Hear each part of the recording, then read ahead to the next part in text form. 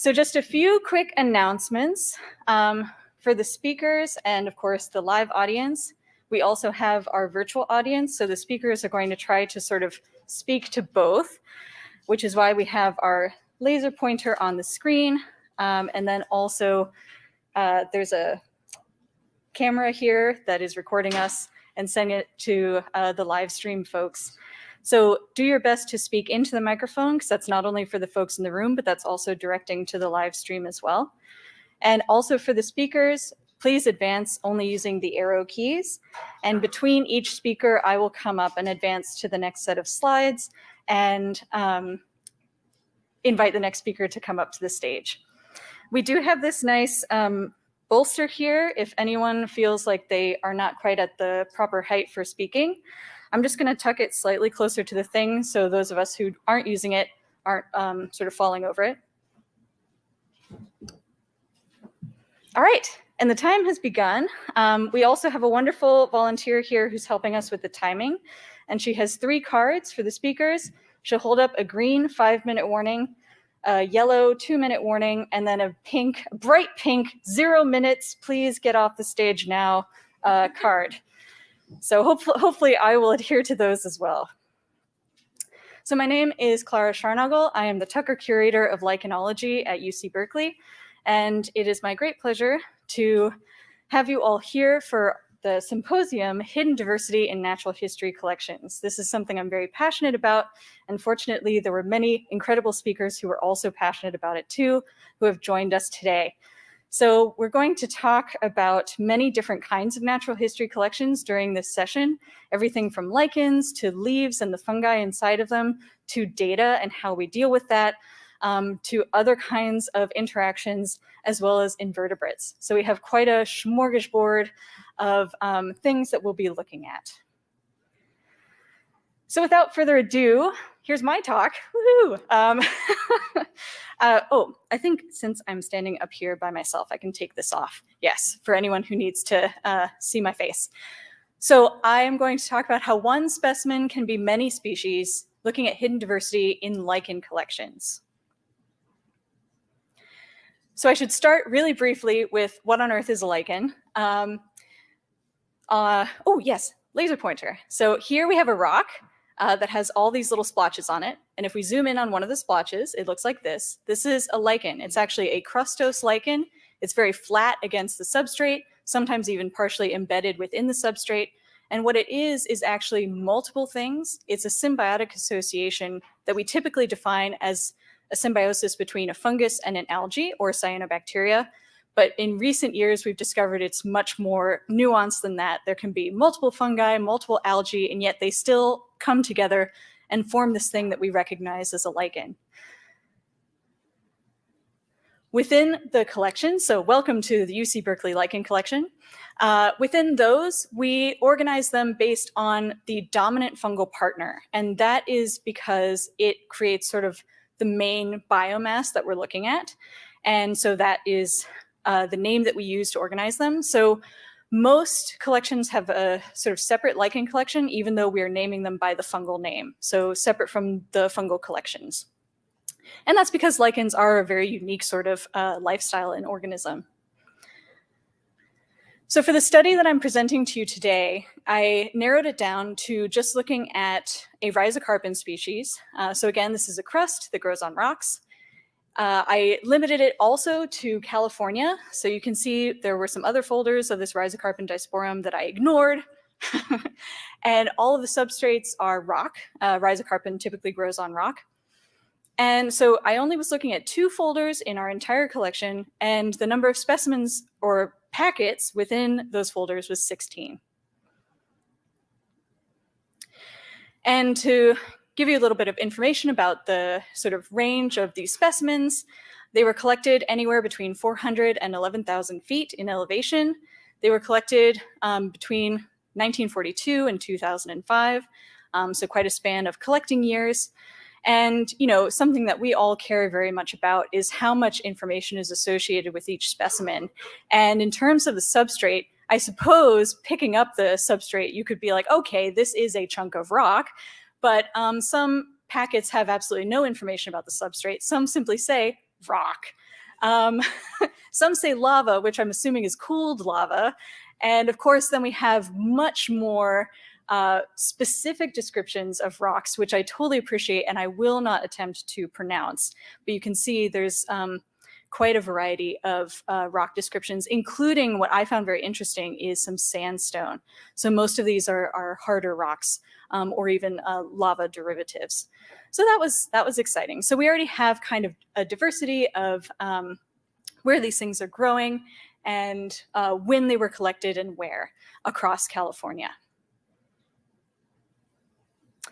And I'm just going to show in the next 2 slides some images of some of these specimens. And I am hoping it's clear. I don't know how well you can see that, but basically all this grayness on here is our focal species. And then we have, oh, what's this yellow up here? We have some ruffly brown over here, this white thing. There's clearly some other stuff going on. And that's true here as well. So again, we have quite a bit of color beyond our dark gray on this rock and texture, and then the same goes for here too. And that was true of the vast majority of the specimens that I examined.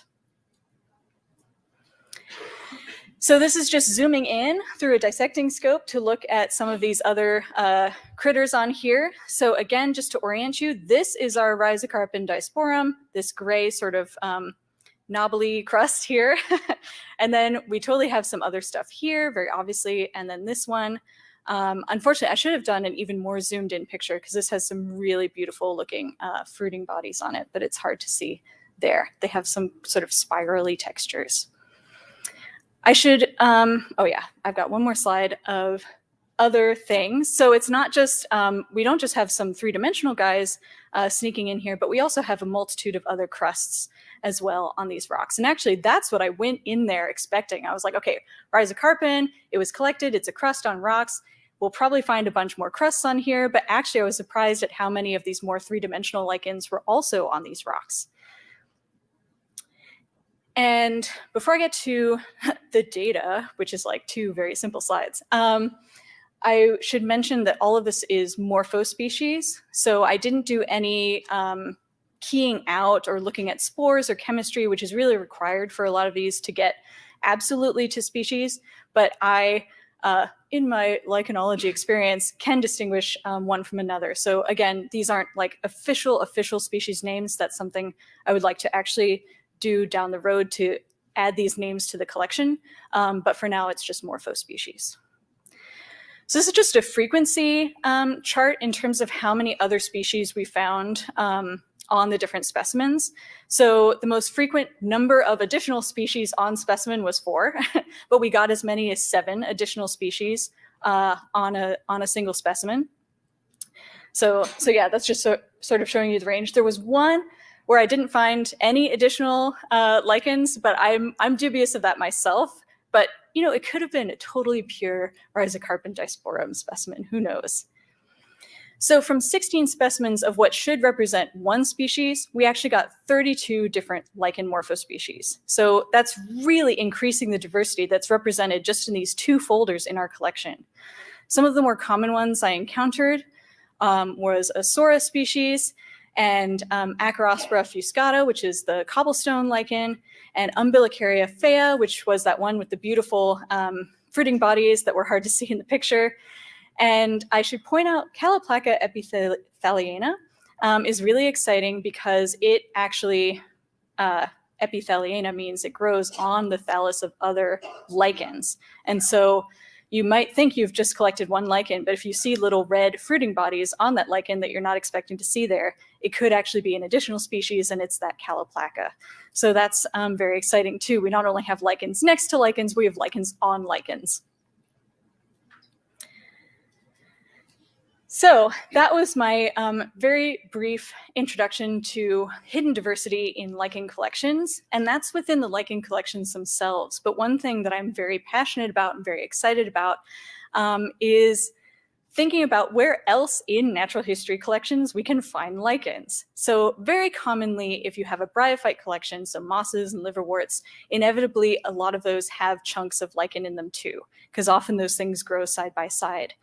Of course, they can be on the branches of plant specimens in your vascular plant collection. They can also be on many of the leaves of tropical plants. And so you, again, in your vascular plant collection, you might actually have a ton of lichen diversity that has been overlooked. This is less common because often bones in natural history collections aren't ones that have been sitting out in the sun for a long time, but are ones that were, cleaned from a specimen. But if you happen to collect old bones that have been exposed to the elements, they most likely have lichens growing on them as well. And some of those can be quite unique species. On shells as well. So we actually have some shells in our lichen collection, but we also have associations with other natural history collections that have shells of things like marine snails and limpets and other intertidal creatures that actually have lichens growing on their shells. And of course on seaweed as well. So, and seaweed is an interesting one because there are certain lichen-like associations where the fungus is actually inside the macroalgae as opposed to the algae being inside the fungus. And so that is another really exciting place to investigate. And all of these things, except maybe the bones, we have in our herbarium at UC Berkeley, and is something that I'm very excited to continue investigating. So not just within our lichen collection, really adding to that diversity, but then also beyond. And this really raises the question that, again, I think all of us here are very passionate about, which is how to record this cryptic diversity. It is so much easier to have a single species name associated with a single specimen. And often our solution to that is adding it in the notes section, adding it on the label, but then we sometimes forget to transcribe it when it's digitized. And so I don't have the answer, but this is something that I'm also very excited about, and hopefully that we can discuss, throughout the conference, is how we can really shine a light on this extra diversity in our collections in a way that is searchable and accessible and makes sense, not just for the people who want to use these data, but for the curators who then have to figure out how on earth to file these things. And so with that, I will thank you so much for joining us for this session and for listening to my talk. And I do have a couple minutes for questions.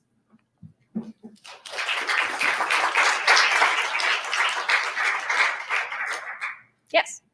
Do the shells that have lichens on them, do the lichens grow on the shell while the animal is alive, or after it's just been sitting as a dead shell? Yeah. I'm going to repeat the question for the people online. So for the lichens growing on shells, is it on the living organism growing on the shell, or is it after the shell has been abandoned? And the answer is actually it's on the living organism. So these are in the intertidal zone, but they are sessile enough, things like limpets and stuff like that, that lichens have time to colonize the shells. And there is mixed evidence. We don't actually know for sure whether it might be harming the animal, like slowly degrading the shell, or if it actually is providing some sort of protection, because a lot of lichens have secondary metabolites that deter things like infection or attack. So yeah, the jury's out on what role they might be playing there. Yes. What do you think about physically splitting the specimens? Oof. The question was, what do I think about physically splitting the specimens, particularly for the ones that I presented here? It is very, very challenging, especially because a lot of the lichens can be so small that you really have a minuscule specimen to work with once you've divided them all up. On top of which, I don't know how many of you have tried collecting lichens off of rocks, but it is very, very challenging. And I have actually myself pulverized lichens that I was trying to collect by not hammering and chiseling just the way that I should. So I am hesitant to break them up unless it's a really obvious, easy way to do so. Yes? Well, can you assign separate catalog numbers to the different species on the rock, and then put a virtual marker in the other collections pointing to where the primary specimen is? Yes, I think that is an excellent suggestion. And again, remembering to repeat it for the virtual audience, can we add additional catalog numbers to that and have them linked virtually so that people can find where they are on the specimen, where they are in the collection? Yes, I think that's an excellent idea. And that's the ultimate plan that I have for these. Once I actually correctly identify them to species, which will take a bit more time. Yeah, so do the catalog numbers for the morpho species. All right. Yeah, let's do it. Thank you. Yes. I think we have time for one more quick question. Yeah. Comments, should I do it on the microphone? Sure, if you want. I don't even know if it's on, but go for it. It's kind of a question comment, but what system do you use to record your catalog numbers? What database platform? So we have an internal system called Okay. Collection Space at UC Berkeley, and then we share everything via the Symbiota portal. Okay. Yeah.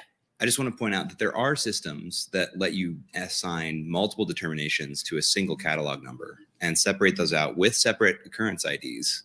So just maybe think about upgrading your digital infrastructure instead of the actual, instead of one, pulverizing them, or two, adding hard to understand multiple catalog numbers. So just a thought. Fantastic. Yes, we should talk more about that later.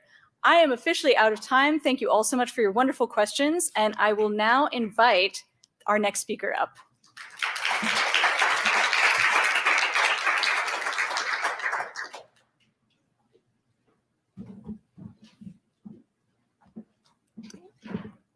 So, hi everyone, I'm Yu-Ling Huang. I'm from the National Museum of Natural Science, and I'm in the mycology department. And previously, I was the collection managers of our department, but now I'm moving on the study some hidden diversity in our herbarium collections. So today I'm going to talk about using herbarium collections to study the fungal endophyte communities in leaves.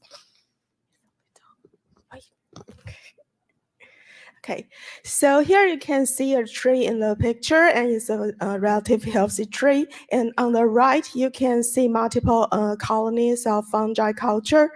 And actually, these fungal cultures are all isolated from this tree. So you can see that many different species of fungi came from a single tree. And these are fungal endophytes. And actually, they are the fungi living in plants without causing disease. And fungal endophytes are highly diverse in the plants, as you see in the last slide. And in this photo, if we cut a small pieces of leaf and then further cut in the small pieces and put them on the cultural medium, and you can see the fungal growth on it. And each pattern of this figure is a different fungal species. So for a little tiny species of a leaf, you can see so many species in the leaf. And please imagine that a tree has like thousands of leaves. So how many fungal species will in a tree? So traditionally, when we study the diversity of the fungal endophyte, we have to collect the fresh leaves from the plants and then do some surface sterilization works, and then cut into small pieces, and then put them onto the culture medium. And you can see the fungal growth from the culture medium. So this work is relative. Time-causing work, and if we need a lot of sample, we have cut 1,000 of leaf pieces. But recently, we have the new tools, and it's become mature. So it's a high throughput sequencing. So we can just cut the leaf and do the surface sterilization, and then extract the DNA of all of them and do the sequencing, and we can get thousands and tons of the sequence, and then we can identify multiple species in a simple sample, and by the computer analysis, and we can do some community analysis, and then we can get everything from the sample. So the fresh leaf is no longer necessary for our study, and it turns out we want to know that the herbarium hosts a lot of plant specimens collect from all over the world. So if we can use those herbarium specimens, we can have many of the fungal community data all over the world without collect those fresh specimens. So if this can work, I think that would be very helpful for our ecological studies. So before we want to use the high throughput sequencing to study the herbarium specimens, there may be some questions we have to ask before we do this. So for this study, we have three main questions. So first, are endophyte community different between fresh materials and dry specimens? Because the dry specimens have to be pressed on the paper and then go to the oven for several days and then store in the herbarium for a long time. So we want to know if the fresh collected communities of the fungi and the dry specimens have the different fungal community. If they are not different, we can use that. And the second question is, what are the differences of the endophyte communities in the specimens deposited in different herbarium? Because sometimes we have to use the different specimens from different herbarium because they are from different regions. But the specimens storage in the different herbarium might have different communities because the environmental fungal community may affect the fungal communities in the specimens. So we want to ask and compare if the fungal communities in different specimens of different herbarium will show the similar communities. And the third question is, do airborne fungi affect the fungal communities of the herbarium specimens? Yeah, so it's like the second question. So sometimes there are so many fungi in the air, and when we put the specimens in our storage cabinet, there may be some fungi in the air will infect the specimens after we store them in the herbarium. So if it has some effect, we might not use these specimens for our fungal endophyte studies. So for the first questions, we use the fresh collected specimens and the dry specimens, and the specimens are originally stored in our herbarium. And because we search on our herbarium database, there are three species of the specimens that was collected on the same day in 2017, and they are collected from our botanical garden. So I can just go to our botanical garden and collect some fresh leaf and compare their communities together. So I collect the fresh leaf and then put them into the oven for 5 days. So these are the dry leaf specimens, and then put them into our herbarium cabinet for about 6 months. So these are the specimens. And also we combine the data from the original herbarium specimens collected about 4 or 6 years ago. So we used the high throughput sequencing, and after analysis, we found that the fungal diversity in the fresh and the dry and specimens has no significant difference. So the y-axis is the Shannon diversity index, and here's all the fresh, dry, and all the specimens data. So the statistical analysis shows that there's no difference. So we might have a chance to use them for further study. So for the community structures of the endophyte, we use the non-metric dimensional scaling analysis to visualize the community structures. So each point in this plot represents the community of the endophyte in the specimens. And the distance between these points means that if they are close, they are similar. So you can see different communities in different herbarium specimens. So different colors of lines shows the different source of the community. The green shows the fresh leaf, the brown is a dry leaf, and the black is specimens. So from this analysis, we found that there's no difference between the community structures of the fresh and dry and specimens leaf. So it's ideally to use the herbarium specimens to study the fungal endophyte community. So for our second question, so is there any difference between the communities of the different herbarium specimens?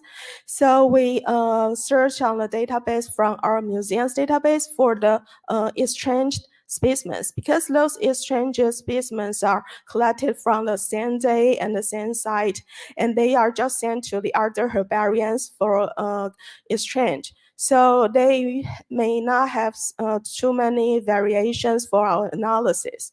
So for our database, we found these two species. One is the urea, the angiosperm plant, and another is a gymnosperm plant, Cryptomeria. And we found that in the urea, we found that in the three herbarium, each of them holds 3 specimens collected on the same day and from the same site. And for another species, they are not collected on the same day, but at least each herbarium has 1 specimen of that. So we use these specimens for our analysis. So for the fungal diversity, the statistics analysis shows that there's no significant difference between the 3 herbariums. However, through the community structures of the different herbarium specimens shows the significant difference. So it might not be a good idea to use the different herbarium specimens. And for the third question, do airborne fungi affect the fungal communities of the herbarium specimens?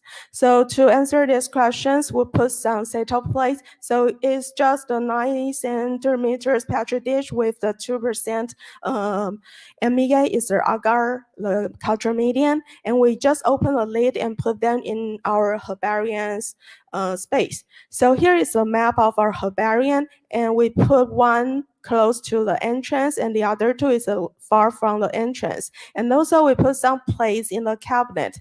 Since all of these cabinets are full, so we can only find 1 empty cabinet in our herbarium. So we put this 3 at the top, middle, and the bottom. So with this petri dish, we open the lid of the place for 4 hours to collect the air fungi. And then we sample once a month for 6 months. And then we after the collections, we examine the plate for fungal growth every day until the place is full of growth of fungi. And we isolate each of isolates and to identify through the sequencing. So from the herbarium cerebral fungi, there are totally 115 fungal isolates were collected. And by plus the sequencing, we got 54 species. And the most common species was the Cladosporium cladosporido. And the species is very common in the air everywhere. And from our herbarium specimens data, we used the high throughput syncrecy and we got 352 fungal OTU is like the species of the fungi. And then we use the UNITE database to find the matches of the species, and we got 106 fungal taxa from the herbarium data. So compare these 2 data, we only find 2 overlap species. And there are the Cladosporium, Spherosporum, and the Xylaria gramica. So the former species is also a very common airborne fungi, but the later one is a common endophytic fungi. So it's interesting to see that although they have so many fungal species in the air or in the herbarium specimens, there are only 2 species overlap. So it looks like the effect from the airborne from the air is not very high. So maybe when we study the endophyte communities in the herbarium specimens, we can carefully remove those contamination and do some analysis. So in summary, the specimens preparation and storage process do not affect the fungal diversity and community structure in the leaf. And the specimens deposit in different herbarium contain different fungal communities. And only few species were detected in both specimens and the herbarium air, but further work such as long-term experiments or non-culturable methods are necessary because our experiments is just for 6 months and longer for 1 or 2 or more long-term experiments might can see more difference. And the non-cultural methods may detect more diversity of fungi in our samples. So in conclusion, our plant specimens may preserve in the same herbarium could be useful materials to study the fungal communities in plants of different areas over time, but the contamination from the herbarium environment should be carefully evaluated when we study it. Okay, thank you. So I'm open for some questions.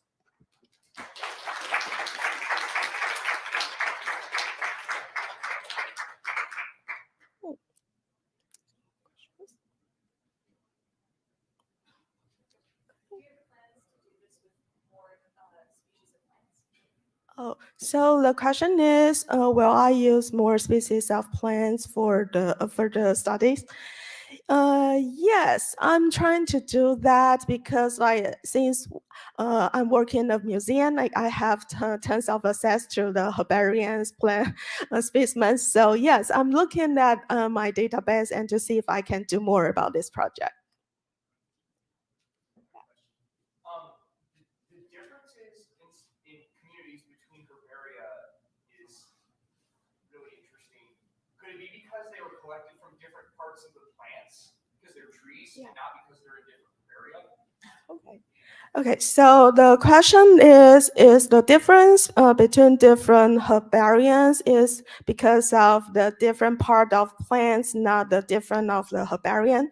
So actually for fungal and endophyte communities, there's some difference between the different organs of plants, and actually it might be different from the different part of plant or different ages of the plants. But for the herbarium specimens, we really cannot know the different part of plant is really far from the plants or is from the same tree, or sometimes it might just on the same branches and cut into different part. Yeah, so we try to use the similar part of plant to reduce the variation, but we cannot assure that can be a problem of that. Okay, thank you.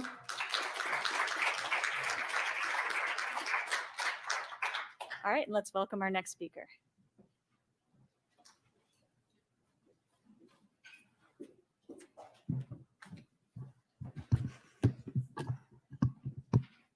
Oh, I think I'm gonna. Hi, do you hear me well? Yeah. So, hello, my name is Catalina Merino. I am very happy to be here. This is my first SPNHC conference. So, nice to meet you all. I'm representing the Invertebrate Zoology Department from the National Museum of Natural History from Chile. So, hello to my colleagues in there. Today, I want to tell you about these beautiful invertebrates. I'm going to tell you about a strategy that we are designing with the aim of improving and increasing the ecological data associated with specimens preserved in this department. So, as you can see in the left side, I will begin by telling you about the work carried out in this department in recent years. This department has specimens dating back to the mid 1800s. So despite its age, this department went through many years of underfunded and understaffed. Between 2014 and 2015, there was a renewal of the team, and the way of working changed towards to a more comprehensive approach. So we have four main work lines. The first one is the deposit of the collections. So this one did not exist as such in terms of a separate space and with adequate conditions. So we began to organize, and we did some improvements on infrastructure. And we started in 2018 doing monitoring of the collections. On the other hand, there are the creation procedures. We started with protocols and standardization for dry and wet collections. And then we started a tissue collection to extract DNA, and we began to collaborate with other institutions to share our knowledge. So regarding documentations, we began to work in a most robust way using our software, Biotica. Then in 2018, we began to work with the Darwin Core standard. In 2018, I joined the permanent staff as the collection manager. Before, I was part of the external staff. So that same year, I began to record the location of the specimens inside the deposit of the collection. So this didn't exist before. And during that same year, we began to digitize not only the information and labels, but also specimens, since we incorporated the photography of them. And in 2020, we incorporated georeferencing to improve the quality of the data. So the last axis of work is the research. We resumed the publication of catalogs. The last one had been published in 1900, so we started to collaborate with other entities and universities, and some scientific articles have been published since then. And as you can see, in 2020 and between 2020 and 2021, we had some activities stopped due to the pandemic, but so we had to leave the museum for about 6 months, but we were able to continue working on some other activities. So this is how we were able to increase from 10,000 specimens in 2014 till 124,000 specimens among 8 years. In this graph, you can see the number of lots and the years. In 2015, we began the development of an external project called Collection Management Project. This project has helped us achieve all of this. The team is made up of 3 people who work full-time for 6 months a year, documenting and doing the conservation of the collections. So today we have 17 phyla of invertebrates, non-insects, and the largest collections are those of echinoderms, mollusks, crustaceans. We have 1 curator for all of these collections. There is an important point here that I want to emphasize, and it is that we still have a lot of material in transit that we have not yet cataloged. Therefore, we still have several years of exponential growth left, we hope. And in the last 5 years, we have incorporated the concept of the extended specimen. I want to focus on this extension, the tertiary extension.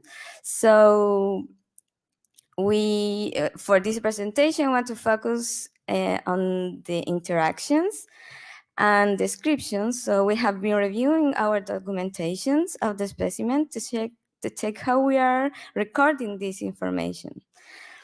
As the Museum Invertebrates Department, we are committing to improving access to the information contained in the collections, along with all these actions that we are carrying. We have been preparing the databases to publish them in data aggregators.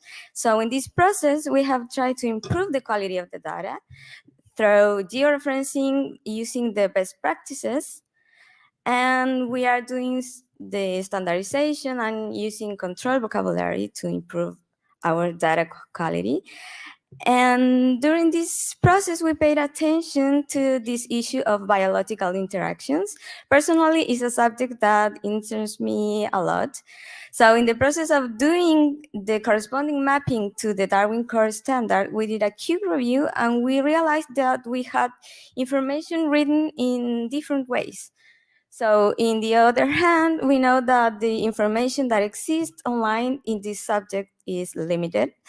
So our purpose is that our databases can also contribute to the study of disciplines such as ecology. So the objective of this work was to analyze the documentation of ecological interactions at the Invertebrate Zoology Department and develop a new strategy to increase and improve ecological data of specimens. So the methodology consisted on 2 main lines. The first one is the documentation. So we analyze this documentation using OpenRefine. And then we review the curation process of the samples. So here are some results. Only the 7% of the occurrences had some level of species associations. We found a lot of association with no standardization, and all the information associated with interaction was only in in the terms of associated taxa of the Darwin Core and the occurrence remarks. We found also association not registered, like parasitic species of copepods, and sometimes no reciprocal relation registered. So here you can see a beautiful sea star. This is an arm of a sea star. And if you look closer, there's a tiny, beautiful crab in there, living in its tube feet. So the process of conserve the process for conserving this interaction is we separate the specimens. So we have the sea star and this little beautiful crab, and we use the phrase associated with, but without incorporating further details or context of this association. So, in relation to the curatorial methods,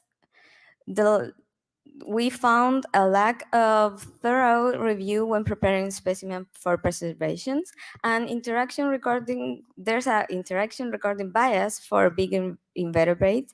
I mean, everything smaller than 0.5 centimeter was probably lost in the process. So, with this background, work is being done on the design of a strategy to improve and increase the ecological data of the samples. Firstly, the standardization of the Darwin core fields used and the incorporation of new fields that allow interaction to be represented in greater detail. So we were just putting everything related to an interaction in the associated taxa field. So let's follow the recommendation of the standard, and we use them now only between specific occurrences of an organism with another taxa. And the field of associated occurrences, we are going to use it only for association of occurrences. We have incorporated the Darwin Core extension resource relationship that allow us to represent association with more detail. And we are trying to use controlled vocabulary when describing an interaction. We are using the OBO relation ontology that gives us a ID for many kinds of interactions. We are adding better descriptions, so the more information provided is the better. And we are recording the verbatim description of the interaction and separately linked to one or more interpretation of these interaction records. So in terms of curatorial methods, we are updating our protocols. Since there is a lot of material to enter into the collections, we are going to keep a focus on the search of these new interactions. And we are working in defining a list of taxa with high potential to find interactions like Annelida, poriferans, cnidarians. And what are the next steps? First, we are going to publish this interaction through the Globi portal. This is the Global Biotic Interaction portal. And we are going to publish the databases in GBIF. And we are going to update and publish the collection management project of the Invertebrate Zoology Department. Thank you all for listening, and I want to acknowledge the SPNH community and, of course, our team projects that are working right now in our department. So thank you.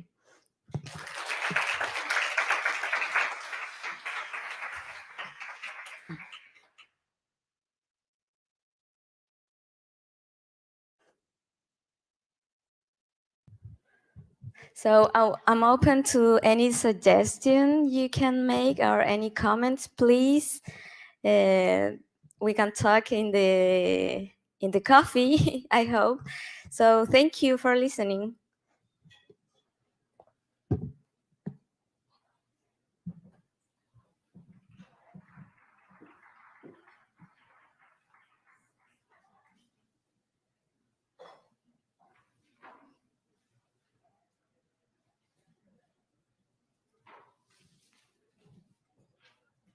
Thank you so much. That was a very exciting talk. We are 1 minute ahead, so I'm just going to wait a minute before we get started on the next talk.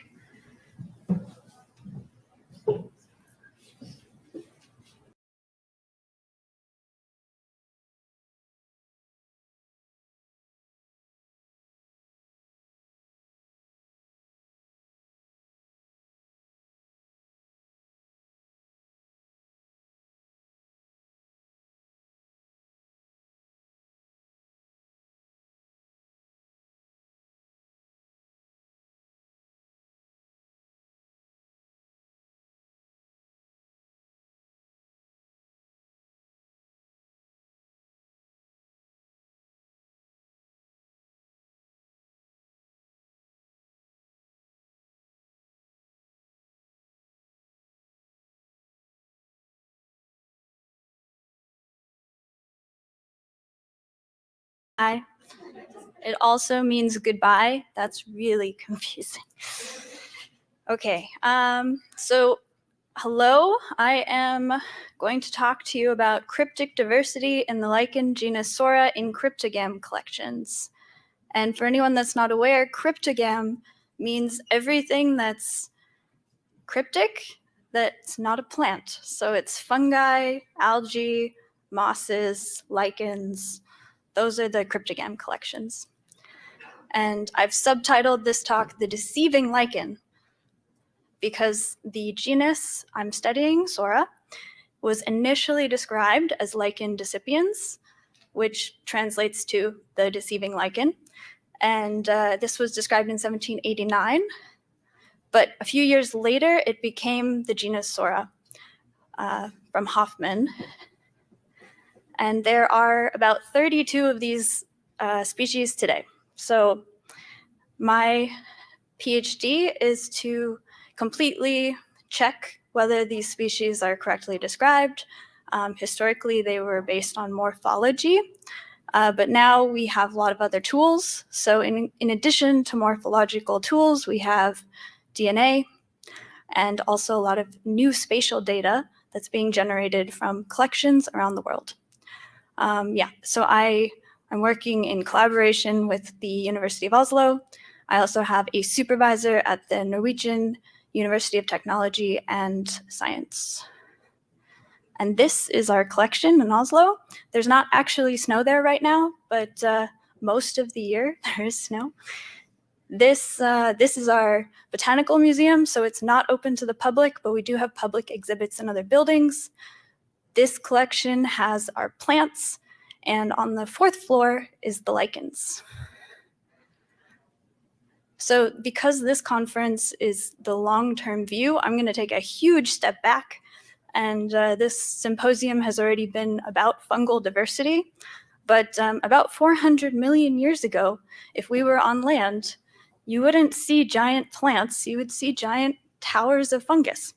And this is Prototaxis. It was about 8 meters tall in certain cases.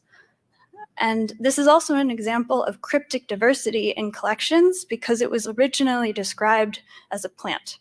But recent evidence, actually from many years ago, it's a huge ongoing debate, but more or less what we've known is that it is a fungus of some kind. And that is now at the Natural History Museum in Harvard. But today we don't see giant towers of fungus. We see other things. And this is my neighborhood in Oslo. It's not a surprise to this audience that there's also fungus everywhere. So even though we don't see it as towering trees, it's there. And because this is a talk about lichens, I will also start to say that, of course, algae and photosynthetic species are incredibly important. They have been on Earth for more than 1 billion years, and they continue to be important. This is a photo of stromatolites from Australia, and they've been one of the most successful organisms on Earth. And they're composed of algae and cyanobacteria. So we also have algae basically everywhere, as long as there's some sun. So the combination of these two things, in many cases, can form lichens, but in general, the species diversity is just poorly understood. And the process of these things coming together, there's been some debate about when this happened. Some people said that it happened actually before land plants, but a recent study from 2019 looking at molecular clock dating showed that perhaps this actually isn't true, and that the form of lichenization, the fungus and the algae actually coming together probably happened around the same time as land plants, about 400 to 500 million years ago. But they're both important. So we should still understand more about them. And yeah, even if land plants predated lichens, lichens can grow in a lot of places plants can't. I also want to note that land plants probably colonized land because of their fungal symbionts, the mycorrhizal and other fungus that helps provide nitrogen for their roots. Also, there's some debate if Prototaxis is actually lichenized as well. So that will be interesting to continue to research that. Clearly not actually my topic, but in case you didn't know that about fungus, now you do. So for my PhD, I'm working on Psora, and it is a genus that is global. Of course, we see some parts of the map where it has not been found, but that probably might be more due to lack of collections rather than lack of specimens. And collecting can be really hard. So this is me and my supervisor looking for our specimens. If we spend, say, a whole day in the field, we did this last year in California, we drove around, on a good day, we would find 3 species of the genus. And we would bring those back to the collection, and it was a good experience, and I think everyone should do this. But in the same amount of time within the Berkeley collection, I could go through hundreds of specimens and collect basically 100 times more samples in the same amount of time. So of course, collections are amazing. We all know that. This is the SPNHC conference, but I just think it should be emphasized. So here we are in Berkeley, and I did this repeatedly in many collections. So I went to Arizona State, I went to Colorado, all over the US and parts of the rest of the world. So just to get to know this genus a little better, this is one of the species called Psora californica. It is found in California. And if you went to the quiz night, pub night, there were a lot of species with californica. This one is Psora cerebriformis, Psora crenata, icterica, which is a very different color. Psora decipiens from the beginning, the deceiving one, Psora globifera, and Niponica. Eventually, they start to get a bit harder to distinguish. This one is Psora loridella, Psora rubiformis, pseudorusli, and Valisiaca. And these are just examples of ones that when we see them, we're like, okay, we think this is that species. Here are some of the other ones that we have names for some of these, but in general, people give them names like Psora tuckermanii, which Klara mentioned in her talk that she found with the rhizocarpon. But there's some variation, but we don't know. Are they different? Are they not? So this is the topic of my talk. Specifically, just going through the collections, we were able to get hundreds of samples. So the next part of this also is to identify them morphologically, because I am going to talk about the DNA results, but I have not been able yet to go through and distinguish if there's characters. But for lichens, the characters would be chemistry, potentially the algal photobiont, cross-sections of the thallus, what the algae actually grows on. In this case, these are mostly on soil and rock, the spore shape and size, and also things like the fruiting body, the apothecia, the color of the thallus, and additional shapes and sizes of things. So here is the DNA lab, and fortunately, as we also heard earlier, when you extract DNA from something, you get DNA from everything in that sample, not just the thing on the specimen tag. So this is the phylogeny of the genus from 2017. And this is what I have been able to produce in the last few years, given the collections-based work and also a little bit of field work. And going through this, the Psora californica is this nice group here. Psora icterica, the green one, is nicely here. Psora cerebriformes is also forming its own clade here. But then there are a lot of other species that don't really fit this nice monophyletic morphotype species. And one of those is Psora luridella. So what we as lichenologists have called Psora luridella appears here, here, and here. And what we call Psora tuckermanii appears here, and over here. And also something called Psora himalayana, which I still really don't know what it is, appears in also 3 different places in our tree. So given this, I was also able to identify a few monophyletic groups that are probably undescribed species, which I'm now working on describing. There's one from the Mediterranean. There's one over here that is from California. And then there's another one over here that is, it looks like the well-known Psora pacifica, but it is clearly in a completely different place in the tree. So in addition to the fungus, because algae is also important, I was able to go into the algae. But here is the tree of the symbionts. And these here in the root of the tree is a symbiont called Astrochlorus, and those were misidentified Psoras. So in this case, these were specimens that were a different genus, and they had a completely different symbiont as well. The rest of these are from the specimens in the previous tree, and instead of having roughly 30 different clades, there are about 3. And probably from 2 different genera, from Trabuxia and Myrmecia. Yeah, which is not a super common photobiont for lichens. It's very common in soil crust communities, and that's really the only place it's known from. But just jumping back for a second, the next step basically for me is to verify all of these results and check the holotypes in our collections and then describe the cryptic diversity that I've found. So I don't know how many more are out there, but thank you very much for listening.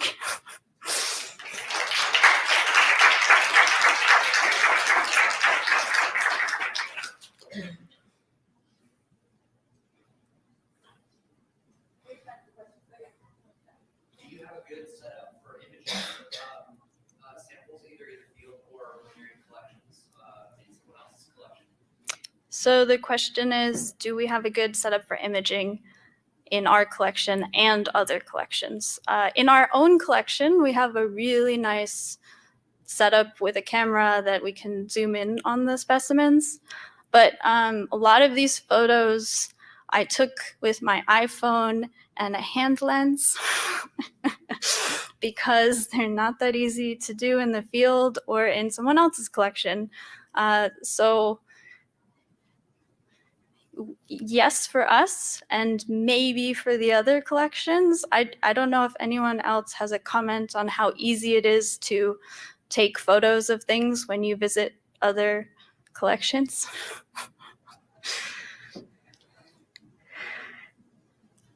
Yeah. I have a really good iPhone macro lens that I can recommend. Yeah, so iPhone macro lens is recommended.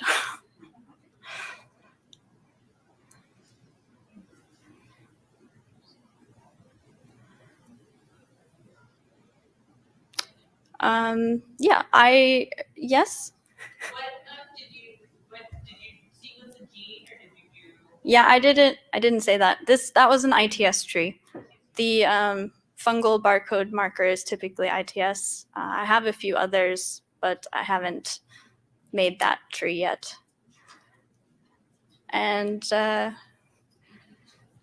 I will just say that I also have a iNaturalist account, and I look at every single Psora people post. So if you ever run into a fungus that looks like that and you take the photo, I'll probably comment on it. So yeah. Thanks.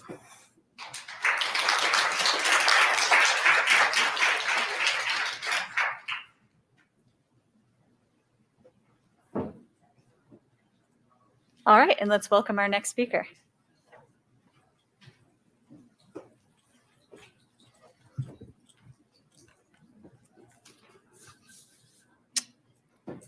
Hello, everybody. I'm Teresa Mayfield-Meyer, and I'm here on behalf of my group at New Mexico Museum of Natural History and Science, which includes Lindsay and Blair. And we're here to talk a little bit about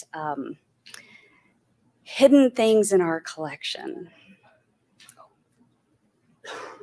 So when I mentioned this symposium to Lindsay, who's the collection manager there, she said, oh, I have the best thing. And she pulled out this shell and said, look at this shell. There is absolutely no mention of this really pretty obvious thing anywhere on the label or in the data. So here's the data. You can see it's a shell. It was cataloged with another shell they were collected at the same time. And pretty plain, you would never know this little hermit crab was there if you didn't happen to just look at the shell. So we decided to really get crazy with this, and we separated the two shells that had been cataloged together so that we could indicate on the one shell that, hey, there's something related to this. Then we also cataloged the hermit crab and made the cross relationships between them. So now anybody who's super interested in hermit crabs will find this one that is the only one that they have in the museum. As far as the physical specimens themselves, they had been stored together and we separated them so we could have a separate label for the one with the hermit crab that says, hey, there's a hermit crab here. And we also thought about, well, when somebody looks in our data, they're going to see, oh, there's a hermit crab. Let me go find that. Clearly, when they look in the hermit crab section of the collection, there would be nothing. So we thought about, oh, we should have a label for that. Well, they don't have a crustacean collection. So there really is nowhere that somebody would probably go look for that. So we didn't, in this case, we didn't make an extra label for the crab. So moral of the story, check your shells because who knows what's in there. But this little thing kind of inspired us, like, oh, this can't be the only thing in the collection that's kind of hidden away. And Lindsay said, oh, I remember probably seeing a vine wrapped around a plant on a herbarium sheet. Let's look around. So we went into the herbarium, probably 10 minutes into it, I picked up this sheet that also clearly has something very obvious. And in this case, at least on the label, somebody made a notation of it, right? So it's an oak leaves with a gall.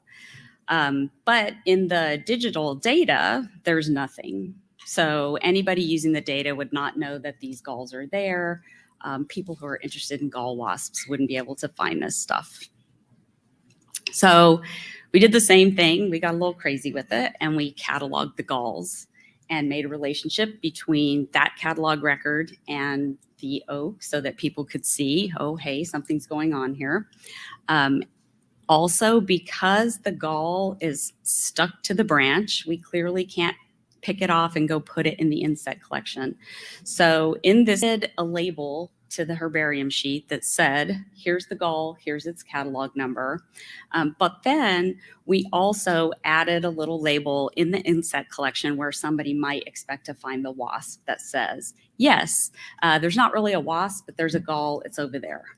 so that anybody kind of hunting around in the physical collection would also make this connection.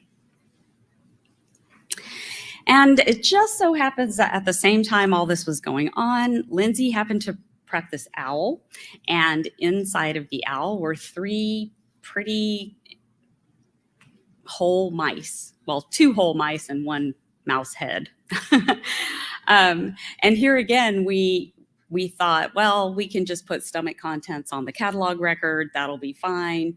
But we decided, no, we should catalog the mice. Somebody might be interested in those. So the owl had already been cataloged, and there was a remark in the record that said, oh, there were these mice found there. But we went ahead and created catalog records for the 3 mice that we ID'd very coarsely because we're not mammal experts. But then we related the mouse record to the owl so that people could see that these mice came to our collection in the stomach of this owl. And then also from the owl record, you can see, hey, there were some mice that were found in its stomach. So this kind of brought up, I mean, things that other people have already talked about earlier. How did these mice get collected? Like, who's the collector? Is it the owl? Is it the person who collected the owl? Is it Lindsay who prepped the owl and took the mice out of the owl's stomach, right? There's a lot going on there that maybe just the data itself does not reflect. And that I feel like as a community as a whole, we still haven't really kind of coalesced around how do we record this information in a way that everybody will understand. For now, we just have the mice collected in the same place as the owl, with the collector being the person who collected the owl. But you can see how there's a bigger story here that's maybe not making its way out. And then we also thought about, okay, what happens when this stuff leaves Arctos? Because within Arctos, we have all these relationships that can point from one record to another. And we kind of do this with other things already that leave Arctos. Our records hadn't been published to GBIF yet, so I couldn't grab them to show how they'll look. But you can see in this one, here's a snake that ate a snake. And this is how it appears in GBIF. So hopefully it's understandable by people who might download the data. And we sort of know it is because Globy does this. They scrape all the stuff from GBIF and make that connection on their end. So just to summarize a little bit, we started out with 3 catalog records, 3 objects in the museum. And by the time we were done, we had 7. So we added 4 more. And the thing is those mice could potentially be different species of mouse, right? So if somebody, whoever the mammal expert is in this room that's going to show up and ID these for us, they might wind up getting split into separate catalog records. Or we could, as was mentioned earlier, just put 3 IDs on the one record. But I think that's really hard for other people to understand and especially when the data leaves. If it goes to GBIF, 3 IDs on something, it just, I don't know if it would make sense. But there's also, what is in all these things? What parasites are in those mice? What poison did they ingest before the owl ate them? What bacteria or viruses are on any of these things?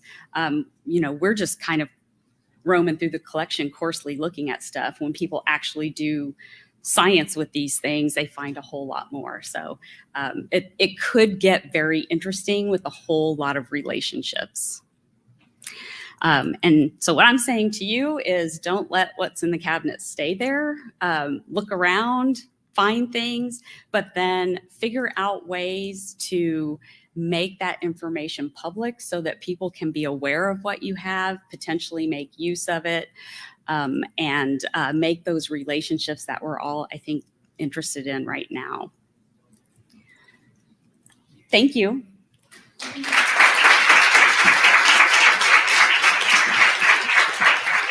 Any questions? No? Michelle, you don't have a question? Well, actually, I do have one question. Yes. This is a general question. It's about where's that threshold when aesthetic contents should become its own separate entity in your collection? You know, what's going to fit in a jar versus like what's just going to disintegrate in a jar? You know, we've all encountered aesthetic contents or even other parasites where, you know, extracting it from the actual specimen is probably not going to, you know, be meaningful. You'll actually lose information and integrity of that other thing. So in your case, you're lucky you had some intact specimens, but you know, would they have cataloged just the head? That's all they have. Right. So the question or comment is, hey, at some point there's a line where is the thing you extract from something else still a specimen? And that's probably true. And I guess it's right now very subjective, right? I think if we just had the head, yeah, why not? Even if you have a skeleton, why not? But it also might depend on your time, you know, what are you looking to do with these things? What do you think will be interesting? Do you have time to catalog stuff or just put a note in a catalog record? I mean, honestly, we have things now that we catalog and then destroy and save the data, right? This is what tissue collections are. So I think it's going to depend on what you plan to do with stuff. Yes. First off, main question is what do we do when different sub-collections within the institution use different systems to catalog things? Because great job on everyone using Arctos, but we have our collection uses Grow, we use TaxonWorks, someone else uses Symbiota, and if we try to make these relationships between our databases, it's not really going to work. Yeah. So the question is, what happens when you have your stuff in different databases, and how do you make these relationships that we could make really easy because all of Lindsay's collections are in Arctos? So this is, I think, is a broader community issue that we all need to be thinking about, because even though we can do this nicely within Arctos, that data doesn't always stay there. Right? People could download directly from there and go do things with it. Will they understand those relationships that we've left there? So I think it's partially on us to make decisions about how should this data be recorded so that people can understand it no matter where they get it from. And I think that would solve maybe some of those issues, right? But also, within institutions, when you have a bunch of different collection management systems, it's basically just talking to each other. How can we do this so that I can be sure the crab that I have in my collection is going to get found by people who are using yours when it's not there, right? So, yeah, I think, yes.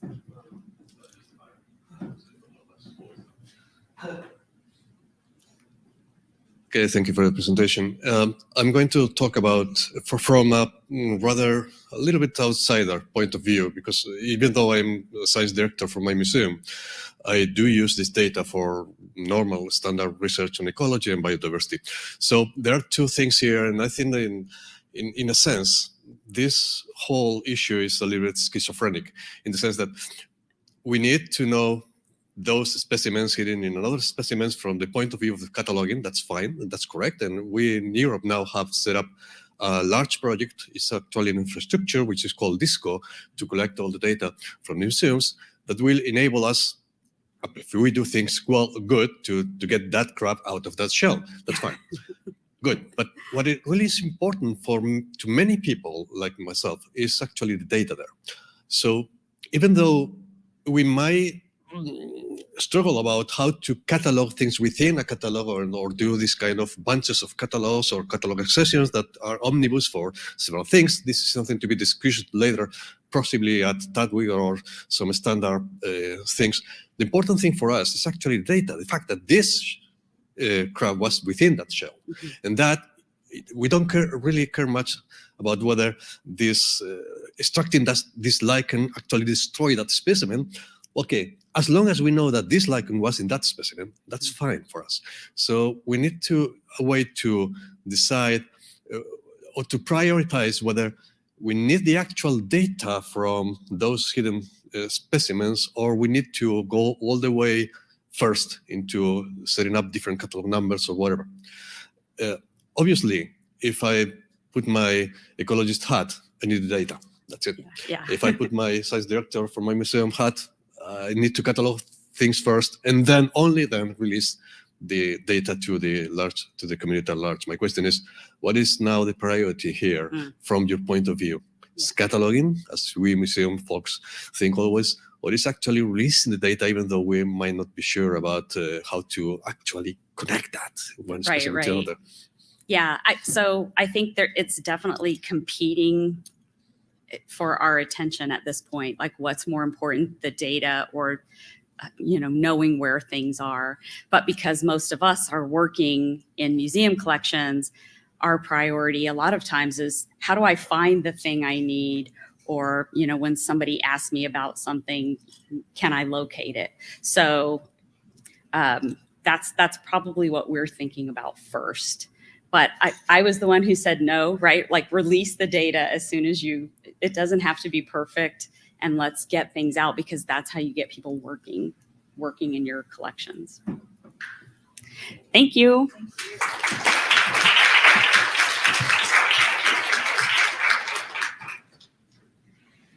Oh man, this is so fantastic. I really love the discussion that's been generated here, and I hope it continues throughout the rest of the conference. So our next talk, and actually our final talk before the coffee break, is Megan McCuller, who's joining us virtually.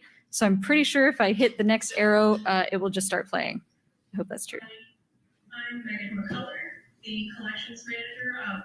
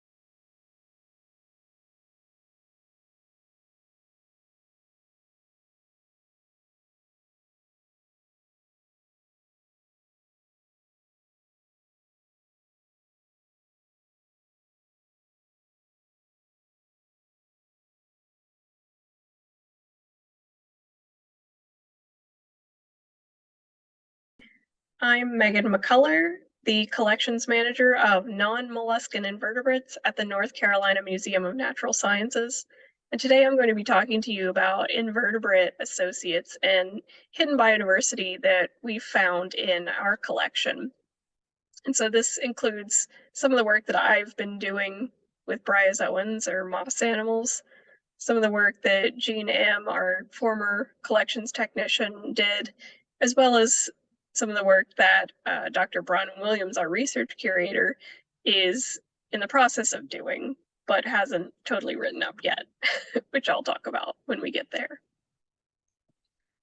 Just a little bit in general about our collection. It's primarily fluid preserved, and we have it organized by taxon. We estimate there to be around 70 to 80,000 lots. And we're strong in crayfish and myriapods due to specialties of past curators and collections managers. Our marine collections are largely acquired from orphan collections, such as the Duke Marine Lab, the Charleston Museum, Southeastern Regional Taxonomic Center, so forth. So primarily in the Mid-Atlantic region, we specialize in.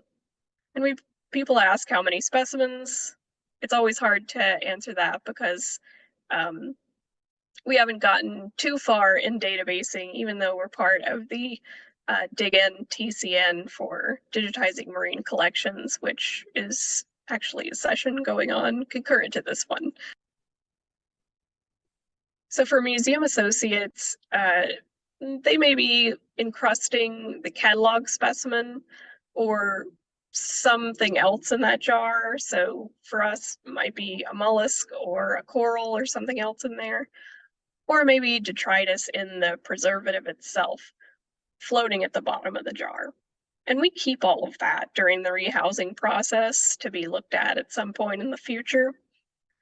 And we have a bunch of it. And these are just a few examples, these photos here of associates that you might see. And here's some of the associates that have already been done. To see what it looks like in the back, all of our jars of associates, just a lot. And they are just looking for somebody to go through them. So if you're interested, maybe something to look into.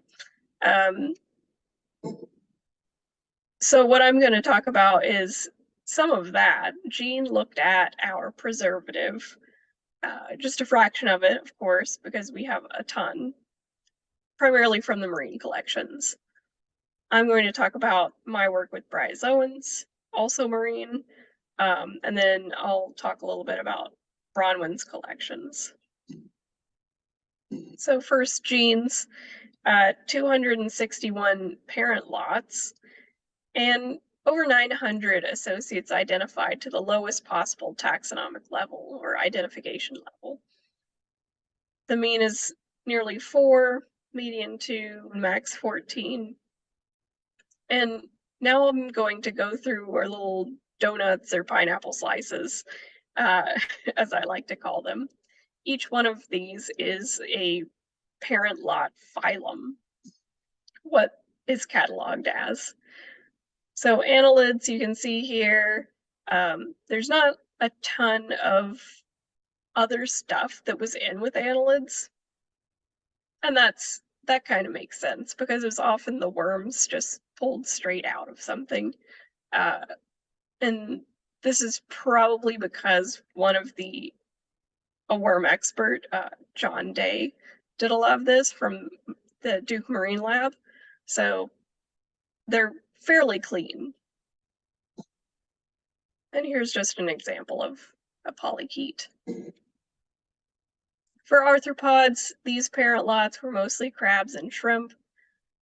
Since we're fairly strong in the crustaceans, we have looked at a lot of those. Jean looked at a lot of those. So nearly 200 parent lots were looked at. Nearly 700 associates were identified.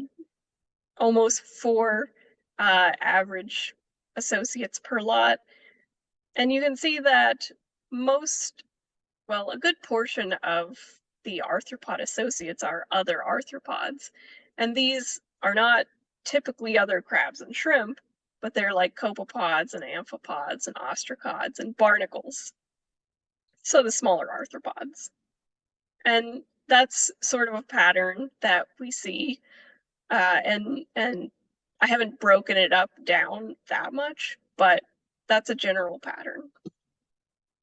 And here's just some examples. Decorator crabs obviously are going to have a lot of other associates with them. This Palumnus here, very hairy, amphipods and copepods, lots of surface area to hang out on. And then the last one, the Smithrax crab, has barnacles and some tube worms. For bryozoans, or the moss animals, pretty good diversity here, but I'm going to talk about that here in a minute.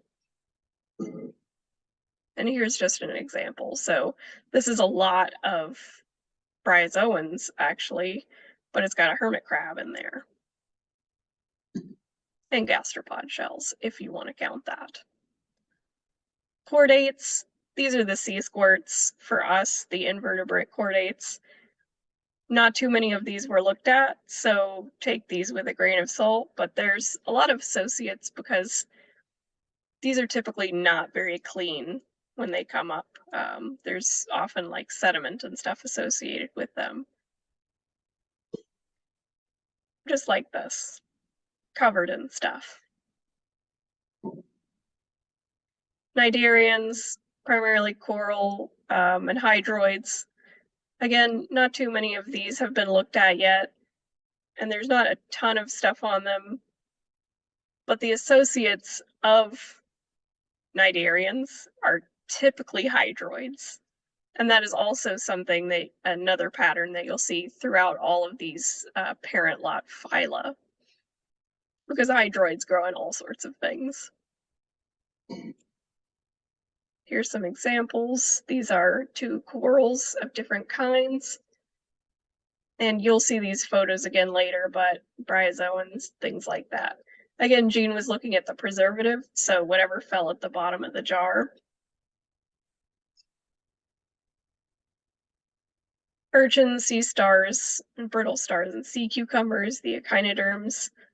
18 parent lots were looked at here, and 35 associates ID'd, about 2 average associates per lot. So there's a good amount of diversity, and this is probably why. This is a pencil urchin. You can see it's covered in barnacles and hydroids and tube worms, lots of different phyla just growing on the spines of this one specific pencil urchin. And we have lots that are just tons of pencil urchins. And they've been rubbing against each other and things like that in the jar, so there's probably a lot of stuff at the bottom of those jars. And then sponges. We also have a lot of sponges, so 23 parent lots were looked at there, and nearly 6 associates per lot on average, which is pretty impressive. Sponges, like sea squirts, have a lot of surface area and tend to be covered in stuff and collected with other things, so that's not surprising. And one of the interesting takeaways from all of this is Jean told us that they could actually guess what the parent lot was just based on the kinds of associates they found. So now a little bit about my work with bryozoans. It all started with this one specific lot cataloged as a scleractinian coral. I looked at it because I had just seen the jar and was like, there's bryozoans in there. And then I put it under microscope and ended up identifying 19 species of bryozoans. And there's also, worm tubes, and this is actually a bivalve shell here. And then there's all this sediment. So I'm interested more, as opposed to the stuff that's floating in the jar, stuff that's growing, well, not growing, but stuff that's encrusted in the jar. So actively on things. Other examples, this is a lot of hermit crabs. This is called a Texas longhorn bryozoan. These photos you saw earlier, there's bryozoans on those. And there's even bryozoans on things you might not expect, like here's a slipper lobster with bryozoans on the underside. So just to give you a brief summary of my findings, nearly 5 bryozoan associates per lot, which is kind of surprising, and a maximum of 26 species of bryozoans in as associates, which is impressive.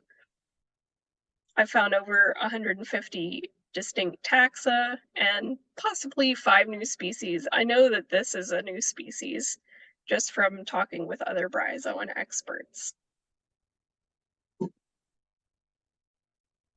And just to give you an idea of how this breaks down, like how many bryozoans I'm finding, like from each parent lot, is A lot of them come from mollusks.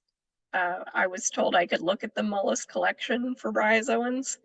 So we see a lot from there, but there's also a good amount from all the other phyla from the non-molluscan invertebrates collection. And it's pretty interesting because we've really increased the amount of bryozoans that we have in our collection. We had previously less than 150 records and 50 taxa, and now we've got over 1,100 records and 150 taxa. And here's to give you an idea of what that looks like on a map. The stars are things that were previously cataloged as bryozoa, and the circles are things that are associate bryozoans. So it's really increasing what we know about these sites and at least the biodiversity, as I call it. And then this is important work because there's like this big black hole of published work done in this area in the mid-Atlantic region. It was mostly done in the 60s and 50s.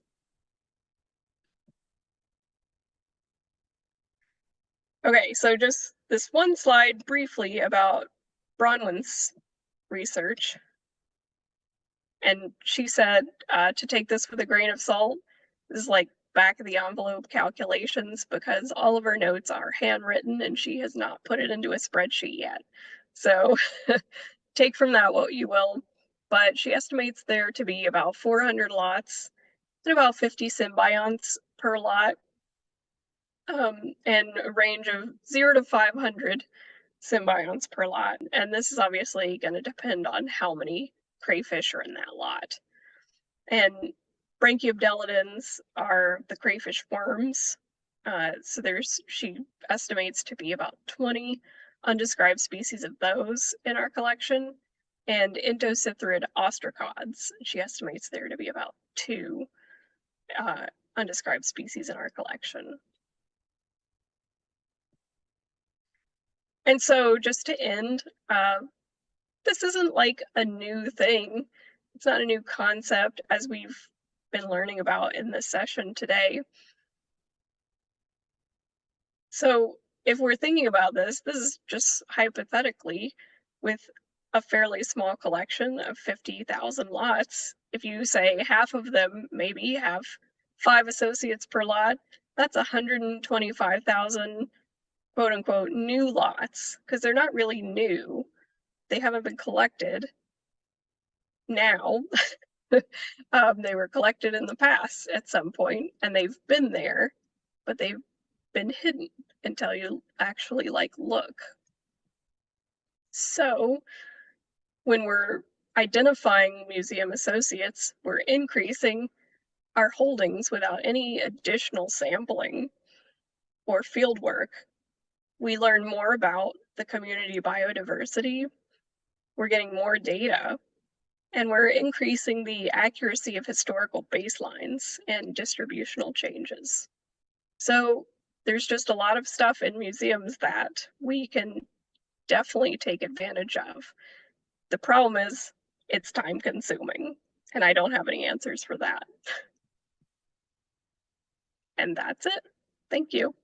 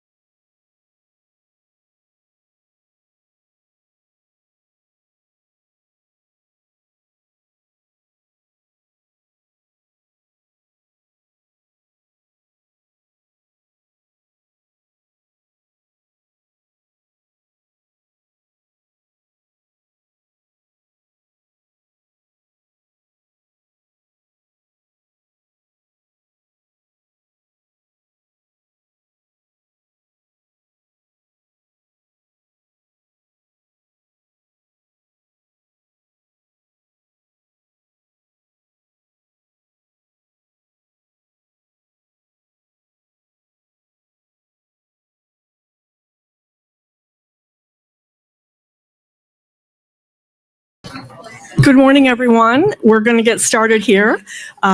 Welcome to the general member session, extended specimen and DNA techniques session. And we are in Imperial B.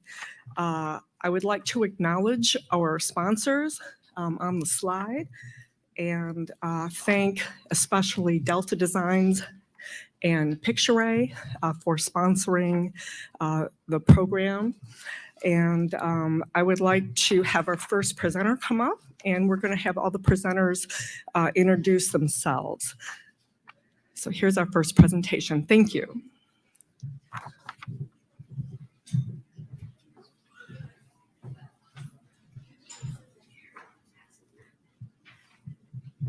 Hello, my name is Sara. I'm the project manager for the Carlquist Extended Specimen Network project at the California Botanic Garden, and I'm so excited to be sharing my presentation titled From Buried in the Basement to Diligently Digitized, Curating Sherwin Carlquist Wood Collection to Create an Extended Specimen Network. So Dr. Sherwin Carlquist was a world-renowned botanist. He specialized in wood anatomy, island biogeography, and plant systematics. He was also an avid photographer and captured many field photographs while collecting plants. He was a plant anatomist at the California Botanic Garden for nearly 35 years, and he was also a professor at Claremont Graduate University and Pomona College. In the later part of his life, he moved to Santa Barbara, where he was an adjunct professor at the University of California, Santa Barbara, and a research botanist at the Santa Barbara Botanic Garden. Dr. Carlquist collected plants from all over the world. In particular, his most collected from regions were Western Australia, South Africa, Hawaii, California, and Pacific Island nations, reflecting his passion for island biogeography and unique plant communities all around the world.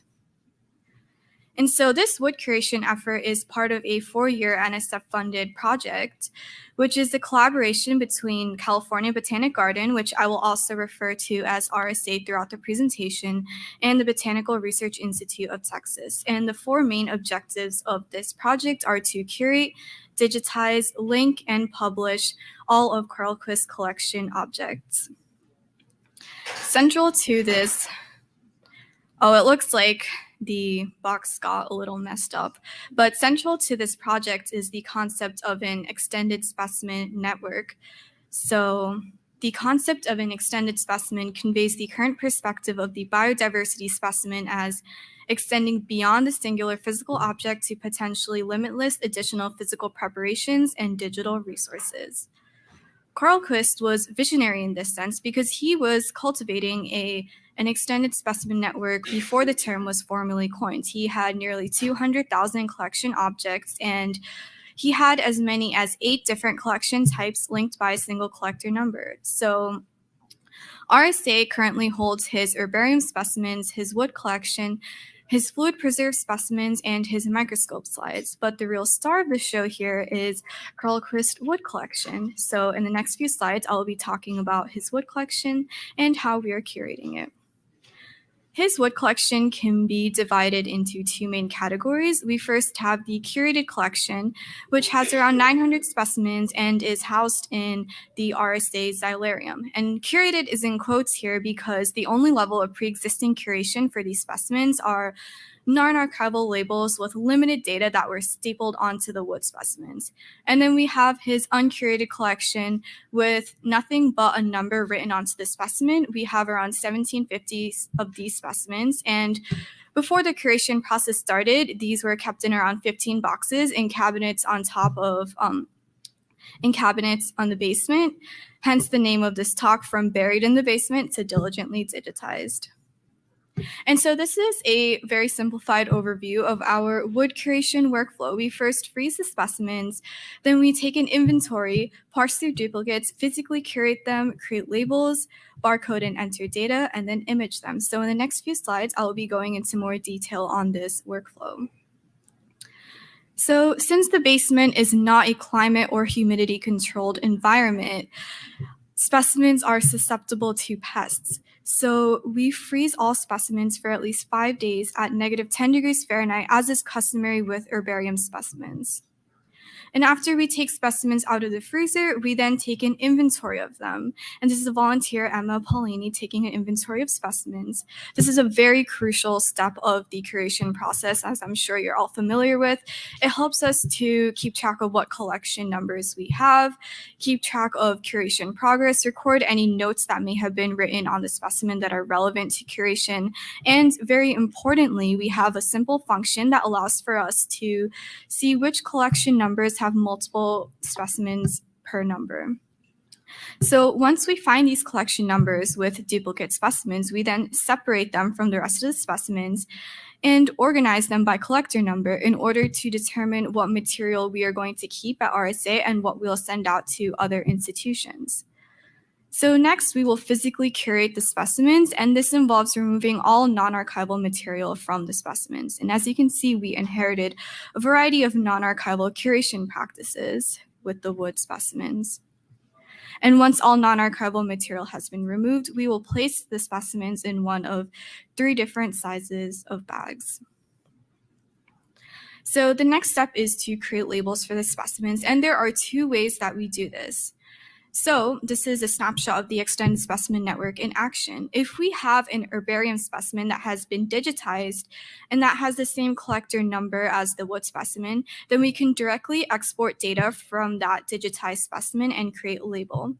Otherwise, we will go into Carlquist field notebooks and directly create labels from that data.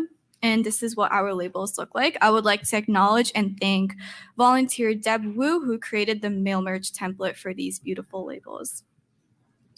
And then we will barcode the labels and enter data. And here I want to highlight that we have a separate portal for all of our wood specimens on the Consortium of California Herbaria 2. Correspondingly, our barcodes have a lowercase w after our acronym RSA to indicate that they are part of a xylarium collection. And so we will enter data onto the CCH2 portal as normal.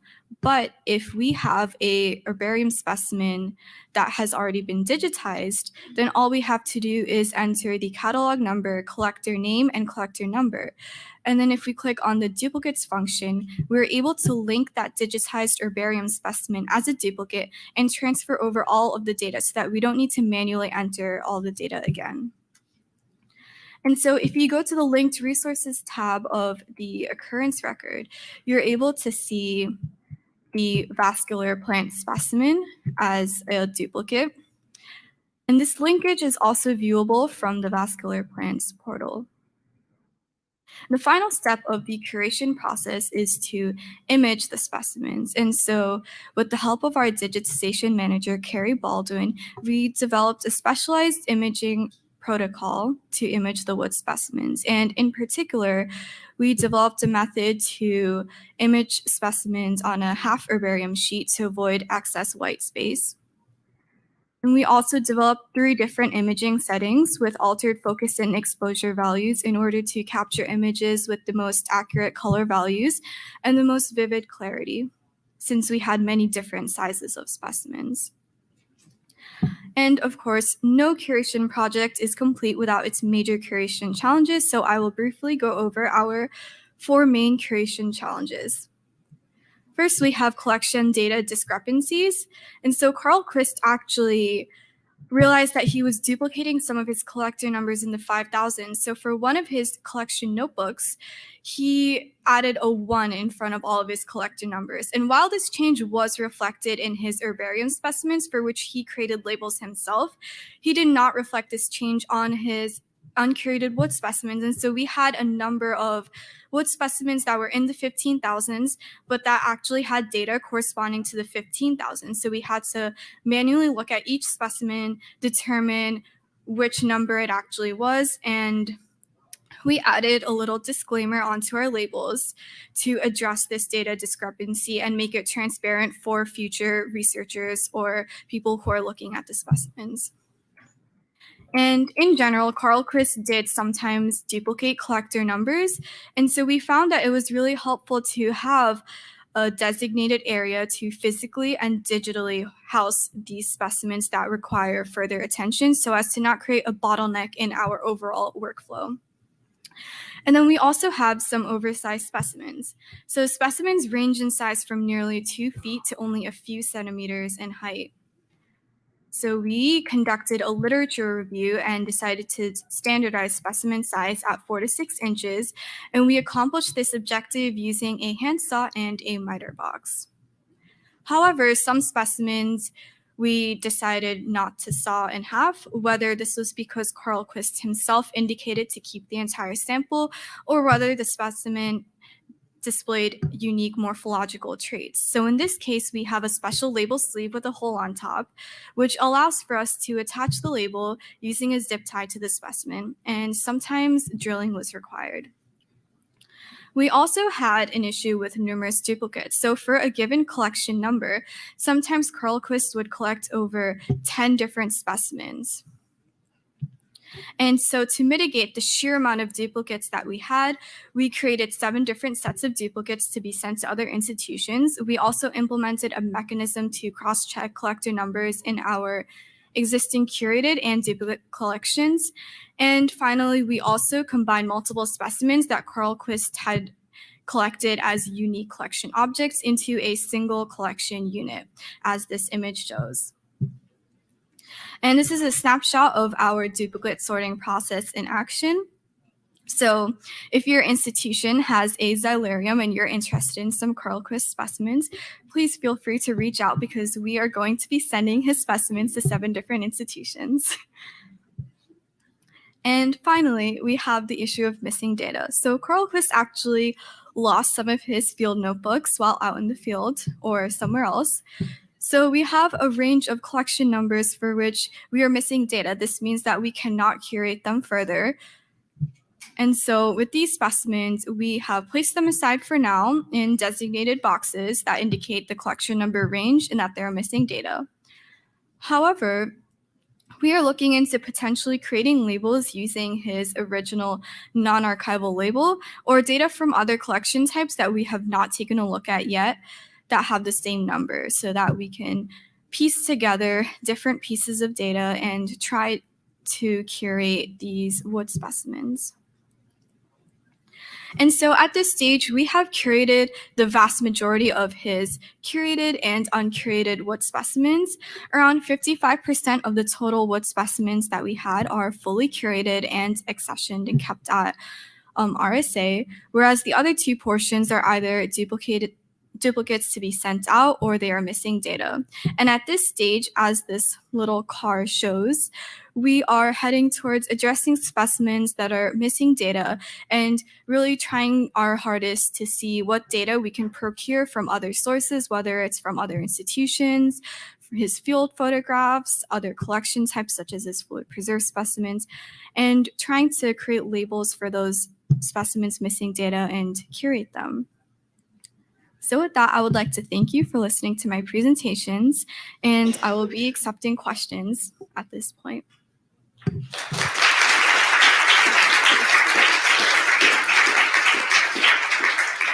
use the accepted microphone for questions. Thank you very much. Hi there. Yes, I think it's fascinating that he had the foresight to create all these, multiple extended specimens back at that time. And one of the challenges, of course, with extended specimens is making sure that you have linking identifiers. So it sounds like he used the collector number as his linking identifier. How often have you come across in the collections evidence that maybe a collector number was mistranscribed, in addition to the duplicates that are obviously that you're tracking? But do you get a sense for like the percentage of numbers that maybe were miswritten or mistranscribed? Because I know that's a challenge that we all face in trying to deal with the extended specimen. So we definitely, as I mentioned in the data discrepancy slide, we definitely did encounter some duplicated collector numbers that Carlquist himself duplicated. So for example, sometimes in his field notebooks, he would write the same collector number twice for 2 completely different collections. And sometimes we have herbarium specimens for which he duplicated the collector number, but these collections were made in completely different areas. So if we suspect that there might be a data discrepancy of that nature, we will set those specimens aside and take a closer look at it. Sometimes on his wood specimens, he would write additional data like where it was collected, or most importantly, the species name. And having like that identification allows for us to correctly match the data. In some cases, if we really cannot determine what the correct collector number is, or whether or not the collector number was duplicated, we might try other curation methods. We might try to identify the specimen ourselves, or see if we find any other data down the line that we can use to identify and create labels for that specimen. But thankfully, we haven't really run into any duplicated collector numbers that posed a real challenge at this point. So he was a professional then with his data. That's great. Thanks. Thank you very much.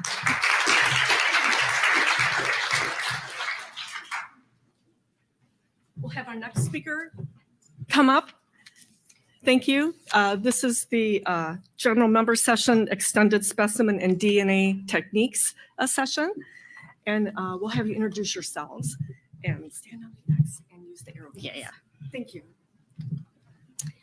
Good morning, everyone. I'm Teresa Mayfield-Meyer and my co-presenter, Jutta Buschbaum. And today we're going to talk a little bit about what's happening with the digital extended specimen. Bolstered by well-established continental and specialist infrastructures, the collections and biodiversity data community worldwide has become increasingly interconnected. There seems to be an endless number of players. They all have their own agendas and funding structures. Their missions overlap, but they often work without consulting one another because the existing research system and funding structures require them to focus on their own agendas and provides no time and or funds that would make collaboration truly possible. But ongoing efforts to create an integrated global biodiversity data infrastructure are reaching a critical juncture as we pursue the collection community's joint development of the Digital Extended Specimen, or DES.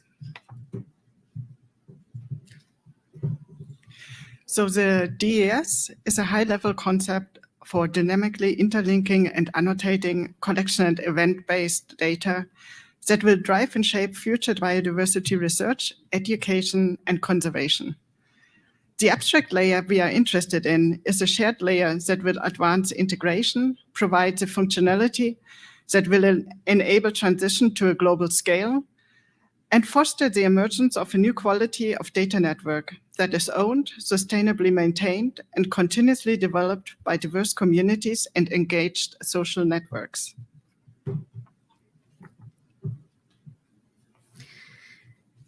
The abstract layer's core functionality and operating power will arise from data standards, globally unique, persistent, and resolvable identifiers, basic technical software products and the skills to use and maintain them, a native and well-designed governance layer, including standard data policies, and trust, or the functionality that enables community curation, return trips, and attribution.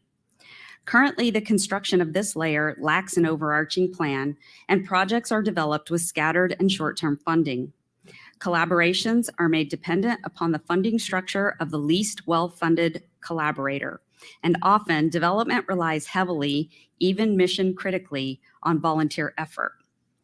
But global data integration requires a strong community and well-maintained organizations with long-term perspectives. We decided to investigate how biodiversity funding compares with large-scale projects in the physics sector, specifically in astronomy, to discover how a large project could be funded and that is focused on producing a global abstract layer. Let's take the James Webb Space Telescope, which required $550 million per year over a 20-year period of development. Now up in the skies and running, it has an expected operating budget of $187 million per year. We estimate that major biodiversity data infrastructure projects contributing to the abstract layer worldwide over the past 20 years acquired less than $50 million per year. But this is hard to estimate.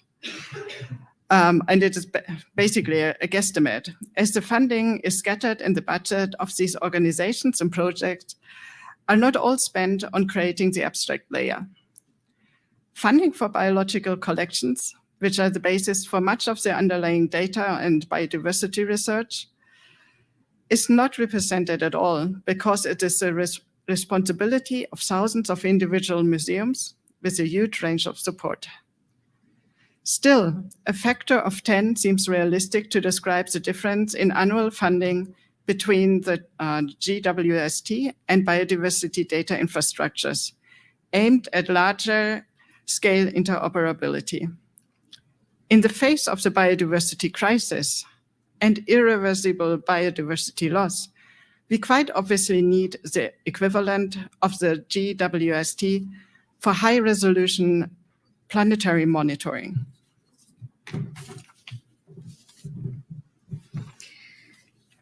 So, can we justify a James Webb level of spending for biological collections?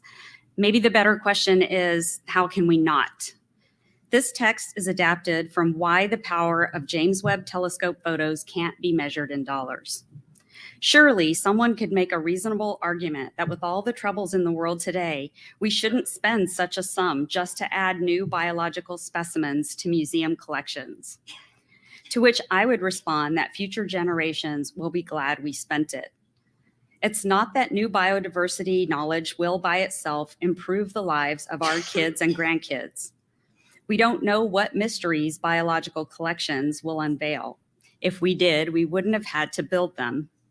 But history tells us that every time we peer into biological collections with a new tool, we find novel and frequently dramatic phenomena.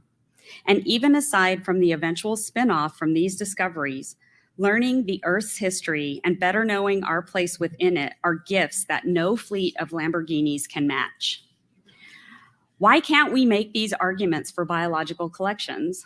Is knowledge of our home and the ecosystems that sustain us worth less of investment than space, a place we currently cannot live without extreme measures? Did the James Webb plan include building the telescope with volunteer labor and found resources? Collections personnel wear way too many hats. Some people get whole degrees in community organizing, database management, web development. But we expect collection staff to do all of these things, in addition to the tasks for which they have trained and developed lifetimes of experience. Let us not shortchange ourselves with expectations of volunteer labor and building the infrastructure while we are using it. We should take what we do seriously, spend an appropriate amount of time developing and designing the necessary infrastructure before we implement it, and we should acquire adequate resources to complete the task and maintain the infrastructure after it is built.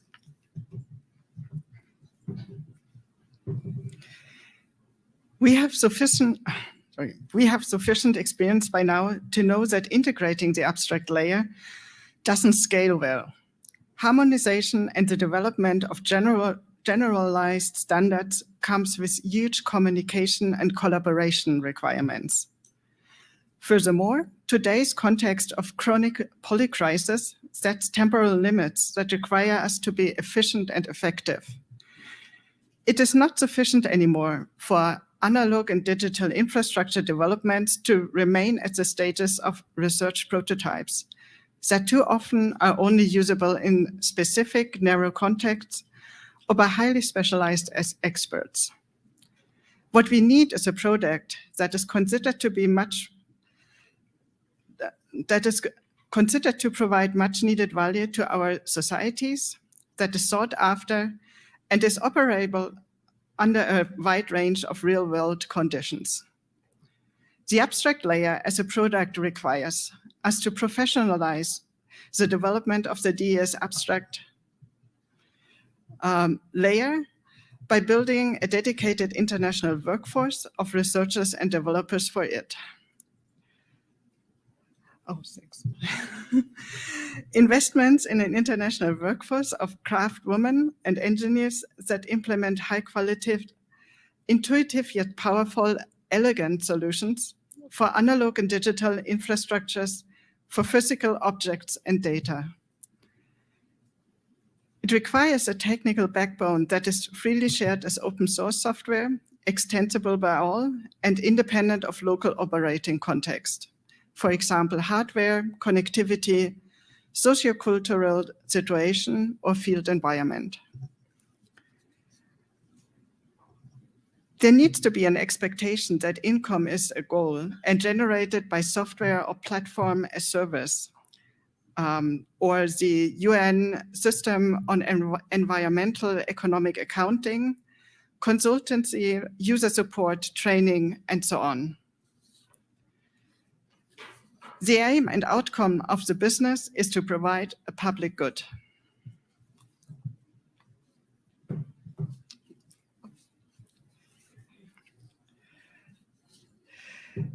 With this in mind, how could the development of the DS No, I switched it too early. My bad. Okay. Okay, so with that in mind, how could the development of the DS abstract layer be organized and governed? A time-proven model in many sectors is to incorporate it as a non-for-profit business or international association. Important cornerstones are that it is and remains sociopolitically neutral and is required by all stakeholders as such. It is run independently as a business or an international NGO. Similar, for example, to the International Committee of the Red Cross, the Internet Corporation for Assigned Names and Numbers, ICANN, and other organizations contributing to Internet governance. Or the FSC, the International Forest Stewardship Council, and many other international NGOs. For this, we need to also develop principles and processes for multi-stakeholder governance. To provide some idea about scope, consider 500 to 1,000 staff per continent that work in cross-continental integrated teams that embody fairness and equity. Looking around, none of our community have the experience to run a worldwide distributed organization of that size. Thus, one prerequisite is to find a CEO and management team from the industry sector or NGO leaders who have the experience and expertise to lead a global corporation or organization. It will be of fundamental importance to build strong oversight and governance to produce a public good that is owned by the people, including our community. Realistic next steps are to continue discovery and shift it to the next level by acquiring funding for a small dedicated group to develop the details and build connections to potential funders or biodiversity science and collections, our biodiversity science and collections community worldwide, as well as additional stakeholder communities from across many sectors. So we're at Spinach. What is Spinach's role in building the abstract layer? First, it's advocacy. Bring the Why Collections Matter message to funders and policymakers on behalf of the community. Collections would never matter without people to manage and use them. Advocacy for biological collections personnel is badly needed. Advocating for full-time, living wage positions in every biological collection would be a start, and professionalizing the sector would help as well. This would involve creation of professional standards. For collections, this could be accepted levels of attainment for the care of biological collections and their data, but standards can apply to people as well. For collections professionals, this could be best practices, standards, methods, or techniques for achieving desired results that will help us all consistently reach collection and data care standards goals across the sector. And finally, for the collection holding institutions, standard position descriptions that include a field-wide set of expectations for various positions would help professionalize our work in the eyes of our employers. But this will also require professional development. Employers should support participation in professional development, and such support should be a reasonable expectation of all collections personnel. This shouldn't be something one does on their vacation or at their own expense. Spinach could facilitate this with opportunities to participate in active digital extended specimen networks, train in basic technical software products and skills that advance the DES, and Spinach could provide a hub for information on biological collections, data governance, and policies. So we would like to know your thoughts.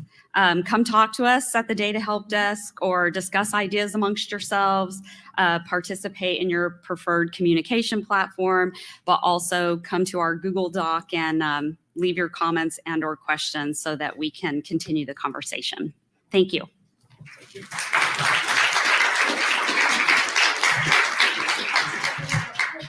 for the next step for after the session.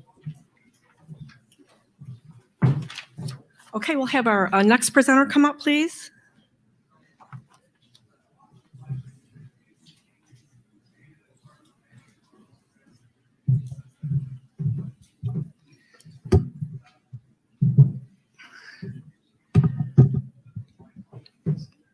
Good, still morning, everybody. My name's Ellie Wallace, and I am the Engagement Team Lead and Collections Community Engagement Manager for the Atlas of Living Australia in, obviously, Australia. And I'm also the current chair of the TADWIG Executive. But I'd like to start by acknowledging right up front that this talk is the work of a number of people, many of whom you see listed in the author list on this slide. But in particular, the preparation of this talk has credit very richly owed to Libby Elwood, who's sitting up the back there, and Jutta, who you just heard from. One of the things I'm going to talk about is how to maintain a global collaboration when everyone lives in different time zones. And I'd particularly like to thank Jutta for getting up at 4 o'clock in the morning at one stage to talk with Libby and I about this talk. So today we want to talk about the digital extended specimen, which you've already heard quite a bit about.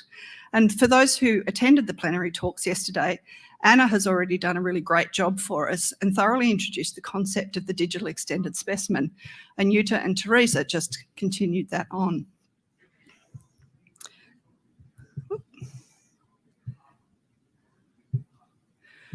But they say that repetition will help cement ideas. So here we go. So you'll see this QR code several times during this talk because we'd like to give you homework. We're eager for input from all of you into the next steps into the development of the concept of the digital extended specimen. The QR code will take you to a Google Doc that I'll talk about later. So scan it now if you want to, but look back up again because you'll see it several times. So don't get engrossed in with the Google Doc. The digital extended specimen idea comes from various sources, as we heard yesterday. One of those sources is the researchers who want to study specimens or use the data that is mediated through resources like GBIF, iDigBio, or the Atlas of Living Australia, and use those resources to underpin their research. There's no single user group for the type of data mediated by GBIF. This visualisation shows the broad science disciplines that use GBIF-mediated data. It was created by analysing that data as used and cited in scientific papers. The largest user group isn't very surprising, and they're in biological research. There are users in earth sciences, infectious diseases, and medical science, and a smattering of other disciplines as well. Looking into the data a bit further, the growth area shown by the bright red circle is researchers who are interested in the application of species distribution models to decision making. But interestingly, researchers publishing on biodiversity informatics and historical biogeography have decreased over time. It probably won't surprise anyone that the taxonomic treatments as a topic is on the declining side, but climate futures and conservation are on the growth side. Now, we can't make a direct correlation between these topics and the use of collections data, as this analysis looks at GBIF-mediated data overall, so it includes observational data and all sorts of other data types, not just that proportion of data in GBIF that is derived from collections. But it shows that the user base of digitised biodiversity data is broad and that there are likely to be many new pieces of information being generated that could ultimately link back into the collections. But we do notice another trend, which is that researchers in these different areas don't necessarily work collaboratively with each other. In this different paper, the authors emphasise that the value of cross-disciplinary science questions for building new research areas that integrate between areas aren't necessarily talking to each other. They might have a strong motivation for collaboration and networking, but there's still silos that exist. In this is a literature review, and it looks at so what you're seeing is the colours are the authors who are publishing together. And so the author disciplines are not necessarily crossing their silos.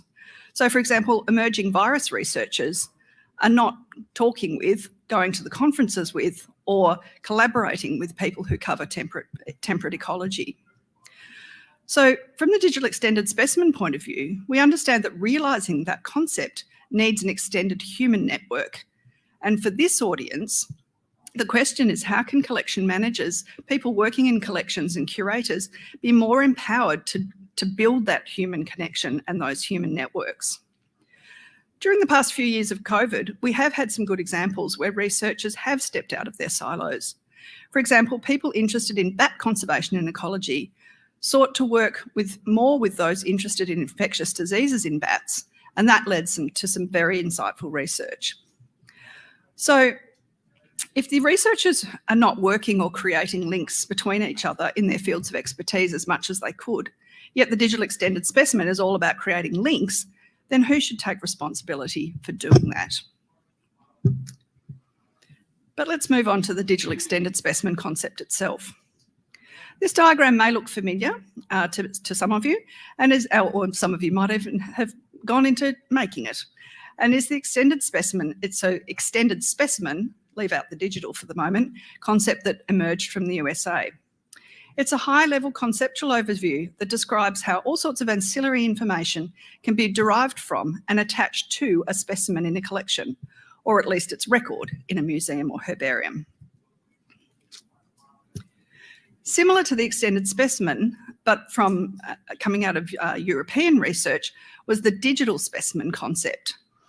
So this concept also talked about linking things, and in fact talked more about the digital links rather than linking back to the original specimen.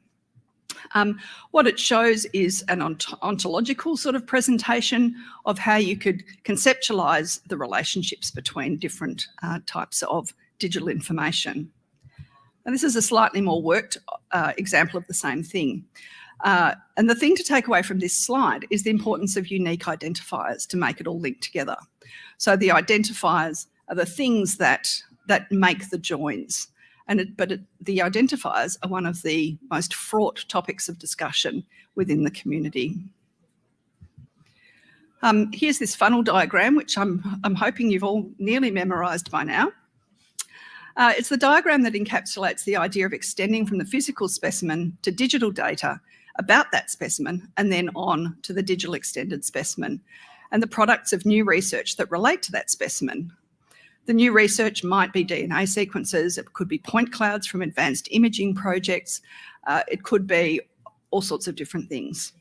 The digital extended specimen represents a global view of biodiversity data linked with its associated information, but it also recognises that not everybody, like the people producing point clouds with advanced imaging, are probably not the same people who are producing the DNA specimens, the DNA sequences.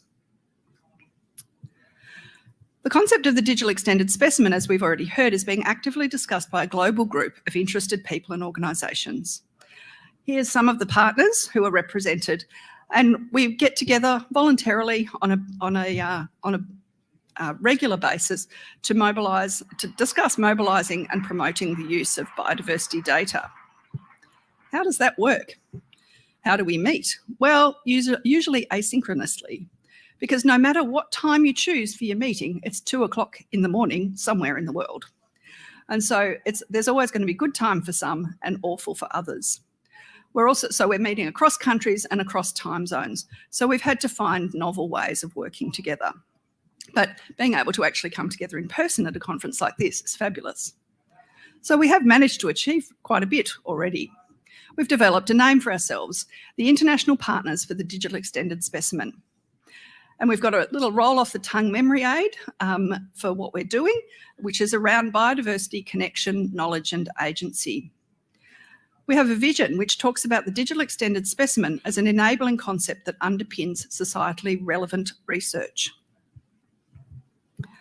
I don't expect you to memorise the mission because it's a bit of a mouthful. But if you can think of the 4 words that sum it up, that's very helpful. So what we're really trying to say is that the concepts are all there. And what we want to do now is build a groundswell of people working to turn the concept of the digital extended specimen, as described in the literature, into functioning reality. And Anna talked very well about how that can be done in the presentation yesterday. We'll be reaching out to a whole lot of people to get their thoughts, and you can see some of them listed here below. Some are organisations or people who will be creators of data through research or practical applications, and the data will then feed back into the digital extended web of knowledge.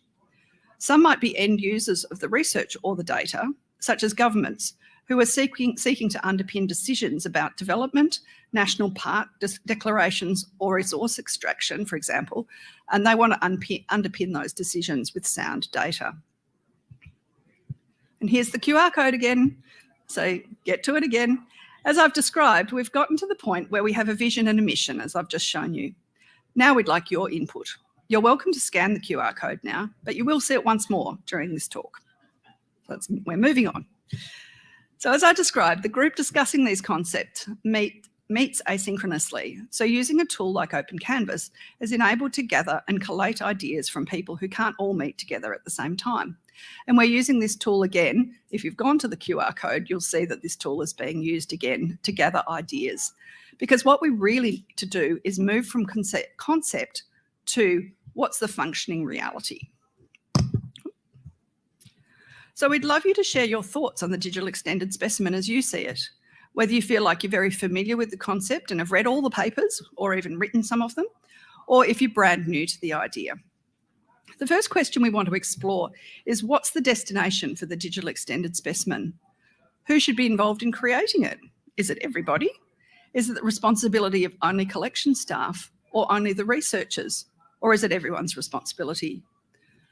We've got other players here as well. So what roles should, for example, the vendors and makers of collection management systems play in providing the mechanisms for storing the links that would create the digital extended specimen? What role should the end researchers play? What responsibility do they have? For example, if they've taken a tissue sample from a specimen and produced a DNA sequence, whose responsibility is it to get that data back in, linked and extended? And that leads to the second question. What are the challenges? It's probably not too controversial to say that the challenges will be with people, not so much with technology, but a little bit with technology. So where should the links be being made? Should they be made locally in each collection? Is it up to the bigger organisations such as iDigBio, GBIF and the Atlas of Living Australia to invent tools such as clustering algorithms to find and establish the links and create them outside of the collection management system? And finally, here at Spinach, we're particularly interested to hear how youth people think people who are working with collections contribute to the digital extended specimen. Just how far can an overworked collection manager be asked to go to create all those new links, chase up the people who haven't given them, who've done the research but haven't given you the information back again, adopt persistent identifiers and adapt to new ways of working to realise this concept of the digital extended specimen? How much is too much to ask of collection managers? So here it is once more. We have time for questions. And please use the microphone if you have a question. Please go ahead, and thank you in advance for your contributions.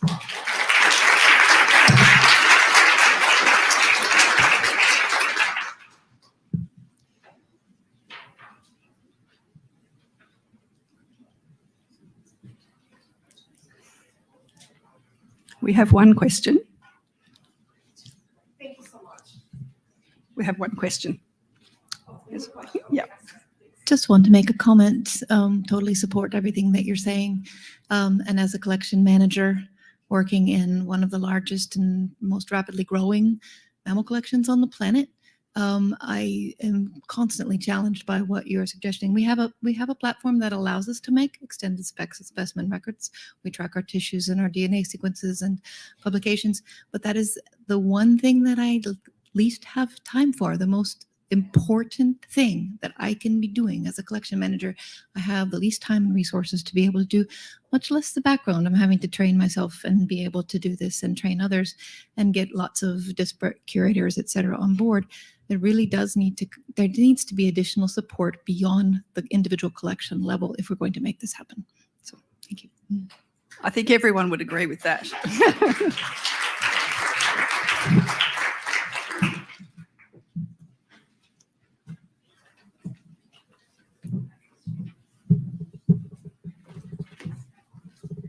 Thank you. We'll have our next presenter come up.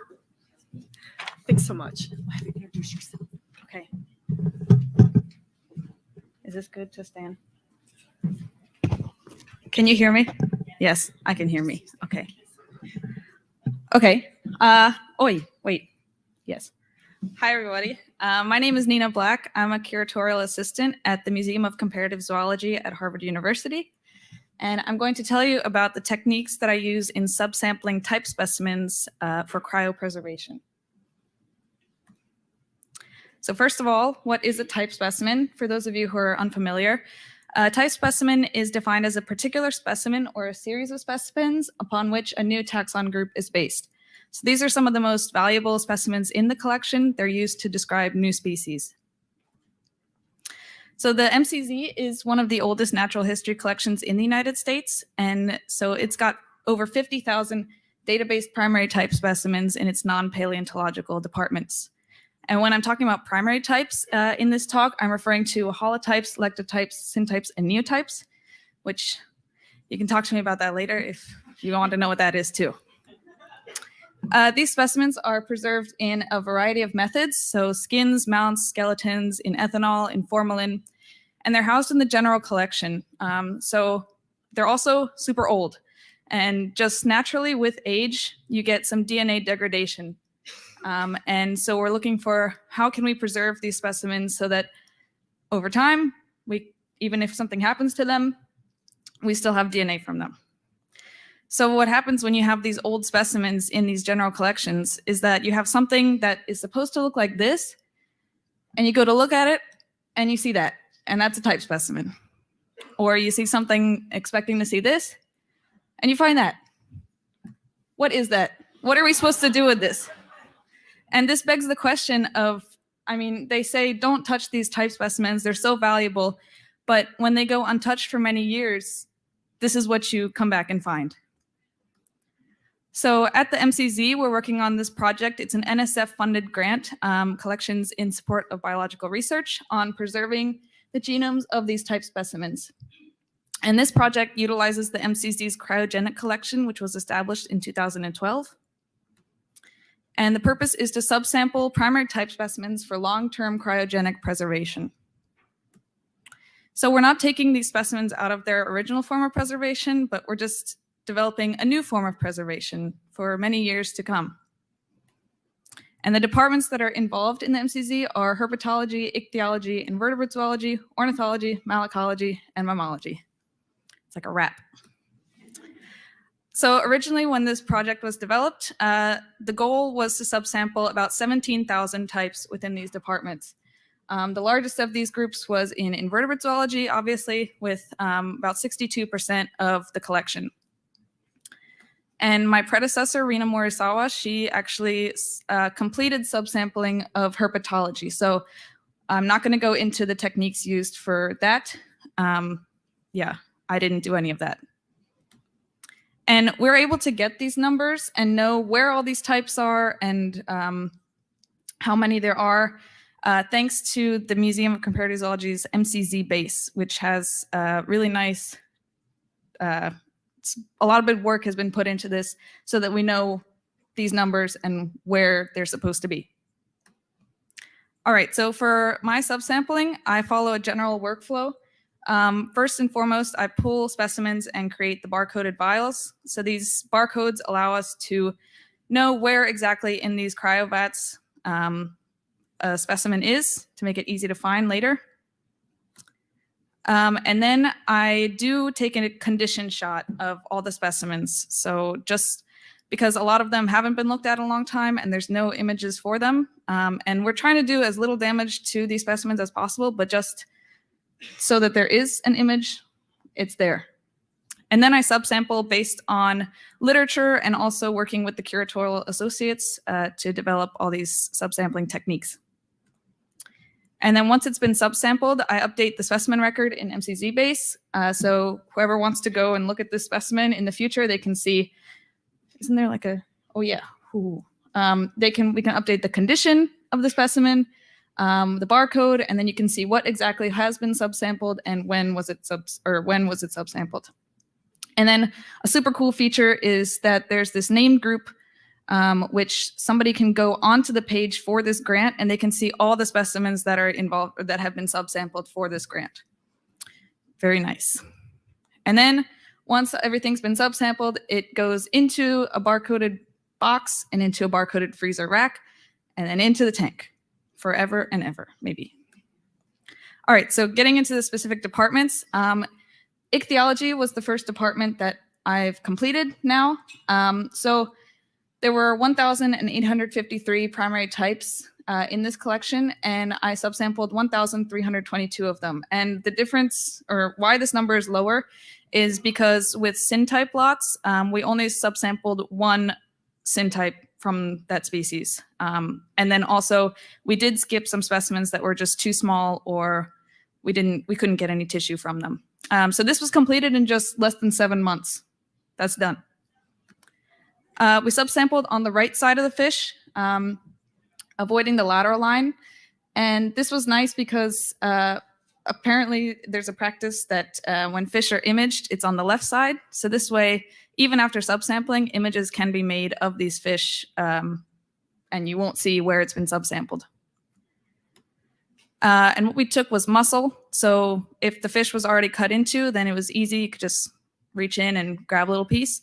But if it hadn't been cut into, then we cut the skin on underneath the dorsal fin, pull it back, take out a little piece of muscle, shove it in the tube, and then put the skin back on, and then it looks like nothing even happened. And then for really small specimens, this is something we tried to avoid, but we did take a little bit of a fin clip, usually the pelvic fin. But like I said, we only had to do this for a few specimens because I'm just so good at subsampling fish.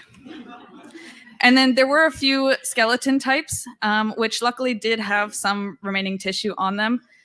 And that was, I think, only one out of the 7 skeleton types. Moving on to birds, there's 1,781 specimens, primary type specimens. And in just 4 months, 1,000 of them have been subsampled. So this is awesome. And first I took pictures of all these bird feet. So I've got like 3,000 feet pics on my computer now. And then we need to take toe pad samples because this is something that has been used to get genetic material from study skins for a while now. So you just cut a little chunk of the foot off like this, where there's some tissue, and that's enough to get DNA. And for some of the birds or the skins that are in poor condition, you could take a little bit of exposed skin if there is any. All right, for invertebrate zoology, this is a really huge chunk of the collection. And luckily, my predecessor, Rena, already had started some of this subsampling. So we've done 4,000 specimens since 2020.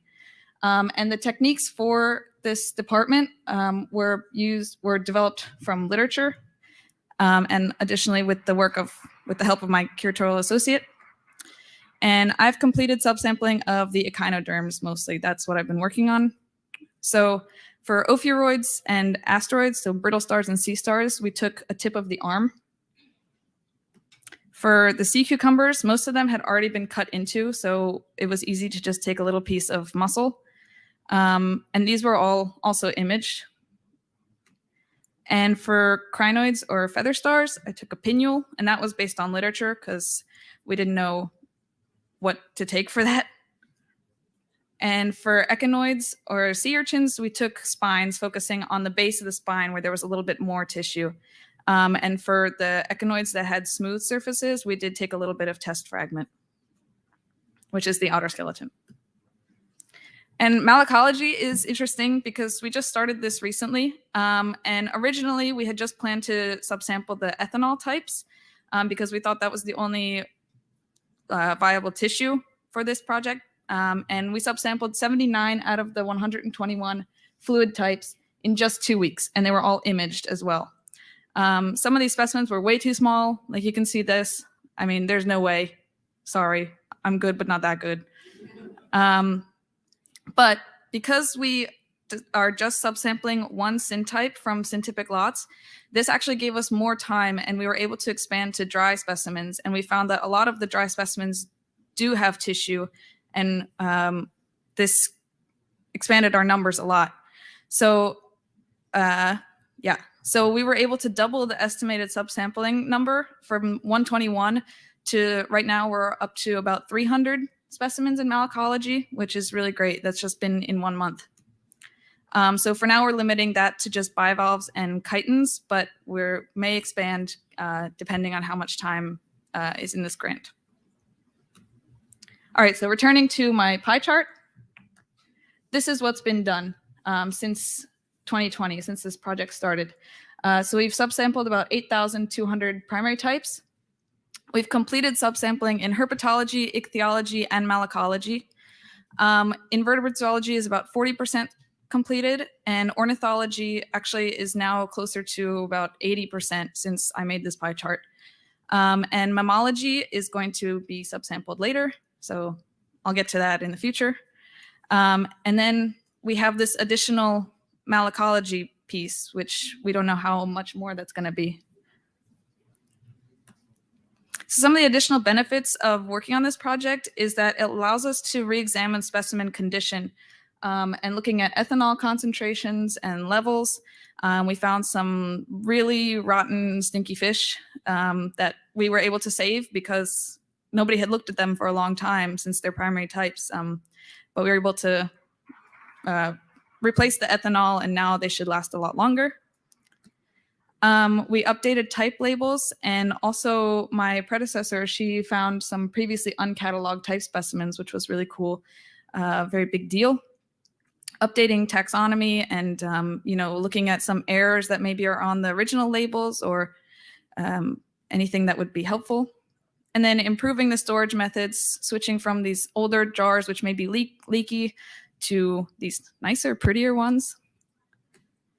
And then also a huge benefit is that the MCZ is also part of the Dig-In grant. And by imaging the primary types in invertebrate zoology, it actually overlaps with this grant. So we hit 2 birds with 1 stone and put them in the collection. So some of the goals and the future directions for this project is to, 1, complete the subsampling of as many types as we can, so that there's DNA for whole genome sequencing, which is a huge thing that people are doing nowadays. Then there's genetic material for research projects within the museum or outside of the museum. And then hopefully this will promote this project to other museums so that they can re-examine their type collections and expand the genetic library in the world. So thank you for listening. And thanks to everybody in the MCZ and the NSF and the principal investigators for this grant. And please contact me if you want to know what holotypes and lectotypes and all that stuff is.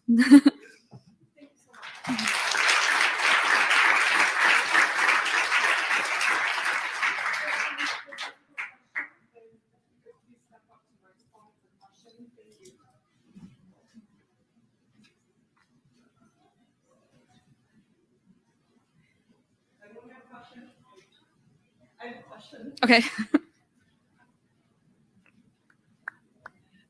I didn't catch this before if you said anything about it, but do you allow anyone to sample any of the types like to do genetic work with the types, or is it just reserved for future? Can you talk about that a little bit? I think for now it's just me, but that would depend on, I guess, maybe you mean like if a researcher wanted to come and subsample? Just for research, like do you let somebody take that sample and then do, like use it up or do something more with it, or? No. Yeah. No, I'm just kidding. Yeah, I can hear you. So, I can't remember if you said this, but did you check? Okay, thank you. It's just that's captured on the digital. Oh, I see. Thanks. I can't remember if you said this at the beginning of your talk, but have people checked for DNA in the specimens already to like see how good it is or how much is left? No, not yet. Okay. So that will be later, hopefully. But we do know, like, with some of the techniques, like, we know that you can get DNA from the way that they're being subsampled. So, but for now, no, nothing has been tested. Okay. Mhm. 0 minutes. Okay.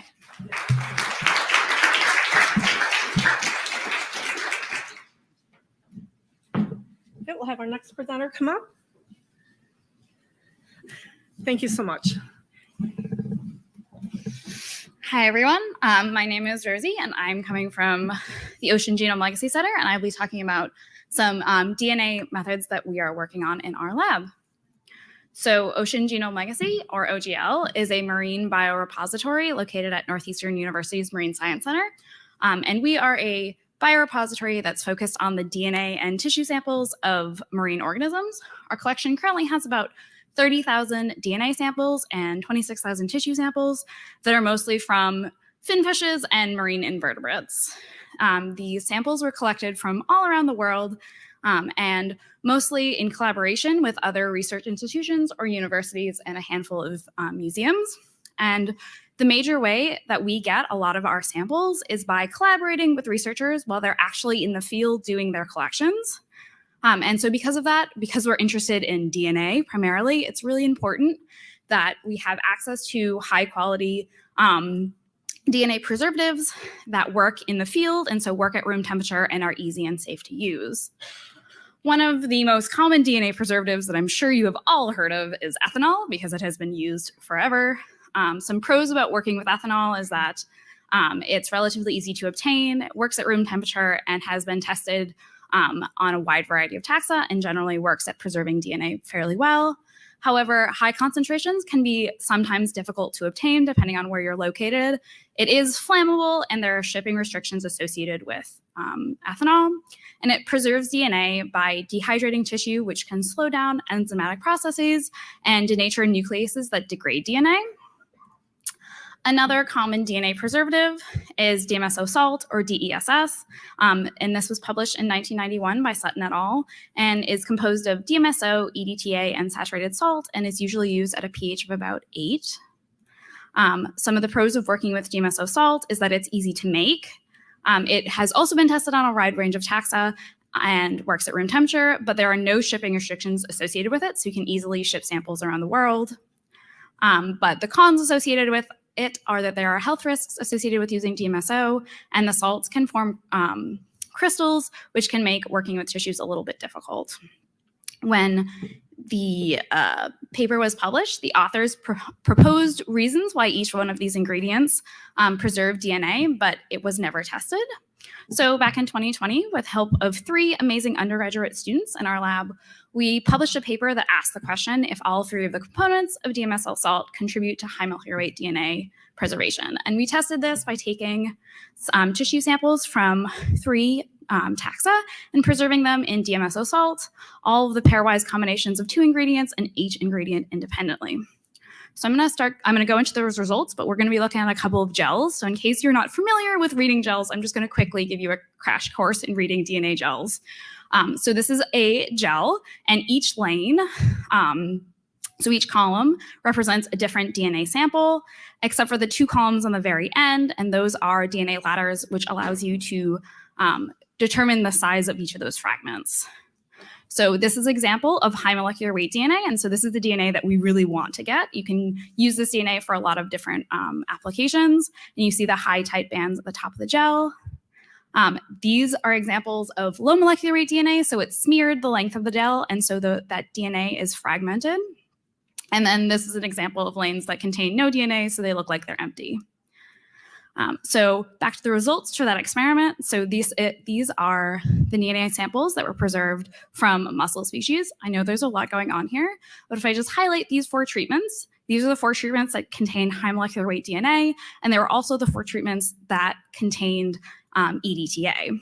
So if you look at the treatments that didn't contain EDTA, there was no DNA that was successfully recovered from those, and samples that were preserved in ethanol preserved a lot of low molecular weight DNA. And the same pattern was seen in crayfish, where treatments that contained EDTA produced high molecular weight DNA, and treatments that did not contain EDTA did not produce any high molecular weight DNA. And ethanol got some DNA, but a lot of it was quite degraded.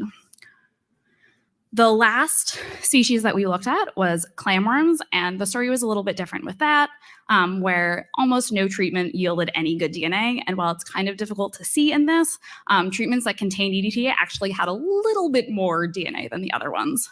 So based on all of this data, we concluded that that EDTA is the only active ingredient in DMSO salt. So what is EDTA? Well, EDTA is used as a preservative in a lot of cosmetics and food, so we all eat it all the time. It's also a divalent cation chelator, which means that it's able to bind magnesium ions or other metal ions in solution. And this is really important for DNA preservation because a lot of nucleases that degrade DNA require divalent cations in order to function. So, for example, nuclease is a really common DNase is a really common nuclease that degrades DNA, but it requires magnesium in order to function. So magnesium binds to it, it's able to open, activate, and degrade DNA. But in the presence of EDTA, the magnesium is not able to bind to the nuclease because it's bound up in the EDTA. We also know that EDTA is more able to bind magnesium and other cations at increasing pH. So at a pH of 10, there's about a 10-fold increase in the binding capacity of EDTA than at pH of 8, which is where DMSO salt is usually used. And so we designed an experiment to ask the question if increasing the pH of EDTA would make it a more effective preservative. And we tested this on 5 different taxa. The first 2 were tested in the DMSO salt paper, the clamworms and crayfish, but we also tested it on lobsters, Spanish mackerel, and quahogs. So we preserved tissue samples from these specimens and EDTA at pH 8, 9, and 10, and 95% ethanol for 12 months at room temperature. And then we extracted DNA and compared that DNA to DNA that was extracted from fresh tissue samples. So we evaluated our DNA in a couple different ways. The first one was gel electrophoresis, as with the DMSO salt paper. And then we used a piece of equipment called a tape station to analyze the DNA more quantitatively. The first thing that we did was we defined high molecular weight DNA as fragments that are longer than 10 kilobase pairs. And then we were able to calculate the percentage of high molecular weight DNA that was recovered, which is the proportion of the total DNA that was high molecular weight. And we also calculated the normalized DNA yield, which is the high molecular weight DNA quantity normalized to yield. So I'm going to start by going through the gels again. So we'll have the treatments across the top, and then my species will come in on the side. So for clamworms, there's a really clear trend of increasing DNA quality with increasing pH of EDTA. So you can see at EDTA pH 8, almost no DNA was recovered, but in EDTA pH 10, there's a lot of those sharp bands of DNA. And this is the same species in the DMSO salt paper where we got almost no DNA at all. So this is a really great improvement. And the same pattern was seen in crayfish, lobsters, and Spanish mackerel, and mostly seen in quahogs, but quahogs just kind of seem to have a lot of DNA regardless. So it didn't really matter what we preserved their samples in. Moving on to the percent high molecular weight DNA. So in these graphs, I will have percent high molecular weight DNA on the y-axis and the treatments in the same order along the x-axis. So for clamworms, similar to the gels, you can see that preserving the DNA or the tissue in EDTA at pH 10 yielded quite a lot of high molecular weight DNA, significantly more than all of the other treatments. A very similar pattern was seen in crayfish.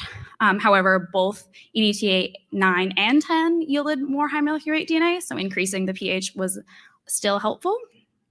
And the same pattern was seen in lobsters and in Spanish mackerel, but in quahogs, again, they didn't really care what you preserved their DNA in. You always got a lot of DNA, but if you were preserved, it was preserved in EDTA, you got more DNA than ethanol. For normalized high molecular weight yield, so yield will be on the y-axis this time. For clamworms, we see that same story where preserving the tissue in EDTA pH 10, you get a lot of DNA compared to the other treatments. And the same thing happened for Spanish mackerel. However, for the other 3 taxa, it was a little bit less clear where there was not quite as strong of a trend, or there was no significance of the model. So based on this data, we concluded that if you increase the pH of EDTA, you increase the quality of the DNA that is collected. But it's really important for DNA work that you don't have any negative implications on downstream applications. So we tested that in a couple of different ways. The first thing that we looked at was PCR amplification success. And so we amplified the CO1 gene in all of our specimens, and we found across the board, regardless of treatment type, we almost always got a PCR amplification. There were about 5 samples and 95% ethanol that didn't amplify, and 1 in EDTA pH 8. We also sequenced a subset of our samples and found that regardless of the treatment type, we always got an identical sequence from the same specimen. And so based on these 2, we concluded that there were no impact on downstream applications with any of our preservative types. And so based on all this data, we concluded that EDTA does in fact preserve high molecular weight DNA, and increasing the pH increases its preservative effect. EDTA at pH 10 is a good preservative for fieldwork because it works at room temperature, it's inexpensive, and it's easy to ship and handle. And we have updated our SOPs to include EDTA at a pH of 10 as one of our preservatives. We also published a paper about this earlier this year with 5 amazing undergrads who worked in our lab as co-authors. So feel free to read more about that. And with that, I will like to thank all of the co-ops that have worked on this project, as well as Hannah and Dan, my coworkers, and take any questions.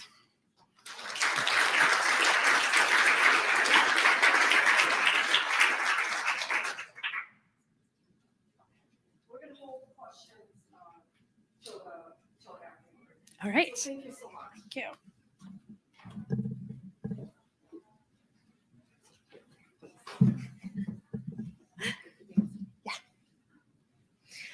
Hello, everyone. My name is Hannah. I'm also here today from the Ocean Genome Legacy Center at Northeastern University, and I'm going to be talking to you about some research we've been doing with frozen fish tissues and trying to get high-quality DNA out of these materials. The first thing I want to do is highlight that the data that I'm going to be presenting is really the work of Ella Messner and Molly Johnson, 2 students who are building on the work of Mia, Lizzie, Kaylee, and Kira, all students in our Student Projects and DNA Preservation program that I co-run with Rosie and Dan, my colleagues. And as Rosie just mentioned, but I wasn't sure how much overlap there was going to be, the Ocean Genome Legacy is a genomic resource repository for marine life. We have about 56,000 materials that we hold in our collection, tissues and DNAs. They come from about 5,000 different places around the world's ocean. And we largely hold ray finfish and invertebrates. But we also have a handful of special collections, and 2 I want to highlight is the Polar Genomic Resource Collection that we have that largely focuses on materials from Antarctica, and also the Genome Resource Rescue Collection, where we try and reach out to researchers who are approaching retirement and help them accession their materials into our collection so that they don't end up in trash cans. And frozen biomaterials are really important for our collection. About 17% of our sample collection was initially frozen at either -20, -80, or -180. And those two collections that I just highlighted have a ton of frozen materials. More than 80% of the samples in the Antarctic work and with retiring researchers are initially frozen. So it's really important to us that we're able to extract high molecular weight DNA from these materials. But what about other genomic collections? Well, work by Zimkus and Ford in 2014 have shown us that most collections that hold genomic resources have frozen materials, and that those frozen materials are initially preserved by either 95% ethanol or flash freezing, and then they are ultimately stored in ultra cold freezers. So the community also has a lot of frozen material. And frozen materials are generally considered to be useful for a wide variety of downstream applications, but they're also vulnerable to degradation when they're thawed. And in nearly every application, it's impossible to avoid like the tiniest amount of thawing as analysis happens. Like even if you're doing a DNA extraction during that digest process, there is probably a small amount of time when a sample is actually thawed. And in our experience, we have seen that frozen tissues can yield degraded DNA. So here's just an example from our lab. These were blue runners that were frozen whole at -80, and this is DNA extracted from that. You can see that there is indeed some high molecular weight DNA, but you can see the smearing down the length of the gel, which is low molecular weight DNA, that we would like to improve. So our first question was, can we improve the quality of DNA extracted from frozen materials? So as Rosie just sort of outlined, nucleases are a primary source of degradation for DNA. They will cut DNA and fragment it, making it more degraded. But in living cells, they're compartmentalized. So here you can see these nucleases are hanging out in places separate from the DNA, so the DNA is safe. But cellular compartments of frozen tissues are often disrupted by ice crystals, giving those nucleases access to the DNA in order to degrade it, fragment it, and then make it lower quality. But EDTA can help to preserve DNA. So nucleases require divalent cations, often magnesium or calcium, and they need those in order to work. And EDTA can protect DNA by chelating the cations that nucleases require to function, rendering them useless from the perspective of chewing up the DNA. So EDTA might actually protect DNA during the lysis step of extraction. So here you can see that the cell has lysed, and the nucleases should have access to the DNA, but because the cations have been bound by EDTA, the nucleases are actually inactivated, which is great news for the quality of the DNA. But frozen materials may be even more vulnerable during lysis because not only is the cell breaking open during lysis, but it already has these holes in the membrane that are giving the nucleases additional access to the DNA. So it's possible that chemically preserving with EDTA after materials have already been frozen might improve the recovery of high molecular weight DNA if it renders the nucleases inactivated. So we wanted to know, does chemically preserving frozen tissues with EDTA improve the recovery of high molecular weight DNA? So in our experimental design, we took 3 different species of fish, Pacific Saury, Yellow Croaker, and Silverside Smelt. They were all purchased from H Mart, frozen. And then we took them to the lab and dissected tissue samples out of them.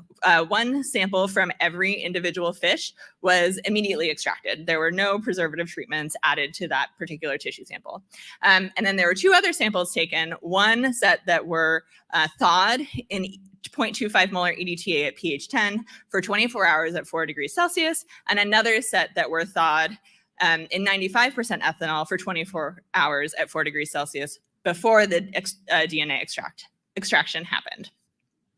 And then we evaluated our DNA quality, we did gel electrophoresis, and then we did tape station analysis, which basically just turns the gel data into something with numbers so that we can run statistics.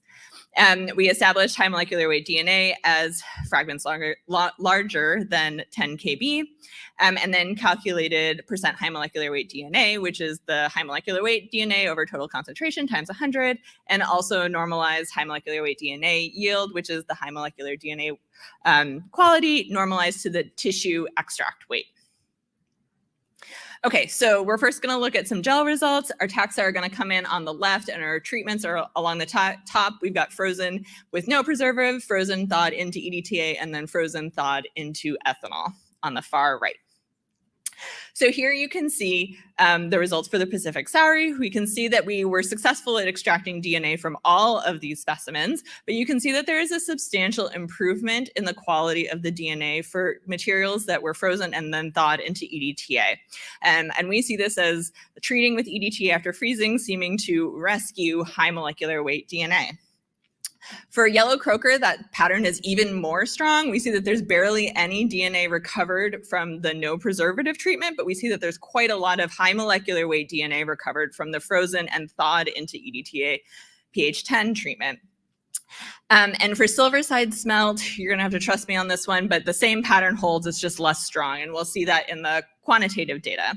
So here we're gonna look at percent high molecular weight. We've got treatments along the bottom again, and percent high molecular weight DNA on the y-axis. And for Pacific Sauri, we see that those gels results really hold in the quantitative data. So when materials are thawed into EDTA pH 10, the percent high molecular weight is significantly higher than materials that aren't exposed to a preservative. That also holds for yellow croaker, and as I promised before, it also holds for silverside smelt. There's just a lower proportion of high molecular weight DNA overall. And the other thing to note is that when materials were thawed into 95% ethanol, there wasn't an improvement in percent high molecular weight DNA recovered. So the preservative that's used is important. And when we look at normalized yield of high molecular weight DNA, we see the same pattern for Pacific Sauri. There is an improvement when the tissues were thawed into EDTA. And that's also seen for silverside smelt. But there wasn't an effective treatment on the model in yellow croaker. So, and then just like with the percent high molecular weight DNA, we see the same pattern with ethanol. There isn't any reason to thaw your materials into ethanol. So we see that there's a consistent rescue effect when tissues were thawed into EDTA pH 10 and no rescue effect when tissues are thawed into 95% ethanol. We've also seen this effect on 6 additional fish species, which is pretty exciting. And we think that it's possible that this effect is being seen because the EDTA is protecting the DNA during the lysis step of DNA extraction, but we aren't super confident. So what does this mean? Well, unexpectedly to us, there may be a substantial benefit to chemically preserving tissues after freezing. And the good news is we haven't seen any negative effect of adding EDTA to frozen tissues on either high molecular weight DNA recovery or downstream applications like PCR or sequencing. So there's no harm in doing it as far as we can tell. And so at OGL, we have added this method to our procedures for handling frozen materials. This whole result was sort of an unexpected result from an earlier project where we really didn't want this to be the answer. So there are lots of future directions we're interested in now that we've discovered that this sort of pattern has been seen. We're interested in knowing whether or not we can thaw samples for a shorter time interval. Can we do it for only 1 hour or 2 hours or 20 minutes? Do you have to do it 24 hours overnight? And we're also really curious about whether or not this is a broad taxonomic pattern. Ella here is standing with her favorite worm, clamworms, and we have a really hard time with nereid worms and extracting high quality DNA from them. And so we really want to know if this is also true for them. We're interested in how this applies to other inverts. And we're also interested in knowing about whether or not we're right about why we think that maybe we're seeing this pattern. So if you have a lot of old stuff in your freezers, don't panic. Consider adding EDTA before extracting DNA. And with that, I would like to thank the whole OGL team, past and present, the Lonsberry Foundation that has been responsible for getting this student work off the ground, and Northeastern University's co-op program, which is responsible for all of the amazing student questions you may have.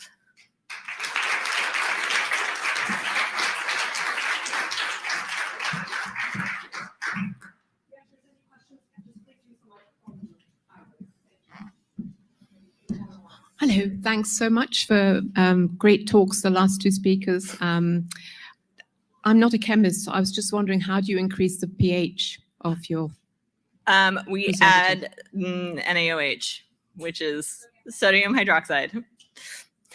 Yep. Hi, I have a quick question. So I recently switched to EDTA from RNA later because of the temperature.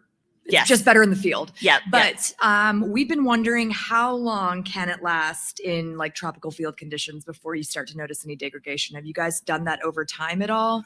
Because seemingly it's better than something like RNA later that needs to be refrigerated, but you've only been using it for a little while. So all of our experiments that we use EDTA with, they're in our lab at room temperature, and room temperature is like anywhere between 65 and 80 degrees, depending on what season it is.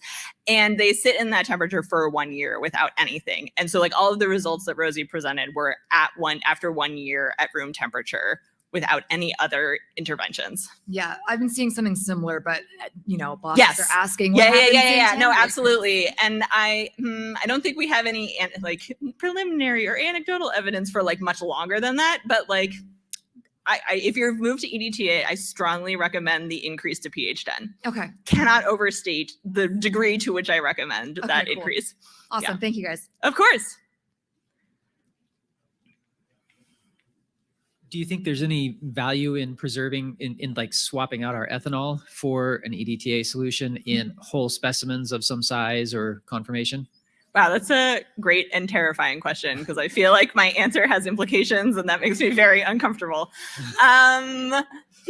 So I will say that ethanol is terrible, not ethanol, EDTA is terrible for morphology. So if you want to swap stuff off and be like, oh, but the morphology is preserved, bad news bears, that won't happen. Especially if you're working with things that have shells or anything that's calcium related, like they'll disappear because the EDTA will chelate all of it. But what can I say instead? I don't know. We've done some like whole specimens in EDTA and you can get good DNA out of them, but they turn into gelatinous soup. Cool. So take that as you will. That's a useful answer. Thank Yeah. you. Oh my God, there's so many questions, which is so exciting. Do you have any thoughts on why there's species-specific differences in the effectiveness of these different treatments? Yeah, absolutely. And we think it's largely related to nucleases. So most of what we know about nucleases are based on, what is the word? Yeah, mice, which are, okay, mice are mammals, thank you. They're like research things that we know all of the things about. Model organisms, that's the one.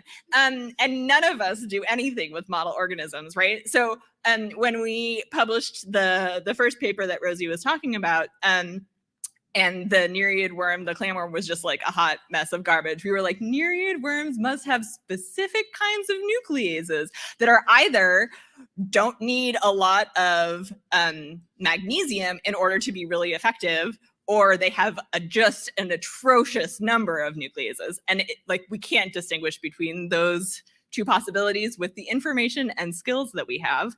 But that sort of then applies to everything. Like, who knows how nuclease happy certain organisms are, or how like maybe they use, they use different cofactors, like their nucleases maybe use different ones, that EDTA is not so effective at chelating. And that could be an explanation. Any other questions? Perfect, great, you stood up. Thank you.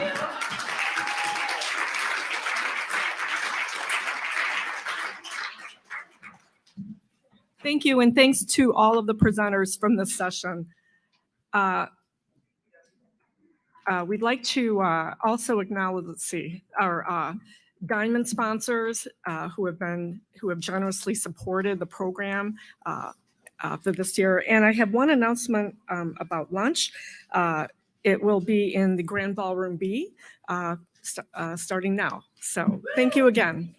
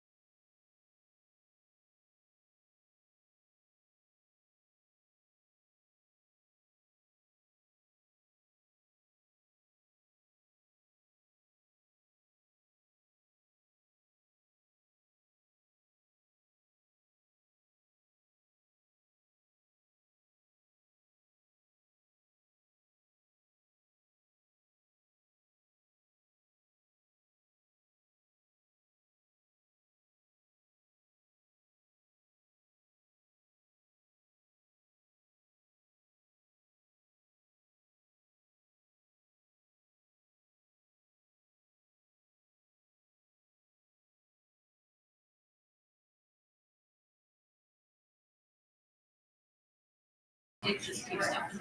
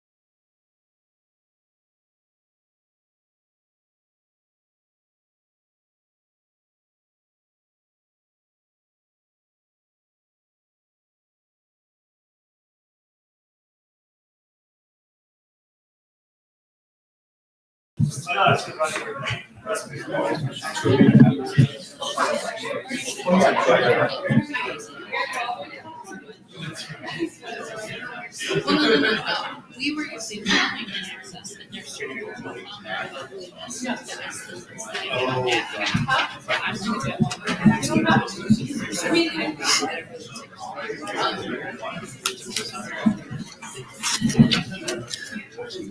Good afternoon, everyone. This is the demo camp session. Hope you all had a great lunch and a great time to check out the exhibitors and get to network a bit. Before we get started, I want to ask you to remember to silence your cell phones. And when it does come to the question and answer point, if there's time for that, please use the microphone to pose your question, because people online who are participating virtually can only hear your question if you use the mic. If for some reason we missed the question, we'll make sure the speaker repeats that. So again, you are in the demo camp session. This is a special format that was introduced in 2009 at SPNHC, has been almost continuously presented there. Excuse me. It's really a unique format because it requires you to demonstrate your software live. So it's an opportunity for collection management systems, informaticians, and other groups to bring and present their special software solutions or innovative product to people who are working in collections. So this is our opportunity today to present that, and hopefully you'll give us your feedback and ideas about how this software might be used to enhance your collections. So we will start with the first unfortunate soul who gets to test out all this and see if everything works right, and that is me. So, I should say before I go forward, I would like to thank my co-organizer, Kat Chapman, who is at iDig Bio. And also I would like to thank our sponsors. Let me make sure I get all the ones right. Delta Designs and Picture. So we will begin now. These are our diamond sponsors, and special thanks to them for this session. So we will start with this demonstration here. So I will preface it by saying that Demo Camp is about kind of live without a net and taking the risk of demonstrating something live. And we actually had some trouble yesterday. The security certificate was expired on some of the things I'm going to show. So it has been resolved. So hopefully we won't have any problems with that. So I'm logging in, and no password, Katie, I'm having flashbacks to. Oh, this can't be right. Okay, there we go. Okay, I'll let you all look at that while I give you a little bit of background about what Torch is and some of the motivation for this software. Torch is the Texas-Oklahoma Regional Consortium of Herbaria. It is a consortium of herbaria across the two states. And in 2020, NSF, we began work with funding from the NSF for a thematic collections network called the Torch TCN, also known as American Crossroads, of 46 different participants to digitize 1.9 million specimens from Texas and Oklahoma. So we over the past few years, we developed some software, some scripts to automate some processes like image processing, file management, quality control, and some other things. But there were still some manual touch points that we had to activate these things. And sometimes that might lead to backlogs. Sometimes maybe some quality control issues slip through. So we decided that one way to get around that was to start centralizing some of those processes. So that was the kind of the birth of the idea for this hub. It's kind of been something we played around as a general idea in the past, but this is the first chance we really had to bring that to fruition, and we had a very compelling need for it. We also wanted to recognize that across these 46 institutions, they all had varying levels of resources available to them, different levels of technical expertise, different infrastructure. And we wanted to try to take some of the load off of them for some of the work that we were hoping to automate more. So they didn't have to learn new software, didn't have to install things, they didn't have to learn a new way to run some of these processes. So our hope was to start to centralize some of these processes and then build upon that to add additional features that we would be able to take more advantage of a central hub. This is displaying a little strange, so I'll see if that works there. So I'm going to walk you through a bit of the basic steps. This is a cloud-based solution. First, I'm going to show you in this example, we're managing two different collections. So this would be an interface that would be available to any participant in a thematic collections network or other kind of collaborative effort where you needed to process a bunch of images, move them around, check them for quality, and get them deposited somewhere. So I will show you briefly here in this collection as an example, some of the tasks that could be queued up to be done on these images. One is to extract the catalog number, and I'll also say this is still a little rough around the edges. Normally you would enter a regex expression here at this stage. A lot of this will be made a little more accessible to people who don't even know what a regex expression is, but you would be able to enter that information in and add that to the tasks here. So here are the tasks that will actually be performed on anything that's uploaded to this collection. We have some tasks that will check for duplicate images, not just exact matches, but things that are close.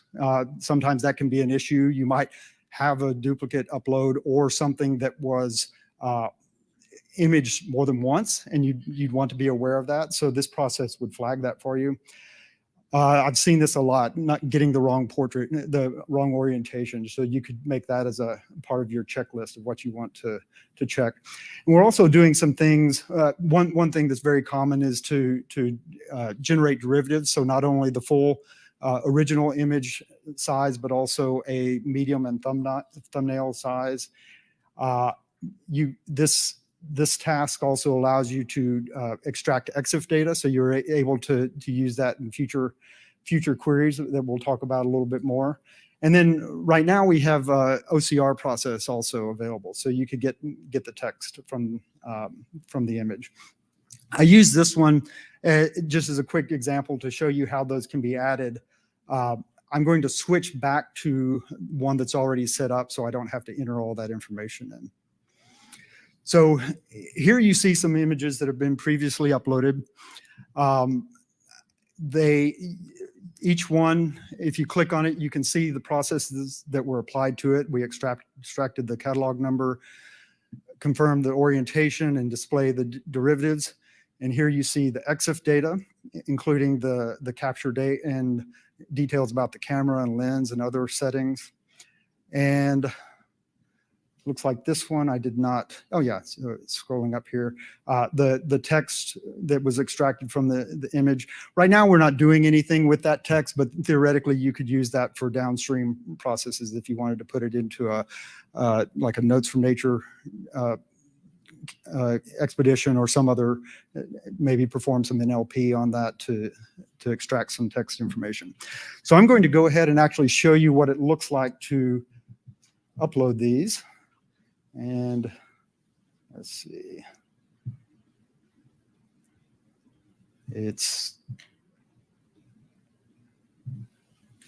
Of course, I did this earlier and it worked, but I cannot see the upload there. It's barely, I'm going to have to shrink a bit here. So down here at the bottom is the upload. So I'm going to upload, let's see, where did I put it? Just a couple of images here, and it's a little bit slow, but you'll see what it looks like here. I'm going to switch back to the specimen view. Right now, like I said, things are a little rough around the edges, so you would see a progress bar. This is kind of a dummied up example. And if it's working, and maybe I missed it, you should see a new one pop up.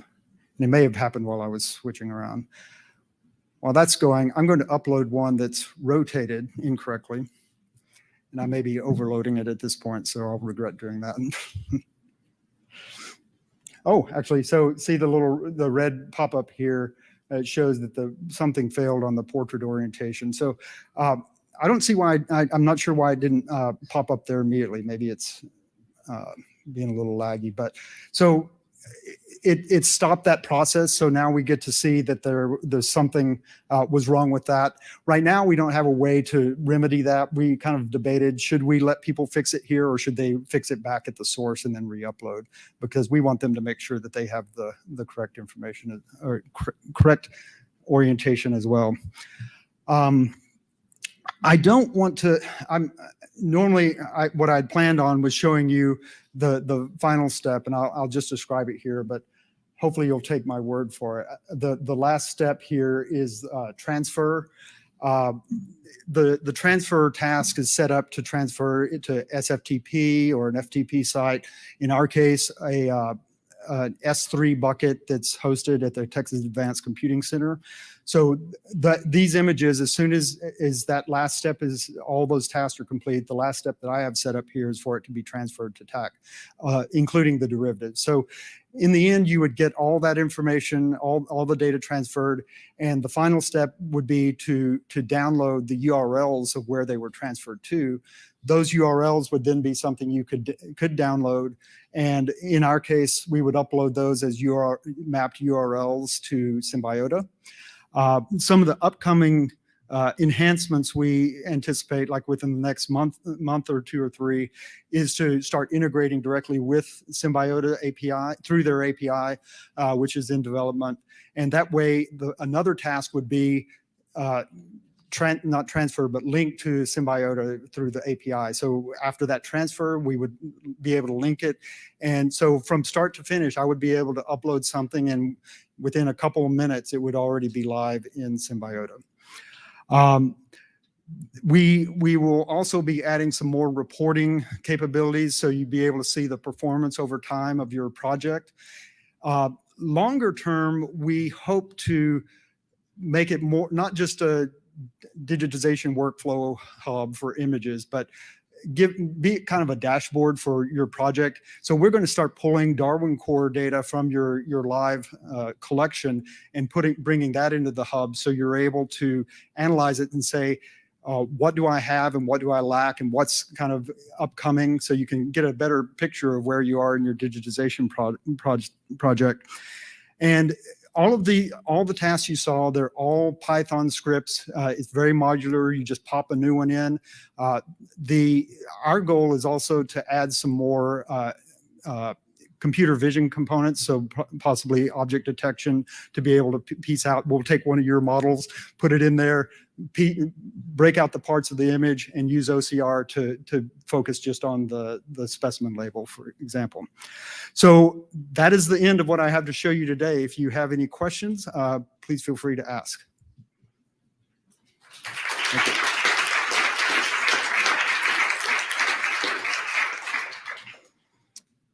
Yeah, if you wouldn't mind using the mic, please. Was extracting catalog number. Was that done via the QR code, or was that done via text recognition? In this case, it was done just by a regex expression applied to the file name. We do have a separate script that names the files prior to upload, and that does use the barcode. So it reads the barcode value from the image. We considered maybe including that capability here, but again, going back to wanting to have the source to have the kind of the authoritative file, then we decided to not do that at this point. So next up, Rob. Thanks again, everyone. And I'm just going to ask every presenter to introduce themselves and the team. And I will say, well, no, I'll say it.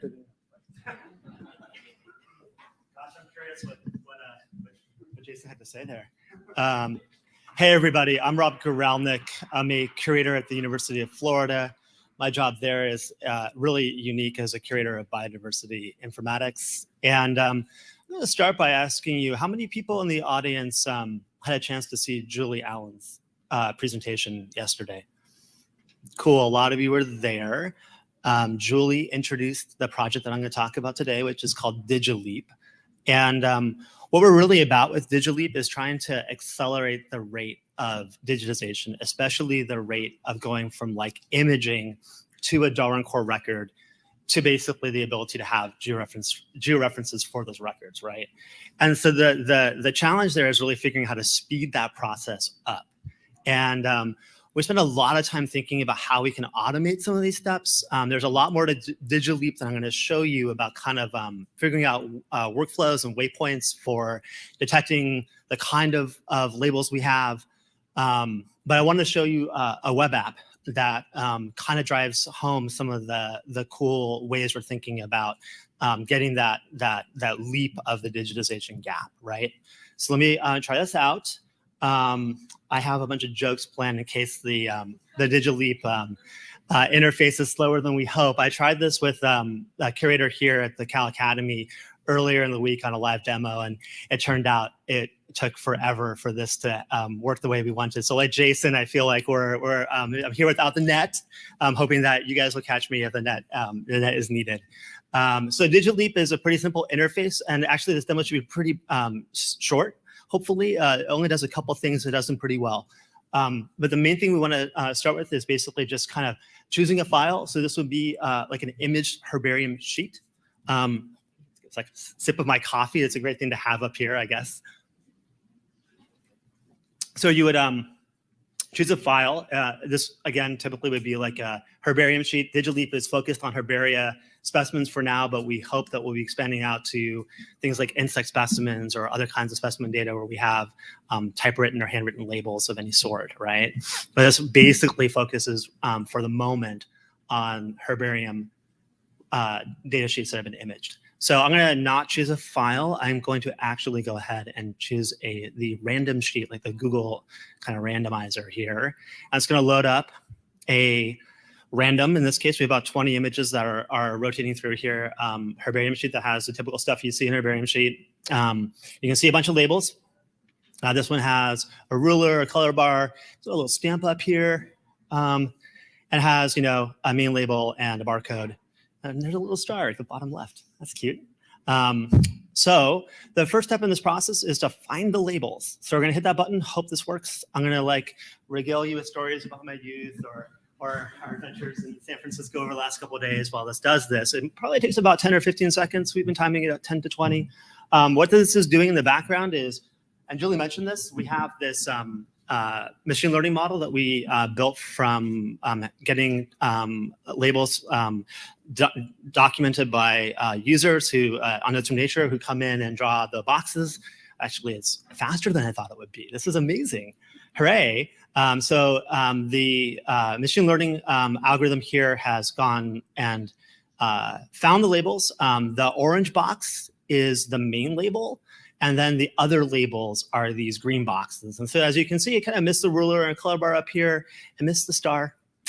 But it did actually find the key labels here on the sheet. And that's this object label detection and classification. So not only did it find the labels, but it also knows what those labels are. In this case, it found out that the barcode is a barcode. And I can show you this a little later here on the interface. And the main label is a typewritten label. And so we'll go ahead and then we'll do the next step of this process, which is OCRing the labels. The OCR engine we built, and Julie mentioned this as well, is pretty sophisticated. It has a bunch of processing steps where we remove some of the craft that commonly show up on herbarium labels. Like a lot of these labels, as you guys know, will have maps. They'll have all kinds of content that is often hard to OCR. We've kind of masked that out. And we have built a ensemble approach where after that pre-processing step, we ensemble easy OCR and tesseract. We then use a bunch of stuff from actually molecular genetics of all things. And so we do alignments on these labels to kind of align the contents together from the ensemble. We create a final ensemble that actually takes a little time, and I should just hit this button so I can stop yammering and get that going because it's going to take about 20 or 30 seconds to run. The reason why it's slow to run is because we are doing all of this pre-computing, ensembling, and post-computing to kind of get the label right. And like I said, it probably will take a little bit of time for it to run. If it takes too long, I'm going to be it's probably sort of sad for you guys. I'm going to have to pull out those jokes. But actually, it finished up just now. I'm going to show you the results. It's a little hard to see on the screen here what this text is, but the labels will pop up. Over here, that's the label, right? How well do we do on the OCR? You can look for yourself. Almost perfect in this case. And this is not we're not trying to find the best labels in the world. We just randomly picked 20 labels for our random, for 20 sheets for our random sheets and saw how it did. So this is pretty good. There might be a couple of OCR errors in here. You have to look and see. But that's a next step, and you can save the text out and save it to a file. You can save the labels out and save them as images. So the web app gives you a couple of those options. You can fix the labels. You can actually scale the confidence bar, which kind of means that you go from a more latitude on finding labels to more strict way of finding the labels across that scale of confidence from 0.01 to 0.9. And that's what this does, actually. This is the main part of the demo. I'm going to end here a little early. As I said, actually, I only wanted to show off this part of the process. We have a really sophisticated tool set for parsing OCR text. And that parser is a rule-based and model-based parser. So you guys know about, how many of you guys have heard of ChatGPT? If there are people who don't raise their hand, where have you been? Where have you been? But a model-based approach is like ChatGPT. It's a large language model. We don't quite use all the goodies that you get in ChatGPT. And if Deb Paul is somewhere in the audience, and she's probably not, she has talked a lot about this, the idea that we can use ChatGPT to parse these labels, which is actually quite compelling. It turns out it works really well, but it's not as good as our parser for now. We have a developer on this project named Rafe LaFrance, who's been so instrumental for all of this work. I should give a huge shout out for his ingenuity in developing much of what we see here. But Rafe is like, I'm still better for now, but it might not be for long. Anyway, the parser is great. It's a rule-based parser. It does some model-based parsing. It basically takes all its content, finds the collectors, finds the taxon name, finds the date, finds all the content, and is able to parse out most of these labels pretty dang well. It's not perfect. I don't think we're ever going to find perfect OCR in parsing of many of these labels, even if they're typewritten, but we can make a lot of progress by automating these steps out. So from an image, you can go through and get Darwin Core annotated content.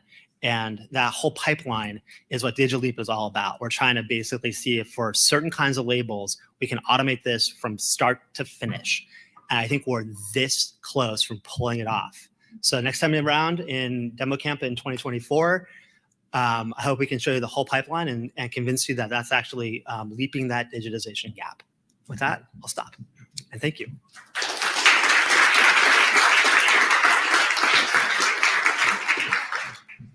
I have tons of time for questions, and I would be super disappointed if there are no questions. If not, Dave Bloom is going to run through the audience. So I don't do herbaria stuff, but I could see this being useful for other types of images. For example, we're doing entomology, and we photograph them just like this, but we've had a team of students, one student's photographing and one student's transcribing, and that's two students have to be at the same time doing it.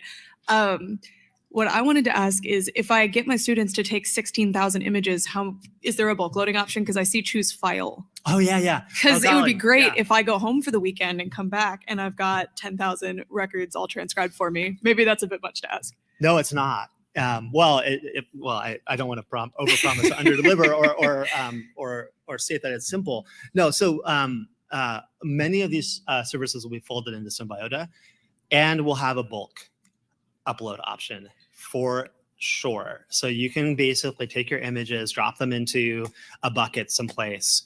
We'll grab them, we'll process them, we'll send you back amazing results. The parser is already built to do that. So wish I could show you, but it's gonna be a little tough to do it on the fly. No problem.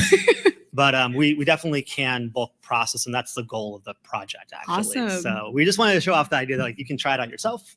You can go to the URL. You can. I was thinking like this is such a good idea, but when I saw choose file, I was like, do I have to have somebody one by one clicking? Absolutely not. Why do all the automation if we're gonna have thank people you so like much. Yeah, you bet. Any other quick questions? I'm gonna have to see my time to the floor here, and I promised the other speakers I'd give them more time if there weren't questions. Do we have time? Yeah, we can. So once you have the OCR text, how are you parsing that out into individual fields, and how flexible or configurable is that? That's a really perceptive question. We have tested this parser, and I'd be happy to send you a snippet of the parser. It's beautiful to look at. It's an HTML file that has the OCR text, the label, image, and all the annotated fields. And it's not just finding like the core fields. It will find associated taxa. It'll find traits. It's a very sophisticated tool chain that has taken years for us to basically work out the kinks on, because labels are so dang heterogeneous. It works great.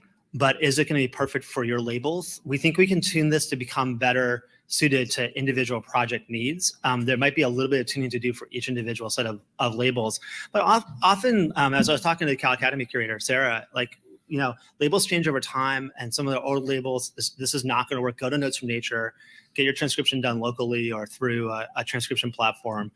But for many, many labels that are typewritten and handwritten, we think we can tune the parser to basically solve the problem that you have. Again, I don't represent a company. I don't represent someone selling you anything. I'm a curator who wants to build stuff that makes it easier for you guys to do amazing work as fast as efficiently as possible with high quality. So I would say, like, you know, we love working with our community. I'm part of this community. I've been for 20 years. We would love to kind of work with you on your problem and see what we can do. Thank you. Yeah.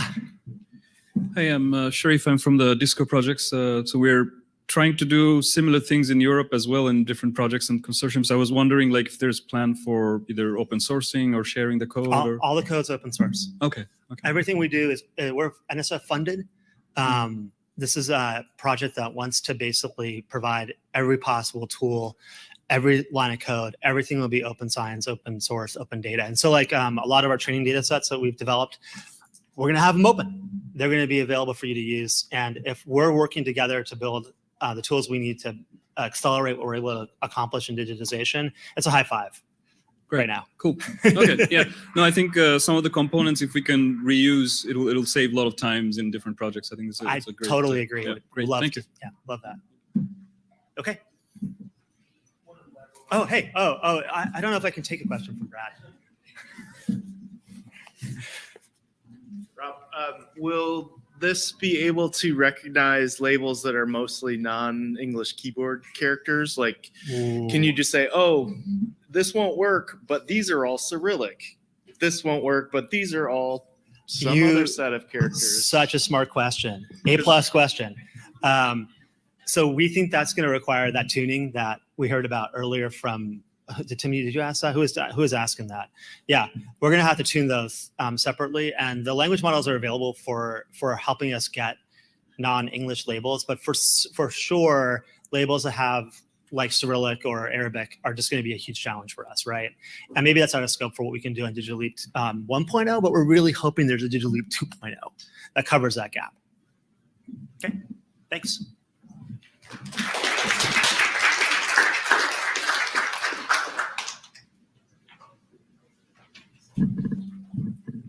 All right, thank you very much, Rob. I'm going to delay just a little bit so we're not too much. You're welcome to come on up, but I don't want to get too far ahead of time. I do want to maybe use this opportunity to say we're all kind of tackling some similar problems from different directions. But one thing we do have in common is we're creating training data sets that we might be able to share and use across different problems and solutions. So with that, I'll turn it over to Tommy. And I'll let you introduce yourself. And please just stay in this area and make sure you're in the mic. Hello, everyone. My name is Tommy McElrath. I'm at the Illinois Natural History Survey Insect Collection. I'm the collections manager there. And I'm not a programmer. I'm a user of what we're going to talk about today, which is TaxonWorks. And we'll just go ahead and get started here. So this is software developed at the Species Val group at the Illinois Natural History Survey. Log in here.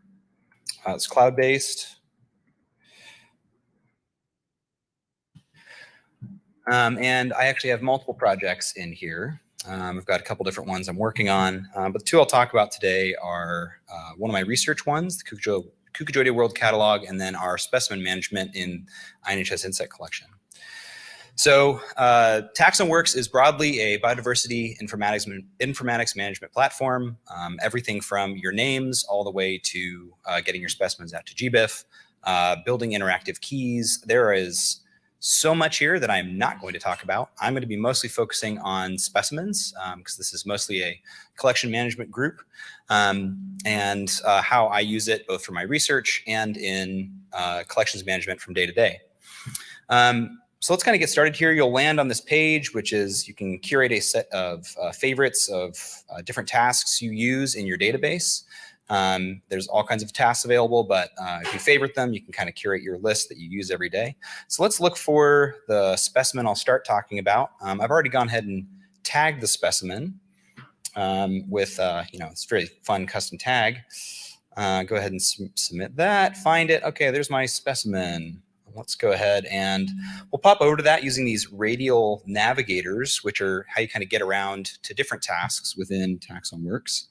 So for here, I'll go to Browse Collection Objects.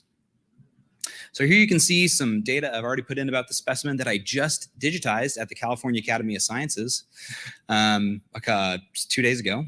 This is a cool beetle from the Philippines. You'll notice I've already gone through and georeferenced it and everything.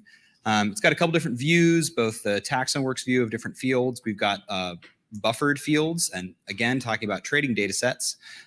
There's fields in here for you to put in verbatim labels instead of always parsing stuff immediately. You can just parse your labels into verbatim fields and then finish off with your parsing later.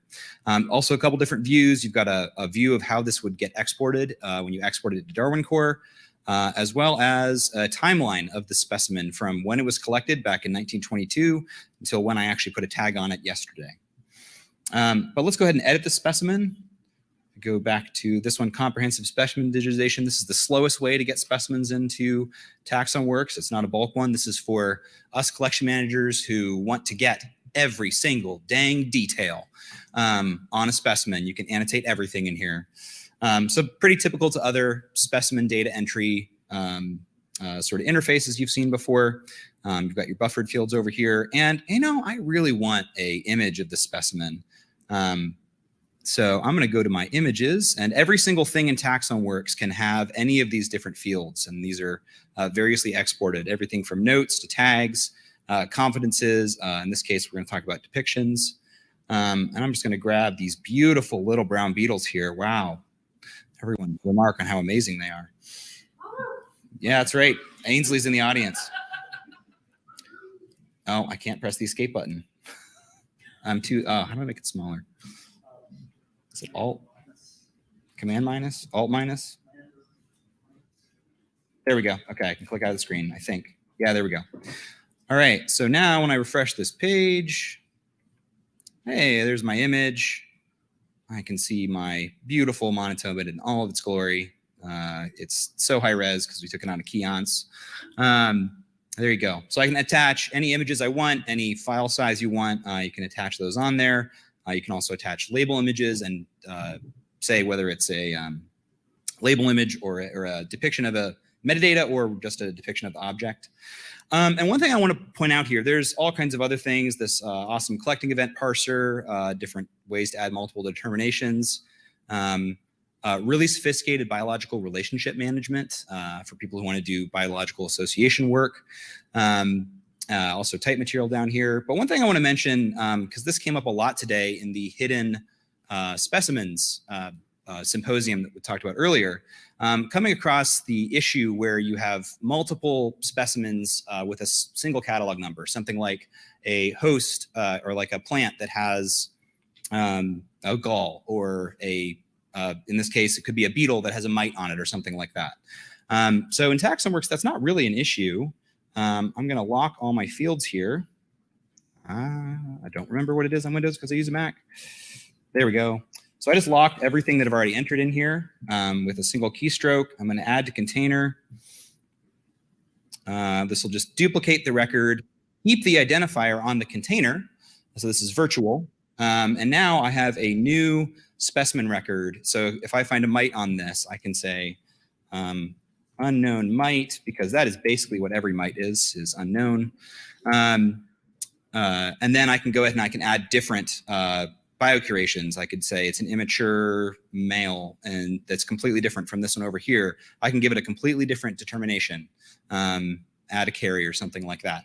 And so if you look at the identifiers on this specimen, you will see only this global unique ID, which TaxonWorks has already added on here, versus the container ID up on here, which is our catalog number. So this digital infrastructure helps solve that complex issue of biological associations in our collections, which I found really powerful for a lot of different weird things that happen in collections.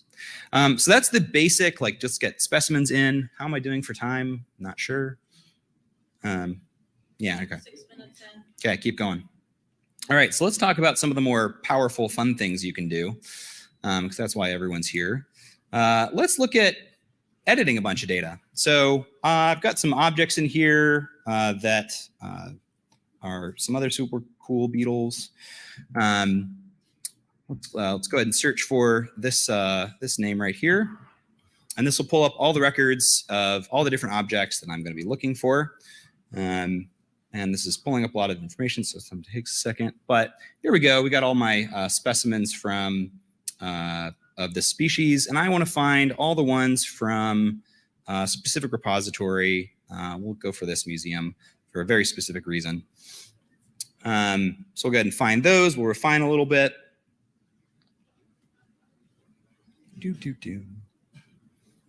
Okay, we got 67 records. Funny thing is, I don't actually have any specimens from that museum.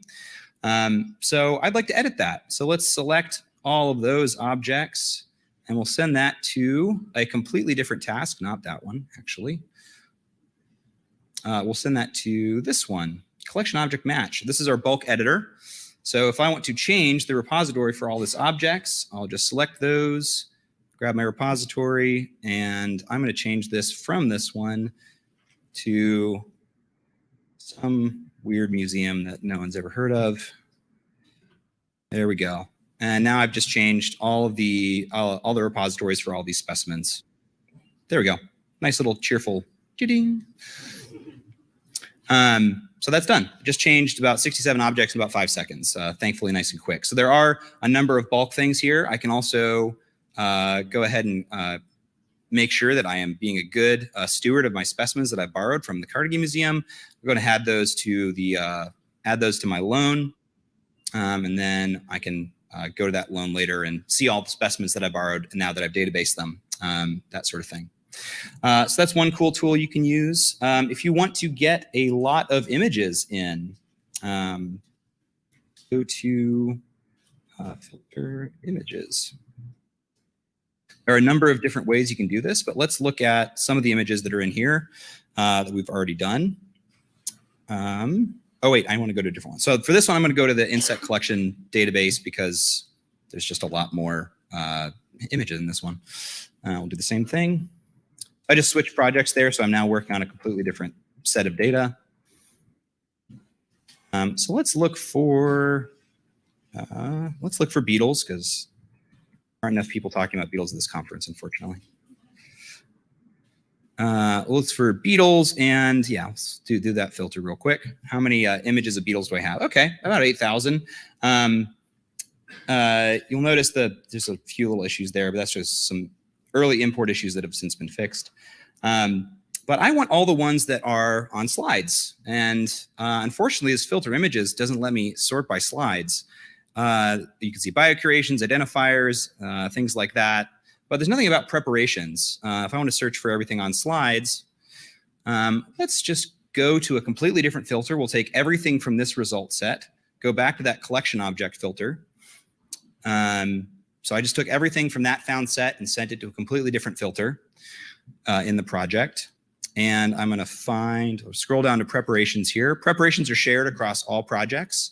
And it's a fun experiment in creating a shared vocabulary, which is currently, this is all the different preparations. It's kind of working, but someone duplicated pins for some reason. Look for all the ones that are on slides and filter those down.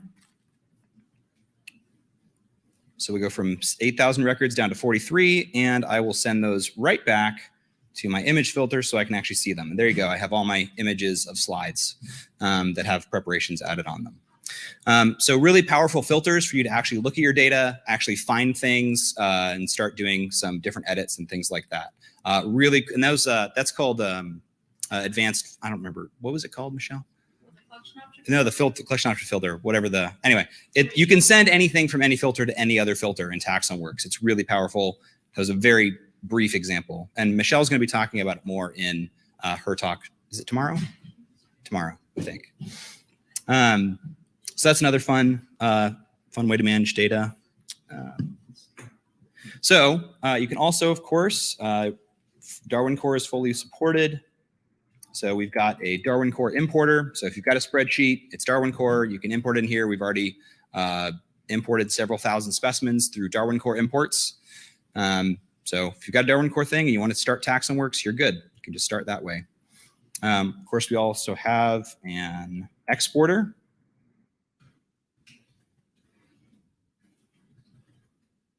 Darwin Core dashboard. And this reports a couple different things, but this is where you would download your entire data set into Darwin Core record, and then send that to your IPT, and then set that to go to different aggregators. And you can reports your Darwin Core freshness. One fun thing, it also shows how many of your people have collector global IDs, for those of you who are interested in linking people data back to your specimens. Notice we have tons and tons of ones without still to go, but we'd like to change that in the future. How much time do I have left? 3 minutes, 2 minutes? Okay. One last thing, for those of you who like to track different things in your project, you can also do some really great reports on a lot of different things in the project. Let's look at how bad I am at entering data. I'm not Timothy June. There we go. And we'll go ahead and report how many collection objects I'm creating in TaxonWorks at any given time. And you can see a nice graph here of how busy I've been. So you can imagine using this to monitor your students or your hourlies and what they're working on. So there's a lot more I could talk about. That was a pretty broad overview of some of the collection management things in TaxonWorks. It's a really powerful system. Still has a long way to go, but I will happily take any questions.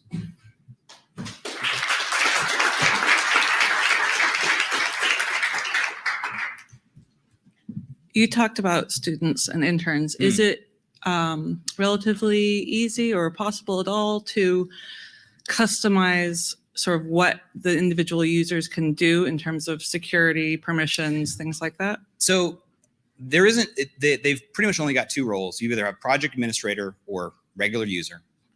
We have not locked anyone out of anything, but we have found that if you're using these favorite tasks, students don't bother going anywhere. If you tell them which tasks to use, and you tell them how to create their favorites, give them 3 tasks, they will only use those tasks. Okay. Also, it's really hard to delete things in TaxonWorks. There are lots of warnings.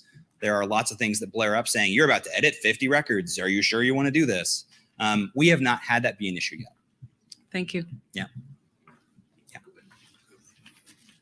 think we have time. Real quick. So of course, we don't collect 1 or 2 insects at a time. We collect, either traps and things like that. So in terms of lots or bulk uploading, you mentioned the Darwin Core uploader, but you deal with collecting events or lots. Absolutely. We have an entire separate system or entire separate way of looking at this. So instead of starting from a single collection object, you start from the collecting event and you create your collecting event and then generate all your specimens right off of it. So you could do it on a Darwin Core spreadsheet, or you could just build your collecting event in here, also generate your labels from in here. You can also do that, didn't even talk about it. And then just generate your specimens automatically. It's really powerful for new data. That's how I do it now. So, all right, I think I'm out of time. So thank you.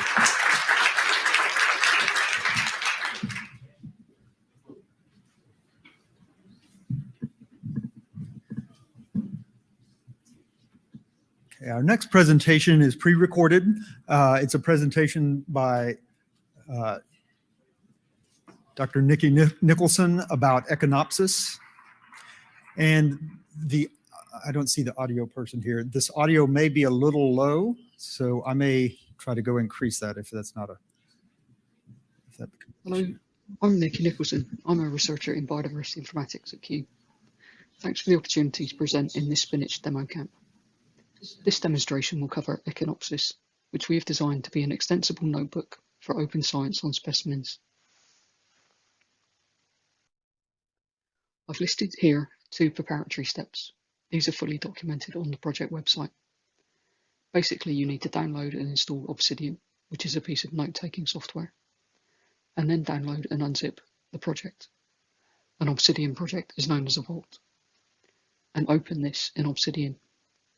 The remainder of the demo will take you through the worked example in the sample plot. I'm going to scroll down and find a plant name within this text file. I'm going to highlight it, pull up the command palette, send it as a search to IPNI. I've got a list of records back and I've picked one, brought the data back, and I can show you that it's got structured front matter and it's simply a markdown file. One of the bits of data we have in IPNI is the type information. Here I've highlighted it and sent it to GBIF, and I'm picking the type specimen that's been mobilized through GBIF network. Again, we're making a local entity for this markdown file that we can make our own notes in. We know where the specimen image is, so we have a zoomable specimen image here, so we can inspect the specimen and make our local notes in our local research environment. We've also got all the data that you get back from a Darwin core record. So I've highlighted the institution in which it's housed, and I'm searching for that in GR cycle. I'm narrowing the result list there. I've made a local entity representing the institution. Similarly, with recorded by, I've highlighted the name here, sent it to Bionomia. I should get a list of results back. I can pick one, and I've got a local person entity now in my system. Now I'm going to show, back on the specimen record, how we can link these data up. The system scanned the text, and it's finding places that it thinks I can link by entities. So I've linked the institution and the recorded by values there. We're back now on the name record, and again, we're going to do a bit of linking. We can link the type based on collector name and number, and also on catalogue number that we got back from GBIF. The last thing we're going to look up is we've got DOIs on our records in IPNI. So using the DOI from the front matter, we sent it to Crossref and we brought back a bibliographic entity representing the place in which this nomenclature event was published. Now I'm showing that I've connected this system to my PDF storage that's behind my reference manager. I can read PDFs here, I can search within them, and I can annotate them. But it's not just about bringing data into the system. Let's say we build a research environment and we form the hypothesis, now we want to publish it. I'm using a template that's got all the sections of the article in it. One of the sections is specimens examined. And I'm going to search for the occurrences, the specimens that I've got in my system. I've found the one that I want, and I'm just dragging it there into the specimens examined section. So I've got a structured reference to a specimen, and I can simply hover over it and check that I've got the right one.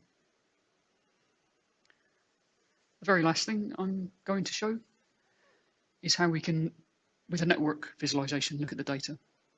So in the middle, we've got a specimen. And in this short example, we've pulled back a load of different entities and linked them.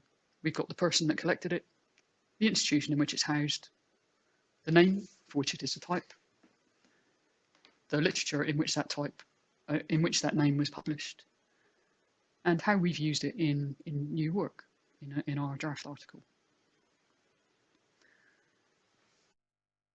This has just been a very short demo, so please do visit the project website to find out more and to get involved. Our aim with this project is to be inclusive and participatory. We're still learning, but we want to say thanks to the Open Life Sciences programme for their guidance. Our overall aim is to provide a realistic path to our destination so that researchers and collaborators can start today. I'll finish by saying thanks to all of those who have contributed their ideas and feedback so far. Here we have a list of image credits and some contacts.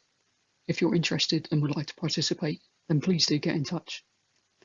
I'll also be around on the conference virtual platform, and hopefully we might have a couple of minutes for questions now. Thank you for your attention.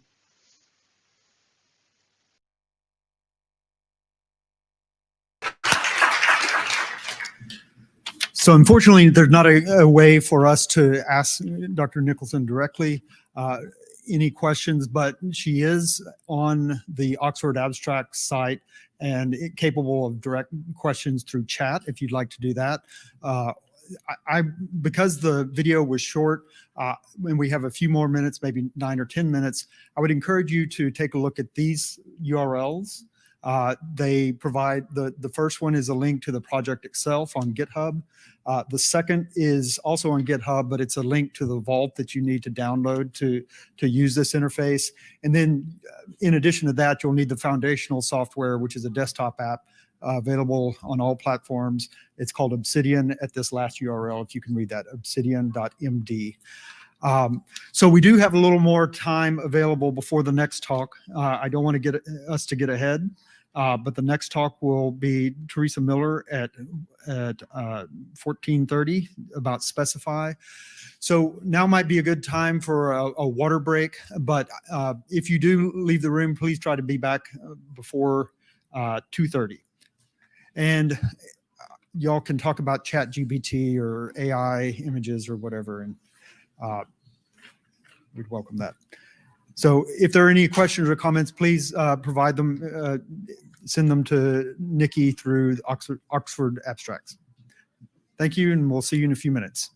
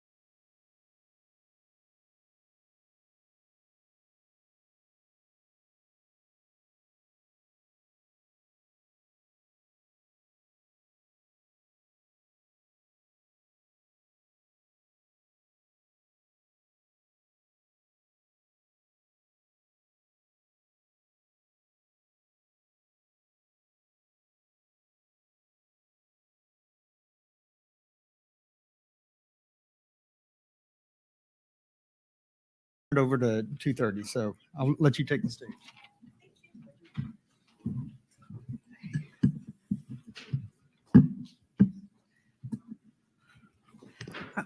I feel tall. Doesn't happen often. I don't know how to get out of here. Okay.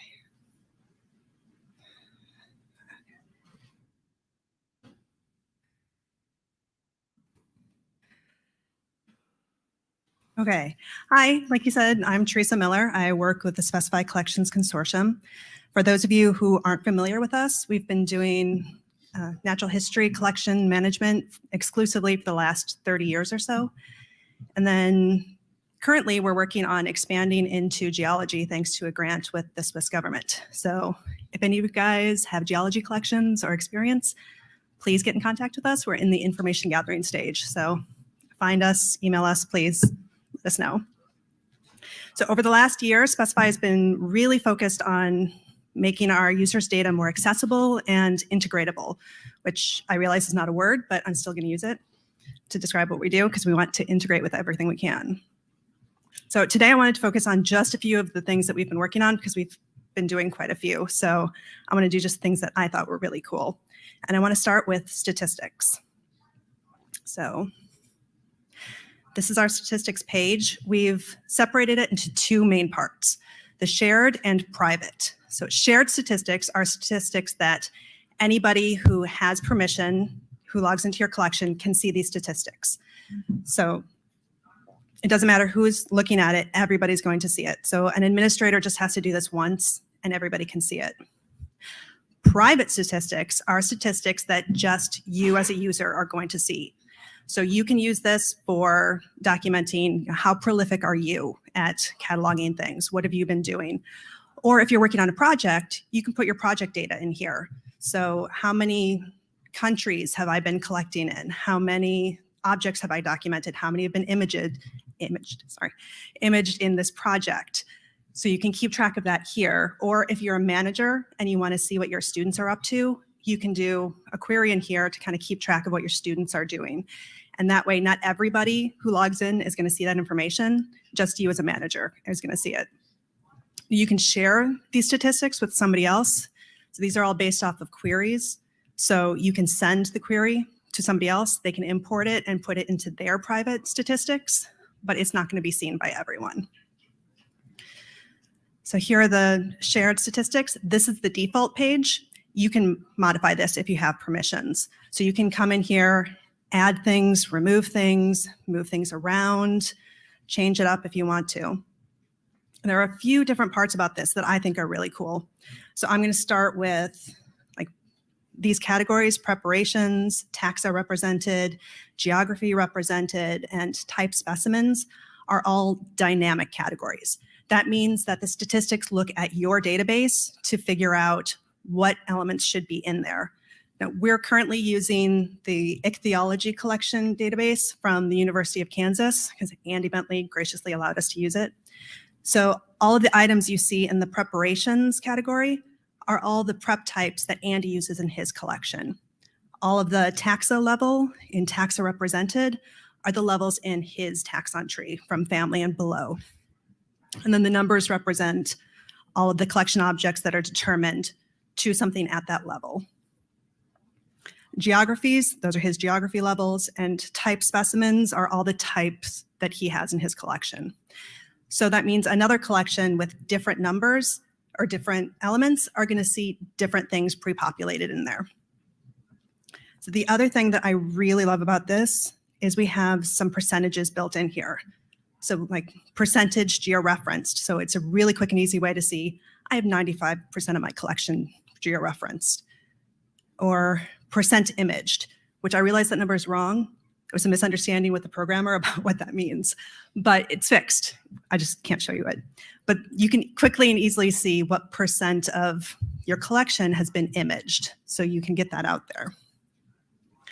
Then the other next really cool thing is anytime you see one of these statistics get highlighted, that means that I can click on it and it will take me not only to the query that created it, but to the records that it represents.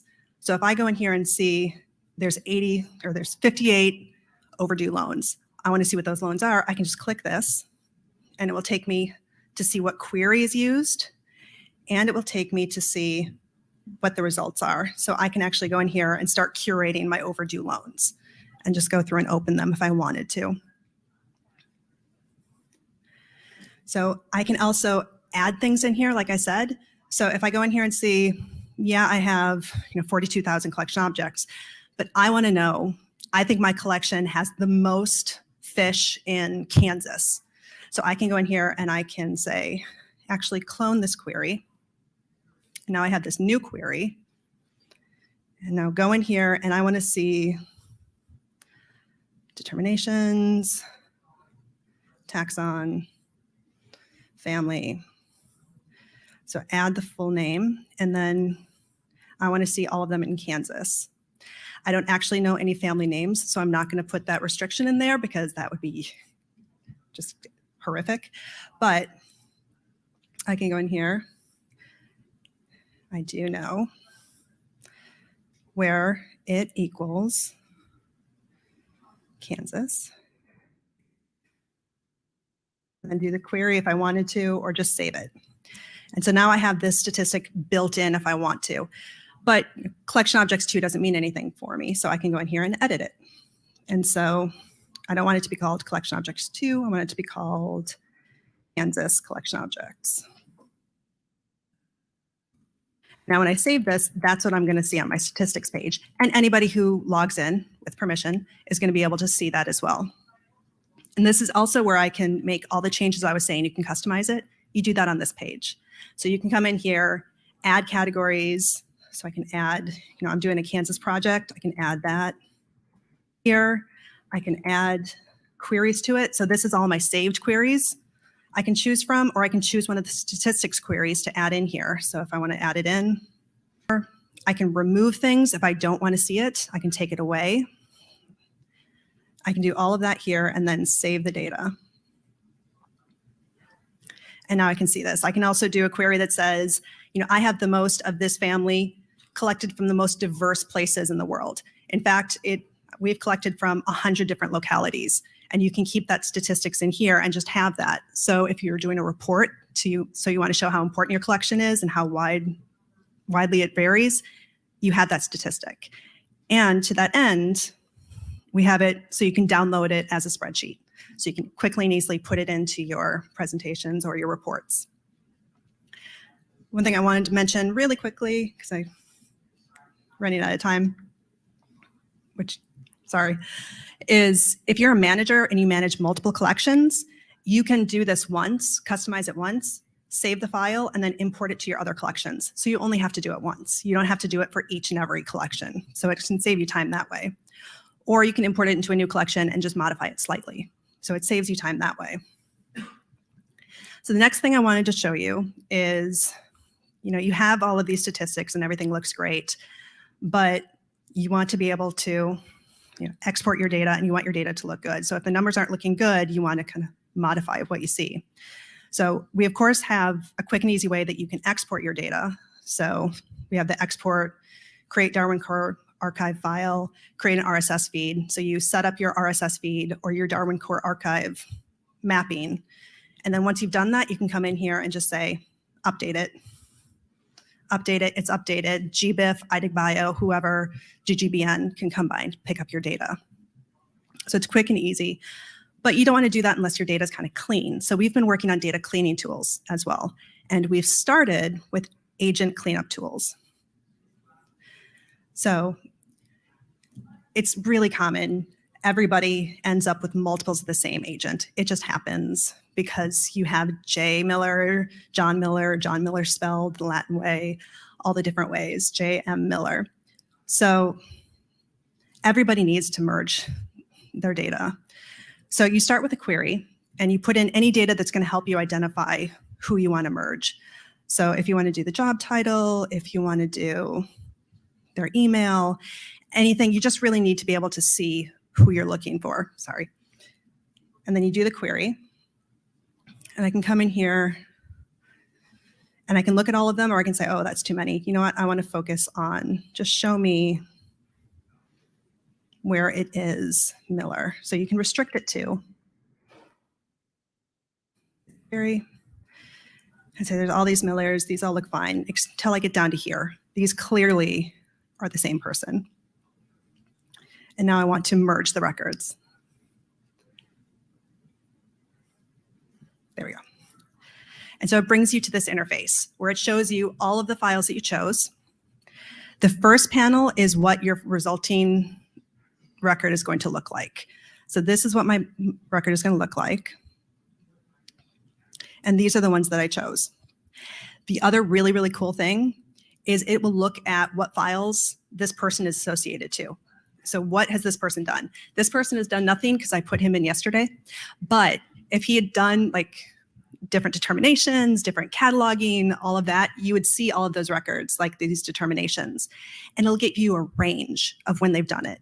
So if you have like a junior and a senior, but you forgot to put in junior, forgot to put in senior, you can see, oh, this person collected from like 2000 forward. This person collected in the 80s. These are clearly two different people, and you can keep them separated that way. And so you can go down here and scroll through. It's going to try to bring over, if everything's empty except for one record, it'll take that value and put it in here. Other than that, it's going to kind of guess, so you just have to correct it. So if you come in here and go, that's not his email, this is his email, you can just hit the over arrow and it's going to choose that one. If you come down here and go, oh, well, he's not really registrar, he's the emeritus. I'm sorry if I spelled that wrong. You can correct it that way. I did spell it wrong. Sorry. You can correct it that way. But it's also going to bring over all of the associated data. So if you have addresses, there's multiple addresses, it's going to bring those over as well.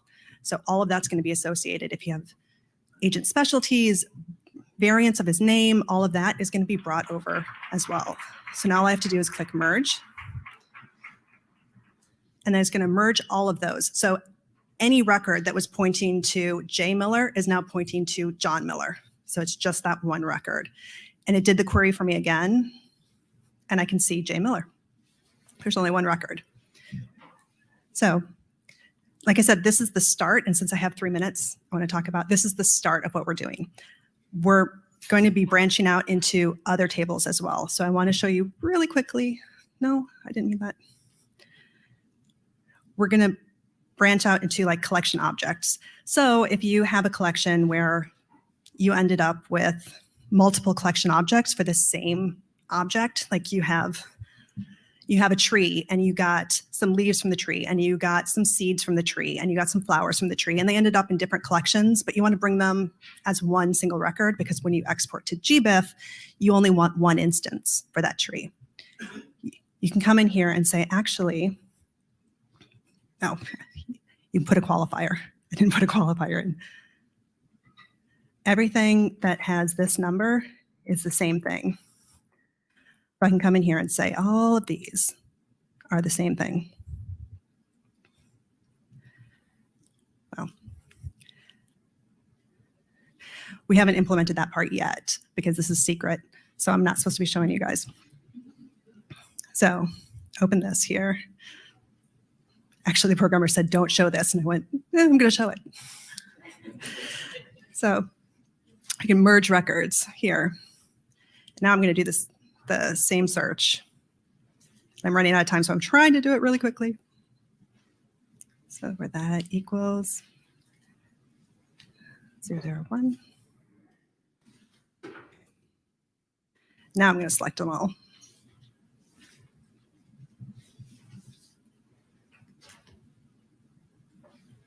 And it's the same interface. And so I can come in here and say, all of these should go over. And the really cool thing is it's going to bring over all of those determinations. And it's going to bring over all of those preparations. So it makes just one collection object for all of those. And I really wanted to show you our mapping features that we added because they're really super cool, but I have 1 minute left. So are there any questions?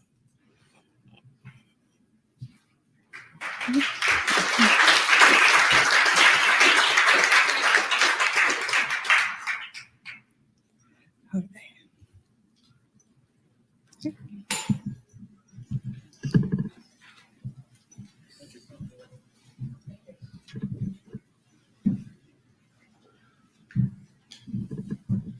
Okay, we have one more presentation before we wrap up the first session of Demo Camp. After this session wraps up, after this video, you'll have a 30-minute break and we'll return for 2 more presentations for Demo Camp Part 2.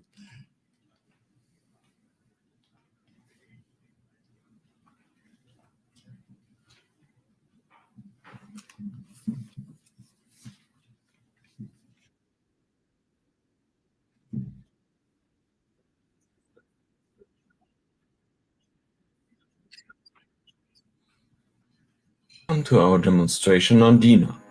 DINA is a consortium and system for research on and the management of natural science collections.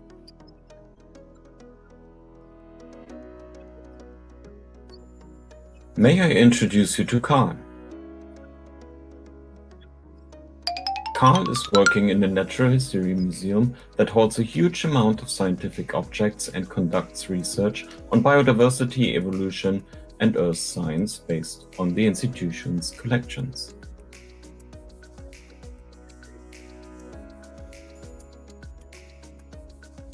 As a head of the data management department, Carl is asked to provide his colleagues with a database system that allows to facilitate the daily work in collection management, the documentation and handling of collection items, but also to support the research workflows while treating the material, its derivatives, and the related metadata. But the requirements are very diverse because each sub-collection has different needs according to different taxonomic groups, preservation methods, existing data formats, and workflows. So Carl couldn't find a system flexible enough that would meet all the requirements.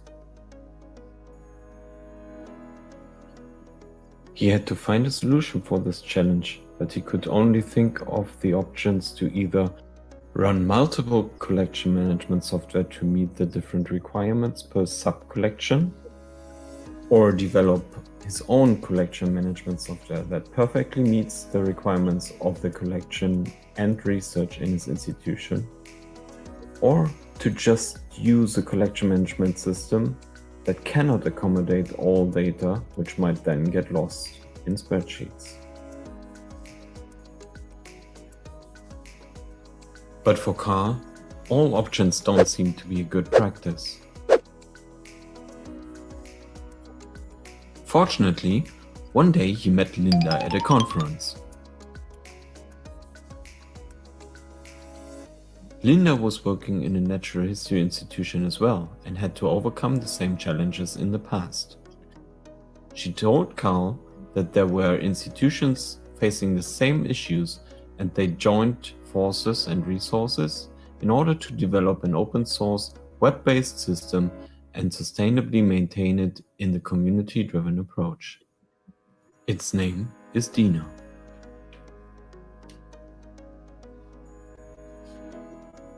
The DINA consortium meets regularly in order to discuss the development of the collection management system's core functionality, such as the user-friendly web layout, the full-featured programming interface, and the customizable database fields. They talk about specific research use cases and workflows that drive the further development of DINA's innovative data model.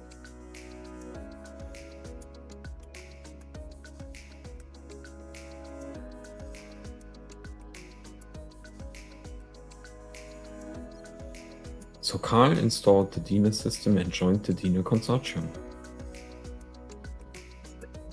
Instead of buying or individually developing an institution-specific system, he invested some financial resources in the further development of DINA's open source code. He learned about features and use cases from the international DINA partners, such as David and James. Today I'm going to begin the data capture of my 2022 plant specimens. So the first thing I do is log into DINA. On the landing page, I choose to create a new material sample. In DINA, we use material samples as a standard for specimens and samples underpinned by a strong provenance chain. Here, we see that my group has already been chosen as AFC, And in the identifiers portion, I'm in the botany collection. I choose my primary ID by simply saying, give me the next available. And when I look at my reel of barcodes, I'm on number 7654321. Next, I have to choose my material sample type. In this case, I have the whole organism. Finally, I can attach a picture from the field of the specimen I collected. I drop it here, I save, and I can review the metadata associated with that media. And if I agree that all is right, I save again, and it's now attached. The next thing I need to do is add information about the collecting event. In this case, I'm going to fill out a date. Let's say it was July 4th, 2022. I could then standardize that using the event date time, and I'll fill in the collector, which was me. And I can look on the list to see if I exist as a standardized agent, and I do, so I select myself. And importantly, I add my collector's number for that particular specimen, which is this. I can then go on to fill out all the usual associated information with, as part of a collecting event, the locality, the habitat, etc. But I'm not going to take the time to do that here. I can also add a georeference and use Google Street Maps for help if I need it, as an assertion of where this collection was made. And finally, I can also attach another image. In this case, it's the mounted specimen itself. And again, I can save that, review the metadata, and save it.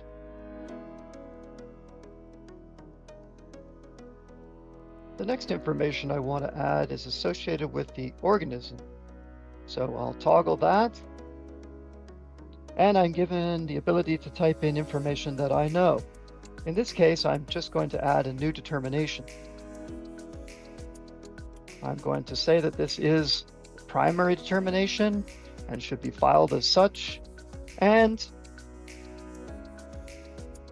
according to the verbatim information I left, I'm going to say this is Rosa Carolina. And I can use a service to assert that this is its proper scientific name that comes from global names and the catalog of life. So here I will search. I will find a result, Rosa Carolina Linnaeus. I will select that. And now I have the connection of this assertion to this specimen record, this material sample.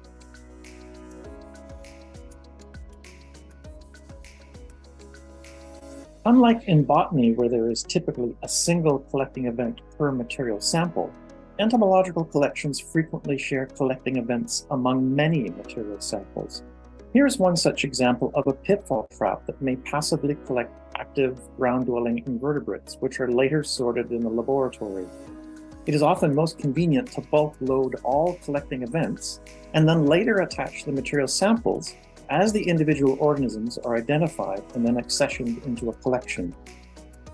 Here I created a collecting event for this pitfall trap, and I attached a photograph. And I also already attached one material sample whose organism has been identified to species. Now I want to create a new material sample for a different organism that was also caught in this very same pitfall trap, such that I do not have to recreate this same collecting event.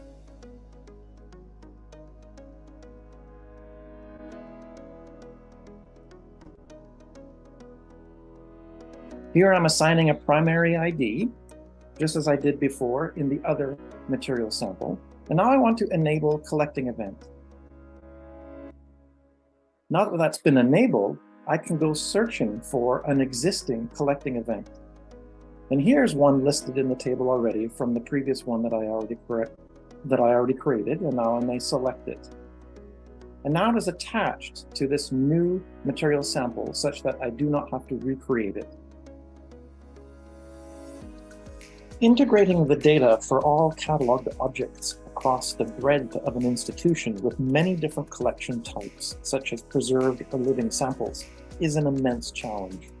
One of these challenges is the diversity of non-overlapping data fields that are critical for some collections, but not for others.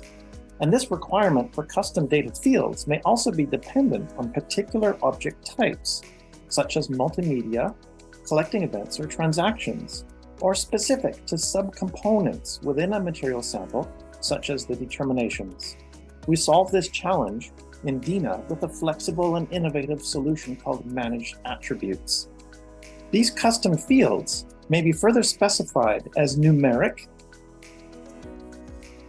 textual, a pick list, a date, or Boolean, or true and false. Here's one I already created called barcode to be associated with the determinations of an organism within a material sample. Now, when I go and create a new material sample and enable organisms and add a new determination, I have this new managed attribute available to me where I can enter new custom data.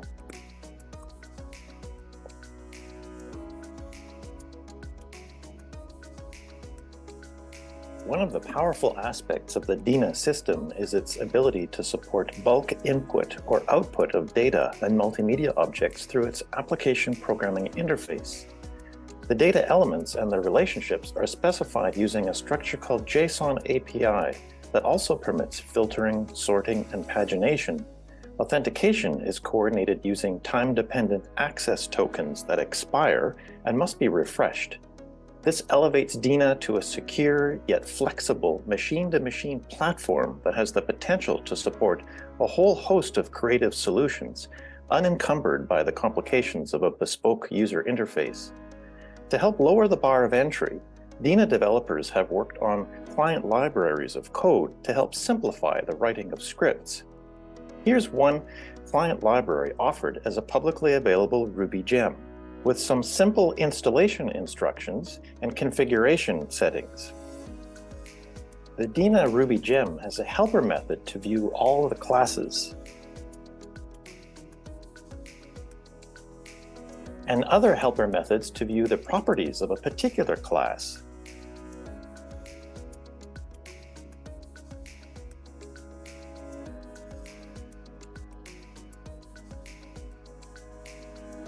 And a particular class's available associations.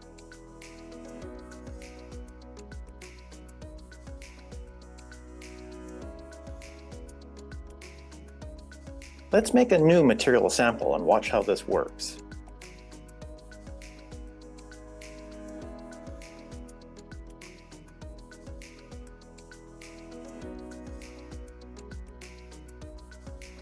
Here I set the group for which my service account has access.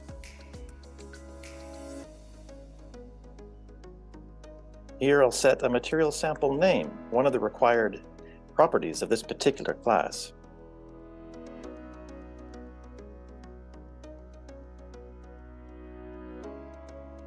As well as a material sample type.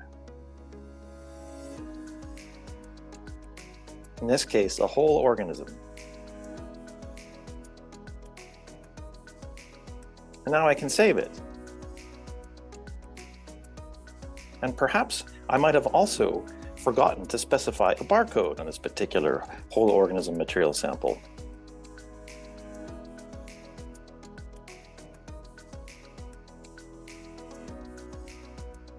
And save it again. And here's what my new material sample looks like in the DINA user interface. Now, Carl and his colleagues are happy about the collaboration within the DINA consortium and the community-driven system. And for sure, he keeps telling and inviting people to benefit from the distributed open source development.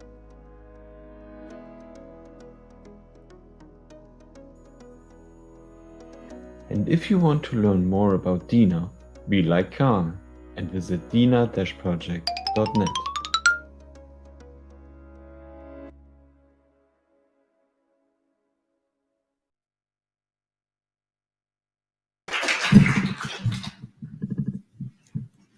Okay, thank you to the presenters from the DINA group. We now have a 30-minute break. So if you'll plan on returning a little bit before 3:30, we'll get started on the final two presentations, one about fossils in your neighborhood and the other about data publishing in Symbiota. Thanks, everyone.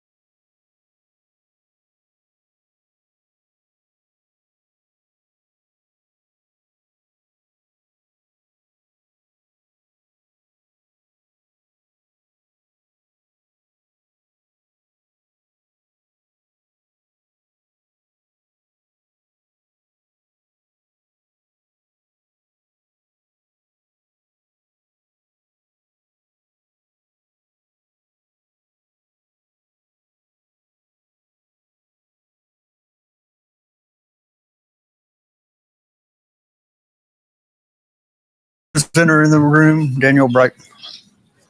Okay, great. No hurry. I just wanted to make sure you're here. I'm going to ask people to maybe start finding your seats. We're getting close to the beginning of the next session. Actually, we're there. So Daniel, if you're ready. Sorry to play musical chairs with you. Our timer is not here yet, so I'm going to stand in as that position. So again, welcome back to Demo Camp. This is part 2 of the session. And we are entering the last 2 presentations from Demo Camp. This block of, for this room has an additional session after it. So we'll transition after that's done. Again, we want to thank our diamond sponsors, Delta Designs and Picture. And Rob, I think your replacement is here.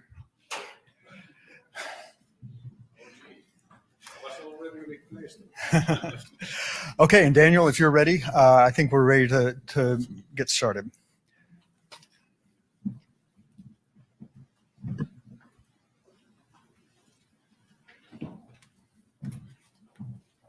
All right, awesome. All right, well, hello. My name is Daniel Markbreiter, and I'm a web developer at the Natural History Museum of Los Angeles County.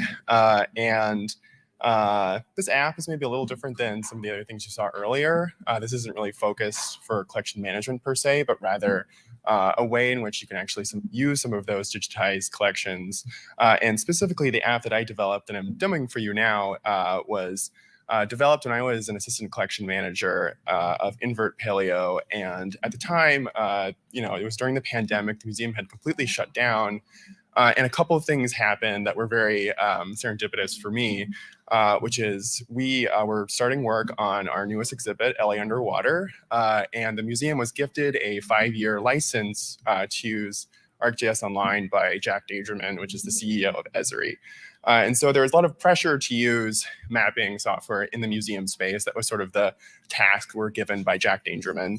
And I had a previous life as a GIS developer. And so the stars sort of aligned and I could sort of pitch to our exhibits folks the idea of utilizing some of the digitization work that we're doing in our collections to actually bring, as the tagline for the exhibit is, connecting our collections to communities in Southern California. And so the gist of the interactive, just to get into it, is we have these polygons, which here are these counties. We also have regions and neighborhoods, which are taken from the US Census Bureau and the LA Times mapping project, which is sort of like a crowdsourced accounting of LA's many neighborhoods. And as you can see, when you click on these polygons, that will feed in data into this info panel to the left with these different sections, as well as highlighting the polygon and these localities. And that was sort of like one of the challenges with this exhibit application is we wanted to give enough context to the end user, but this is really designed to be about like a minute experience in a very small exhibit space. And so trying to communicate what a locality is to the layperson had its own challenges. And we used the terminology excavation site, which was a back and forth with our exhibit folks. But you can sort of see like the idea here is you can click on an area, you can drill down and get down to the county, the regions, or neighborhoods and see what the Natural History Museum of LA has found in your area. And we have a few different sections here. I'll just briefly go over them, but the idea here is you can have photos, and these are brought not directly from our CMS, our EMU in our case. We have limitations, which I'll sort of get into like future steps of like what this really represents for the Natural History Museum. But instead it's taking from a Mongo database backend service and then fed into this React-based front end. But you have this slider with photos here that's taking in metadata from these specimen photos. And as you can see, it'll also like move around the map to show where that actual specimen was found within the region. And then also only a maximum of 7 will populate that slider. And that's sort of taken by random in that backend service. And then, sorry, this trackpad's not the best for this. This is originally designed to be a touch interactive. And then we also have this time region here, and that's queried from the time range of the actual fossil specimens that are found in that region, and that will query interactively based off of the selection. And that's really just a drive home what this exhibit's really trying to convey to our visitors. The relative short time that the majority of Los Angeles or the Southern California region was above water. And so we have this last state of underwater, which was taken from our inverted paleo curators' work, just looking at geologic context in the areas to get an idea of when the last inundated date was for these different regions. And then we sort of, this is not the best area to really show that, but also just drill down and give a brief overview of taxonomic groups, which you know, are not really, are meant to be very crude in a sense, just so the layperson can sort of understand what kind of fossils we're talking about. And as you can see, we have two different groups, invertebrates and vertebrates, and that's sort of almost like an artifact of how our EMU is set up, where just different fields across our vertebrate paleontology and invert paleontology databases, such that really most of the work in this project wasn't really the front end development, but instead trying to actually take heterogeneous data from those two sources and bring it into this application, which is really where like how I've been trying to leverage this in our institution, where it's like we can do great things with our data, but you know, this would have been so much faster had we an easier way to actually connect into our collections database if we had some internally consumable API or something like that. And so that's really where I want to take this in the future. We have a collections portal that is in sore need of updating, and the lessons learned from this, and also the lessons learned from doing a map focused interactive as well, and actually trying to tell a story through just querying our collections work. So that's really it.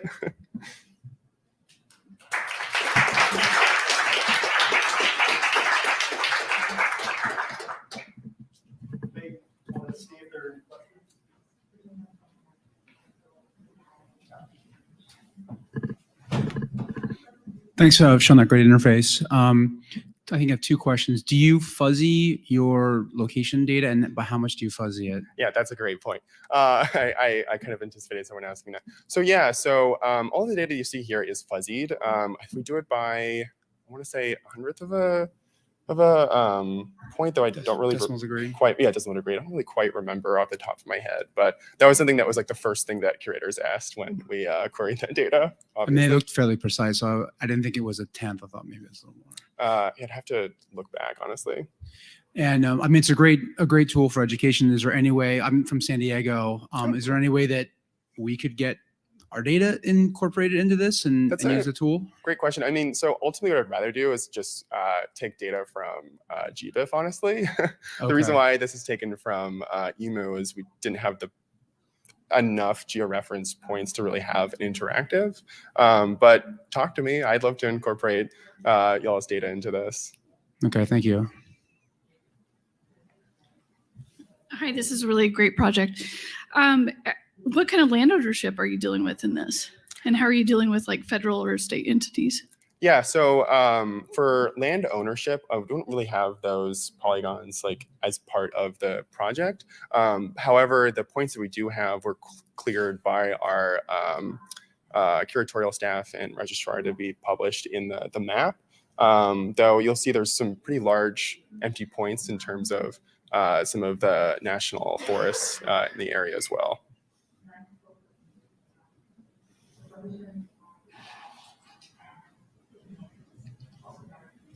Anything else?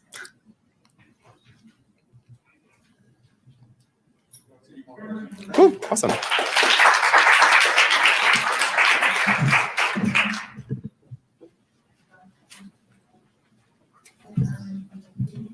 Okay, I don't want to get too far ahead because there are probably people that are timing their visit on the next talks. So we may just give a brief little pause. You can continue talking about chatbot and chat GPT and AI and all that if you'd like. So in about 5 minutes, we'll continue with the next presentation and the final presentation of Demo Camp from Katie Pearson about Symbiota.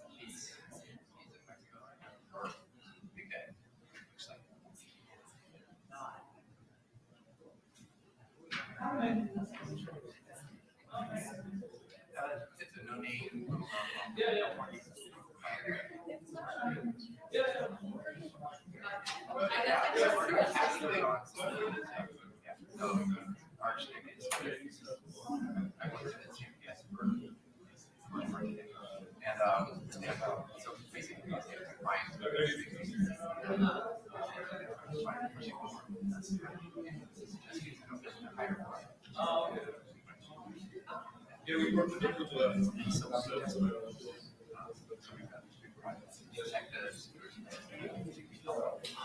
75% are not getting crimes. A lot of people sequence everything to develop part of it.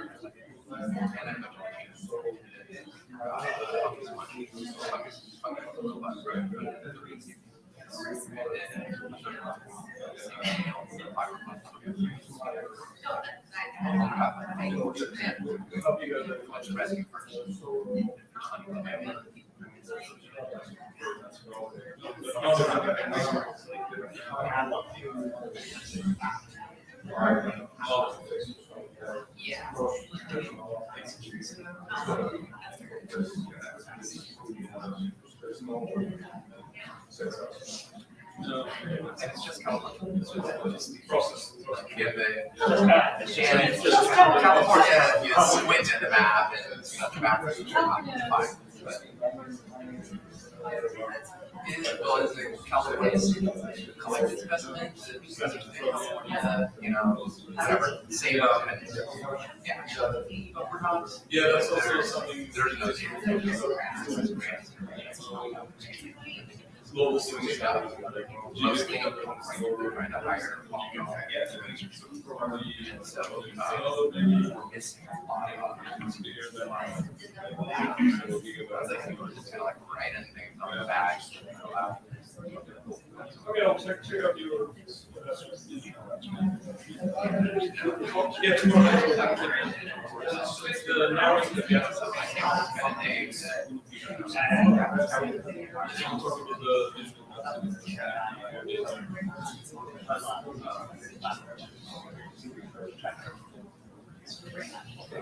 And we have to do more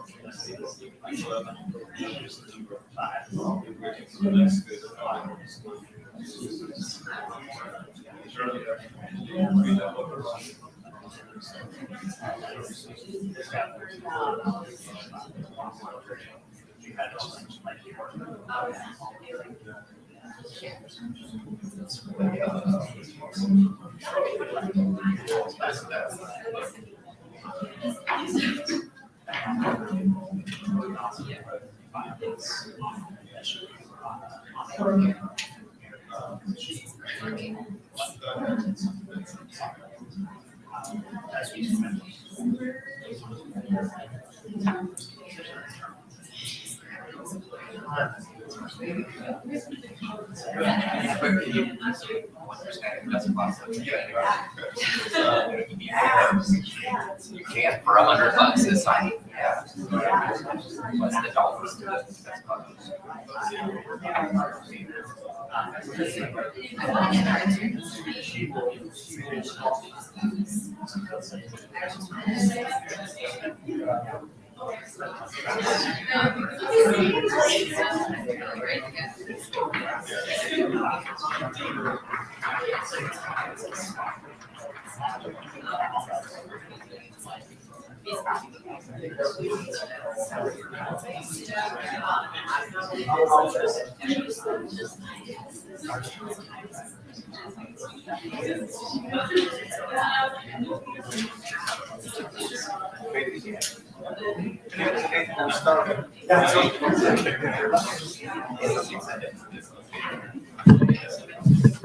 Okay, welcome back from the brief break. I'm going to check something here and make sure the next session, yeah, I believe this is going to be your PowerPoint for the following session.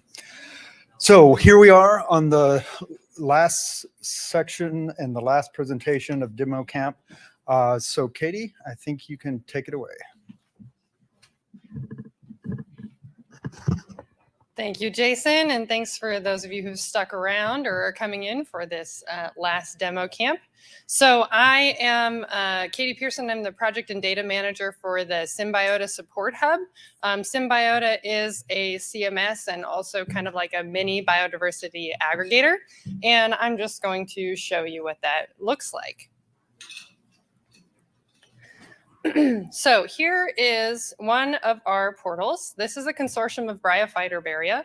So Symbiota portals are web-based interfaces, websites, whatever you want to call them, and they kind of serve two functions. One is a biodiversity aggregator, so you can take data from different sources, put them all in the same website, and you can search them all in one interface. So you can see we have probably about 150 collections in this one Symbiota portal.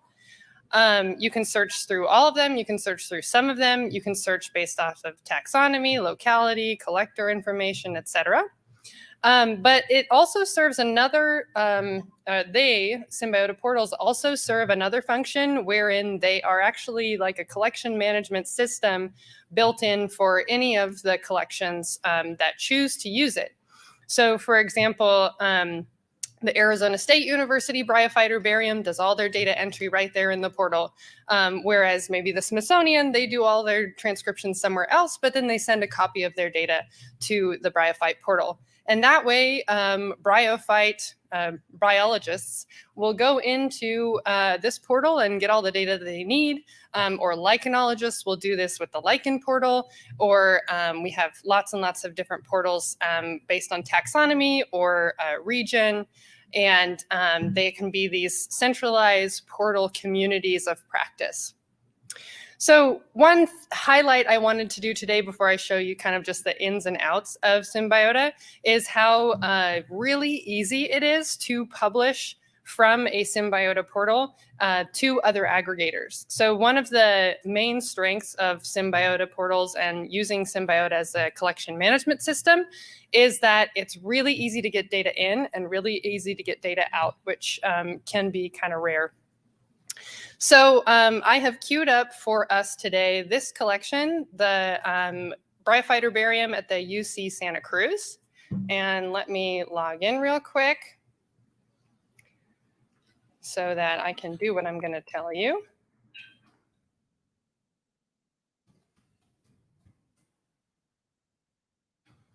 Okay, so I'm going to refresh this. Here we go. So I've queued up this collection today who told me, yeah, we would like to start publishing to GBIF. So what they have already done is they have registered as an institution in GBIF, and they're also publishing data from a bunch of different other Symbiota portals. For example, they're publishing all of their vascular plant data from the CCH2 portal. If I go down here, and I click on CCH2. Actually, I'll probably go to their specific collection here. This is where their vascular plant data is coming from. And then they also want to send their bryophyte data. They also want to send their lichen data. So those can come from their respective portals. And then they will be listed. Let me go back to that publisher here. They'll be listed as separate data sets in GBIF. So people could download just that data set or do searches that include that data set. So what I will do here is I'm going to live show you how we publish to GBIF. So I'm going to open up my collection or administration control panel. Hopefully zoom in so that you can see what's going on here. This is what it looks like for a logged in user with administrative permissions. There's a data editor control panel and then an administration control panel. And only an administrator can do what I'm about to do.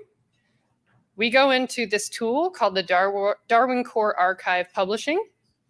And if I just click on this, it's going to say, here's where your Darwin Core Archive already exists. And do you want to create or refresh it? I have created or refreshed a Darwin Core Archive, and it's available at this link right here. So it's very, like I said, easy to get data right out of a Symbiota portal. I have to go into my metadata, and I have to enable publishing to GBIF. But after that, and I go back to my administration control panel, I just have to put the name or the identifier for my publisher into this GBIF key. I'm going to validate. And then I'll have to ask GBIF for permissions to publish this data set directly to GBIF, but I've already done this. So I'm just going to click Submit Data.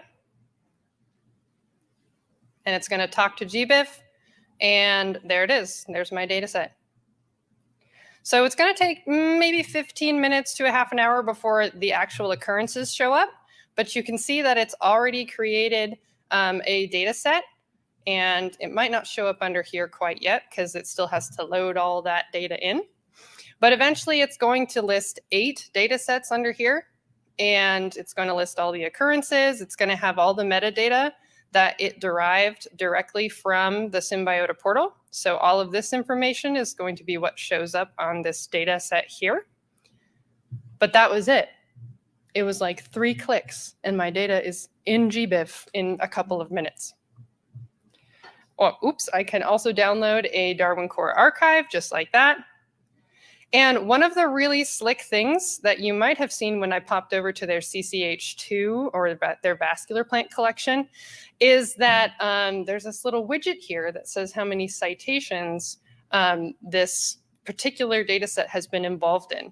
And that's because we have embedded, if you publish your data set from GBIF, then we've embedded this awesome little widget that will track how many citations using GBIF DOIs are using your data set. So if I clicked on this widget, and this is a publicly accessible, you can see I'm not even logged in. You could go to this, click on it, it'll take you to the GBIF page, and you'll be able to see all of the GBIF mediated citations. So that's really cool because now on your public page that you could send anyone to, it lists the citations. They don't even have to know what GBIF is. They can still be using this specific regional portal. In this case, there's also collection statistics that you can refresh every once in a while, and they're refreshed every time you create a new Darwin Core Archive. And those will list how many specimen records you have, how many specimens are georeferenced, etc. So once your data are published to, let's just go back here, published to GBIF, you can see this has already started tracking my citations. It's not very impressive yet because that was 1 minute ago. But once you have your data published to GBIF, it's very easy to republish your data to GBIF. So sometimes people come to me and they're like, oh, my data's not very clean. I don't want to publish to GBIF quite yet. Once you create a pipeline, fixing your data and then refreshing your data is 1 click. I mean, once you're in the tool, so maybe 2 clicks. So for example, if I went into my occurrence management and I'm going to administer this particular collection. This is the university where I live. And let's say I come into my record and I want to do a custom search for some specific specimen that I know there's a typo on, or maybe I'll go into the collection management tools and I use our data cleaning tools, which include a taxonomic cleaning tool, a duplicate catalog number finder that has the ability to merge records if you want. And then there's also a geography cleaning tool. So you can find all of those U.S.A, U.S, United States of Americas. You can squash those all into one single value. Say I did that, then I'm like, okay, now I have a much cleaner data set that I can push to GBIF. You just go into that same tool and, oh, in this case, I haven't even published to GBIF. So here we go. I'm showing you, I'm publishing 2 data sets to GBIF within 10 minutes. That's how easy it is. But I could make my changes, then I go back in here, and all you need to do is click Create, Refresh Darwin Core Archive. And all those changes that you just made, they go straight into GBIF. And because they're associated with that unique identifier that has been created and is kept stable in the portal, then those changes are going to be applied to the same records, and it's really seamless. So a couple of other of my favorite parts about using Symbiota portals is that you have the ability to access the Symbiota portal from anywhere there is internet. So, you know, I can be at a conference and managing my data right there, wherever I am. And then you can also give access to students, technicians, volunteers, and there are 2 different levels of access that involve editing your data. There's editing. An editor can only view this control panel here. And then an administrator can access all of these control panels. So a data editor cannot do batch edits. A data editor cannot fiddle with your GBIF publishing. A data editor can just do edits. And they too can just access their access the portal from any web browser. So I'll show you what the data entry page looks like. It's relatively simple, and let me zoom back out so you can get the whole picture. What a beautiful specimen picture. This is what the data entry page looks like. I can have my image float with me if I am wanting to go all the way down this form. You have the ability to add multiple determinations. You have the ability to add more images. There are lots of batch tools that you can use.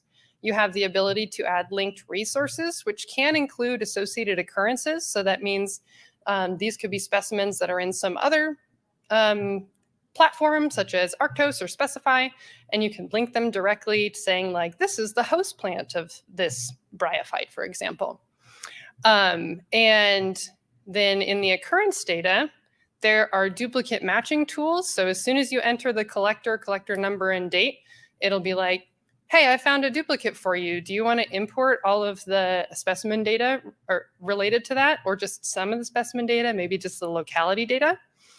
That's really handy in botanical collections because we have a lot of duplicates. And what's really neat is that it doesn't search only within your collection.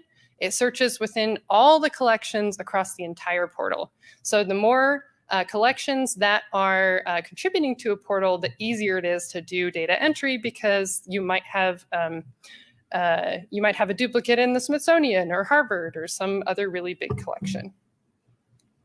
We also have some built-in tools. I'm not going to click on this because it'll open a new window and then my live stream people won't see it. But this is a Google mapping tool.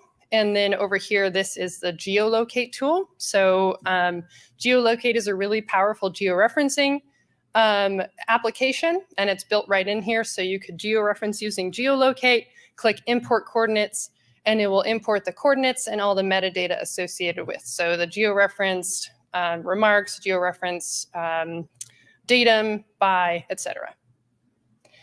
There are also some neat data entry kind of normalization tools. So if I started typing in here, then it's going to link to the taxonomic thesaurus. So, you know, when you have that list of 17 associated taxa, you could actually just use a drop-down list instead of having to type them all out. And the same thing goes with the scientific names. Those are linked to a taxonomic backbone, taxonomic thesaurus, so that they can have fewer misspellings, hopefully. Same thing with country, state, county. Those are also drop-down lists. So those are just a few of my favorite features in Symbiota portals, and I'm happy to take any questions. And I'll be at the data help desk a lot this week, so if you have any other questions, just drop by or find me.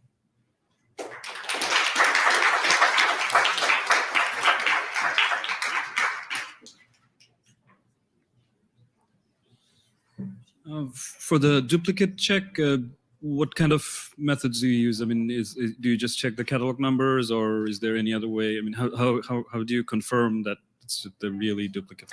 The duplicate uses the collector last name, collector number, and collection date, because those are usually botanical true duplicates.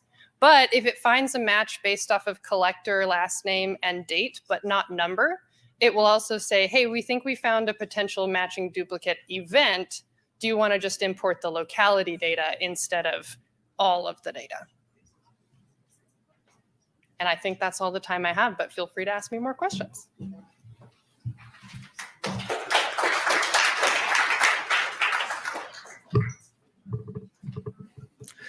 Okay, thank you everyone for attending demo camp.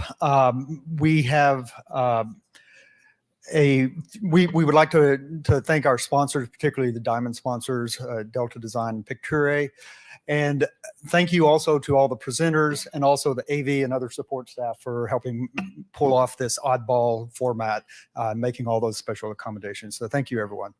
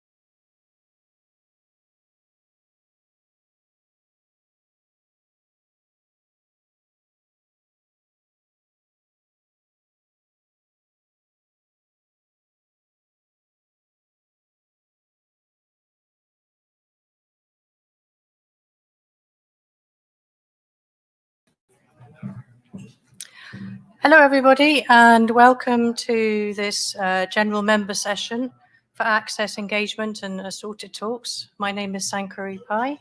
I am your moderator for this session. Just a couple of things. Please make sure your phones are on silent.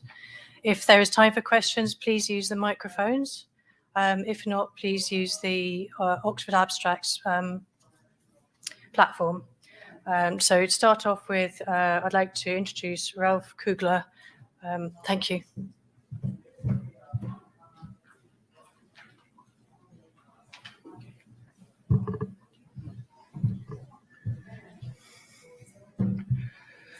Hi, I'm Ralph Kugler from the Milwaukee Public Museum.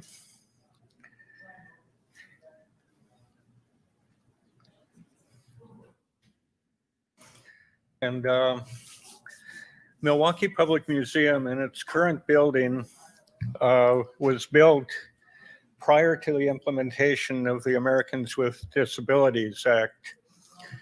And there are many exhibits that have accessibility issues that were not addressed in the initial building. These have been addressed in various ways throughout the existence of the building. I'd like to talk about two things that have been done recently, virtual tours and photogrammetry. Some of the issues that exist are people in wheelchairs or others with mobility problems may not be able to see the content of all exhibits. This would apply also to young kids that are too short to see the level of exhibits. Also, people with visual disabilities can't see, so we use photogrammetric models, 3D printed, so they can have a tactile experience with museum collections.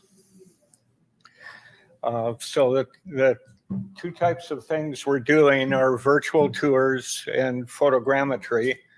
The virtual tours are built by a bunch of 300 by 180 degree panoramas that are linked together, and a bunch of content is associated with these. These are taken with standard photographic equipment, 210 degree field of view fisheye lens. Photogrammetry is taking a bunch of photographs from all sides of a specimen, putting them together, applying surface texture from the photographs so there's a photorealistic view. These can be put out in a variety of formats and 3D printed.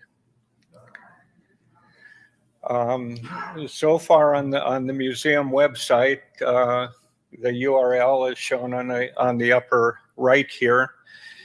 There's 6 tours, complete tours of 6 exhibit halls.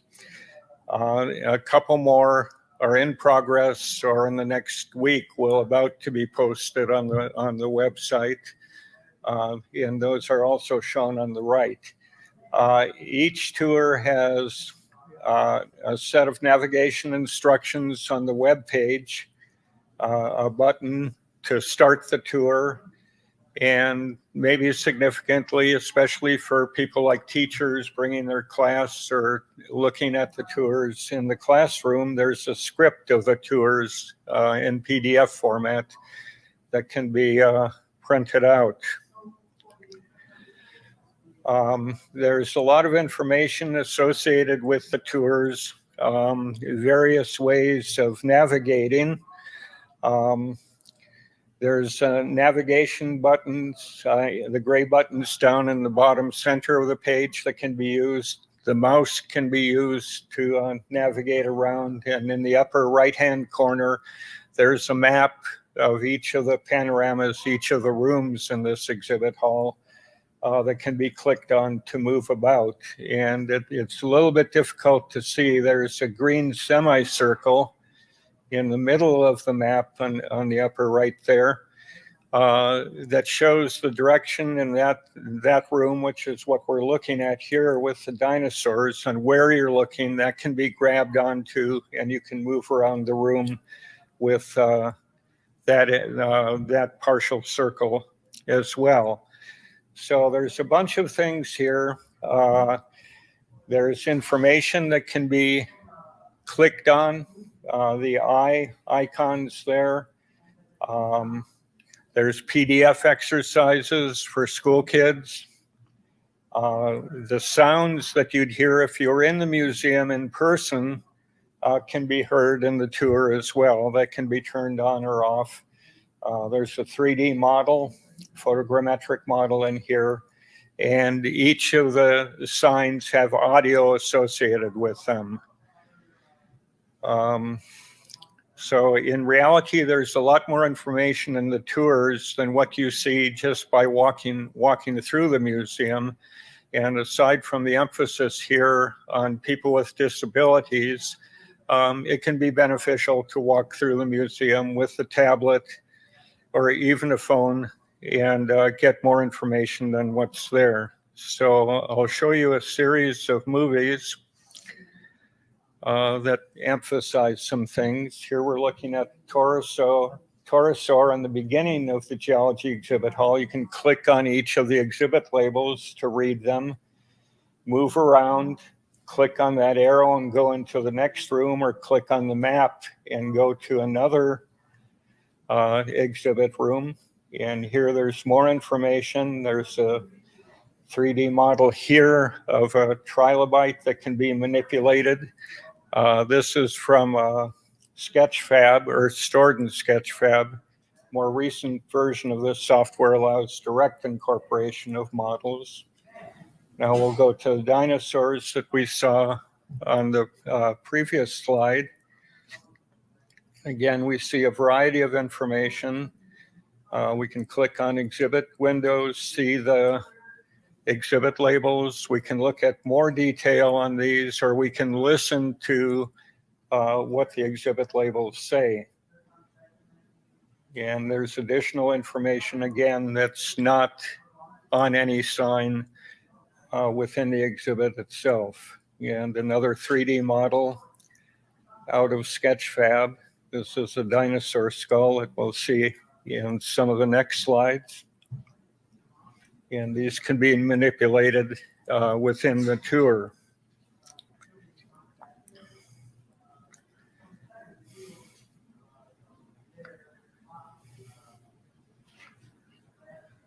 And then we can use the arrow to go to the next room, or use the map to go to another part. Oops.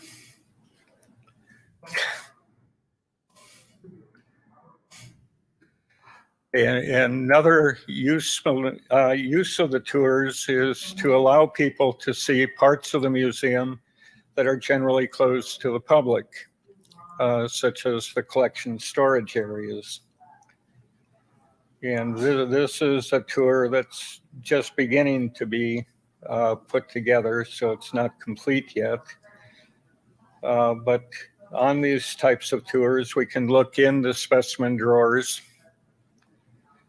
and see what's in there. And there's a QR code on the specimen drawers. So ultimately, these tours could be used to connect to the specimen database.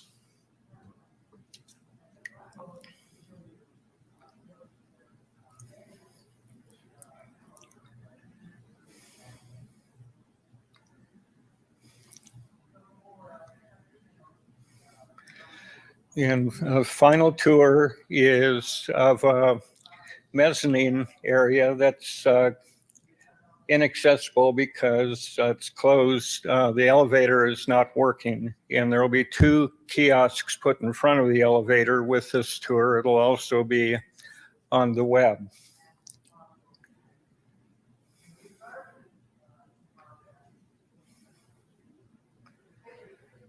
And here we will see some display cases that may be not sufficient for people in wheelchairs or small kids to look at what's inside, and the tours can take us again to look inside. Here is a 3D model of the dinosaur skull that we looked at earlier.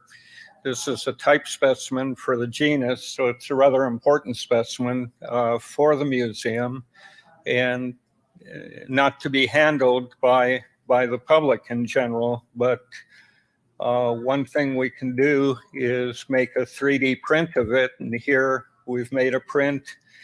The museum artists have painted it to look much like the original specimen down on the bottom. The 3D print is on the right.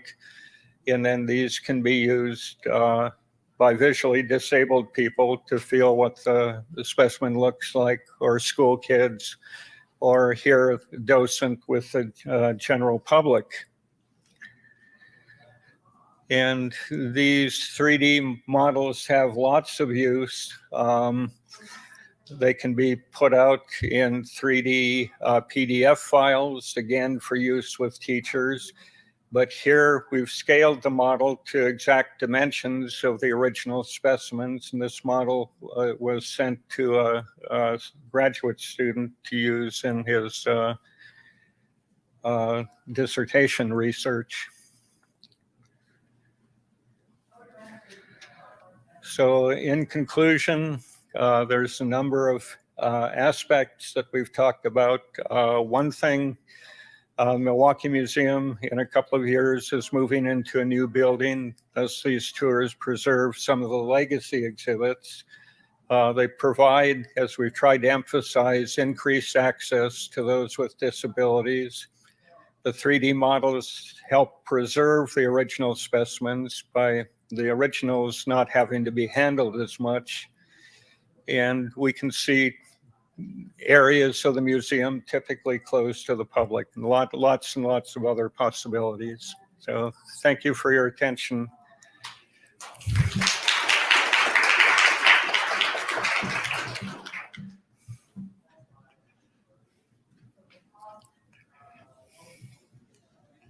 Hi, I'm curious, could you tell us more about what your process looked like for developing solutions for folks with disabilities in your museum? And I'm also curious what kind of feedback you've heard from the disability community as you've implemented these changes. Okay, I'm actually sorry, I'm not actually aware of everything that's being done, but there's a lot of outreach. There is a person whose job is dealing with accessibility. So the third author on this talk, and her email was on one of the slides, so you can go look and get in contact with her on that.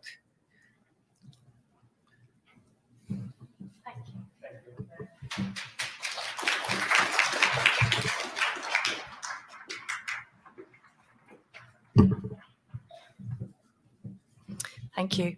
Up next, we have a virtual pre-recorded talk with Brenna Decker. Hello, and thank you for attending my virtual presentation.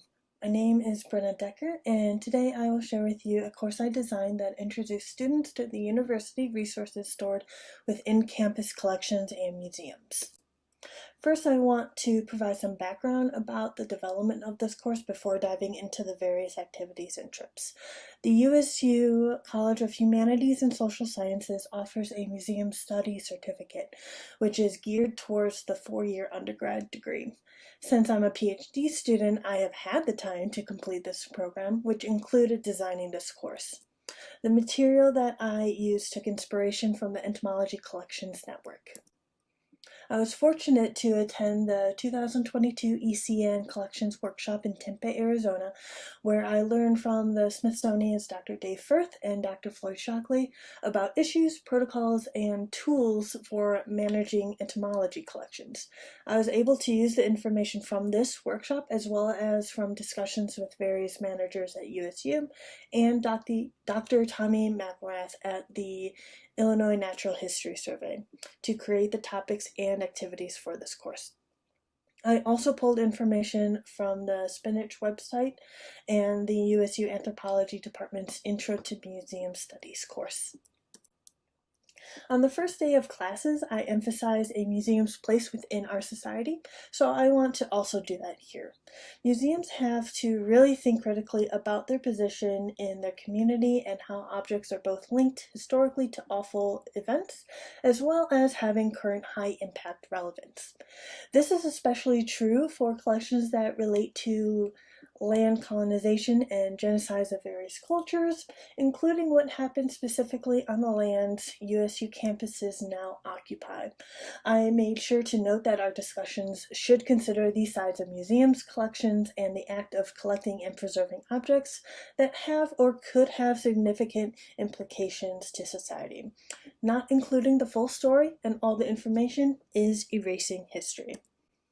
So with that, I want to discuss with you today the course objectives and logistics, a few of the discussion and lab activities, the grading policy I use, the grant writing semester project, and end with examples of student products and responses.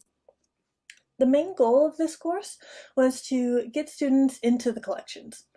This came from knowing a few natural resource undergraduate students who were studying plant distributions who also didn't know that we had the Intermountain Herbarium on campus as a resource. I also wanted to introduce students to the grant writing process, as many fields of study will need to write grants with not many opportunities for undergrads and even sometimes grad students to practice writing for a grant. All of this was under the broader skills of critical thinking and self-assessment. We cross-listed this course with anthropology, biology, and wildland resources, and used the special topics designation museum development in the anthropology department for this first iteration of this course. We got 13 registered students, 5 in anthropology and 8 in biology, with a few biology grad students observing. On one of the 2 scheduled class periods per week, students met in the classroom for lecture and discussion days, with some days being prefaced with a virtual discussion post.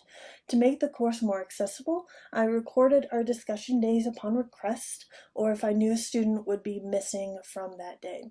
I had think, pair, share discussion questions and in-class activities for the students to work through and discuss, and I want to point out 3 of those activities.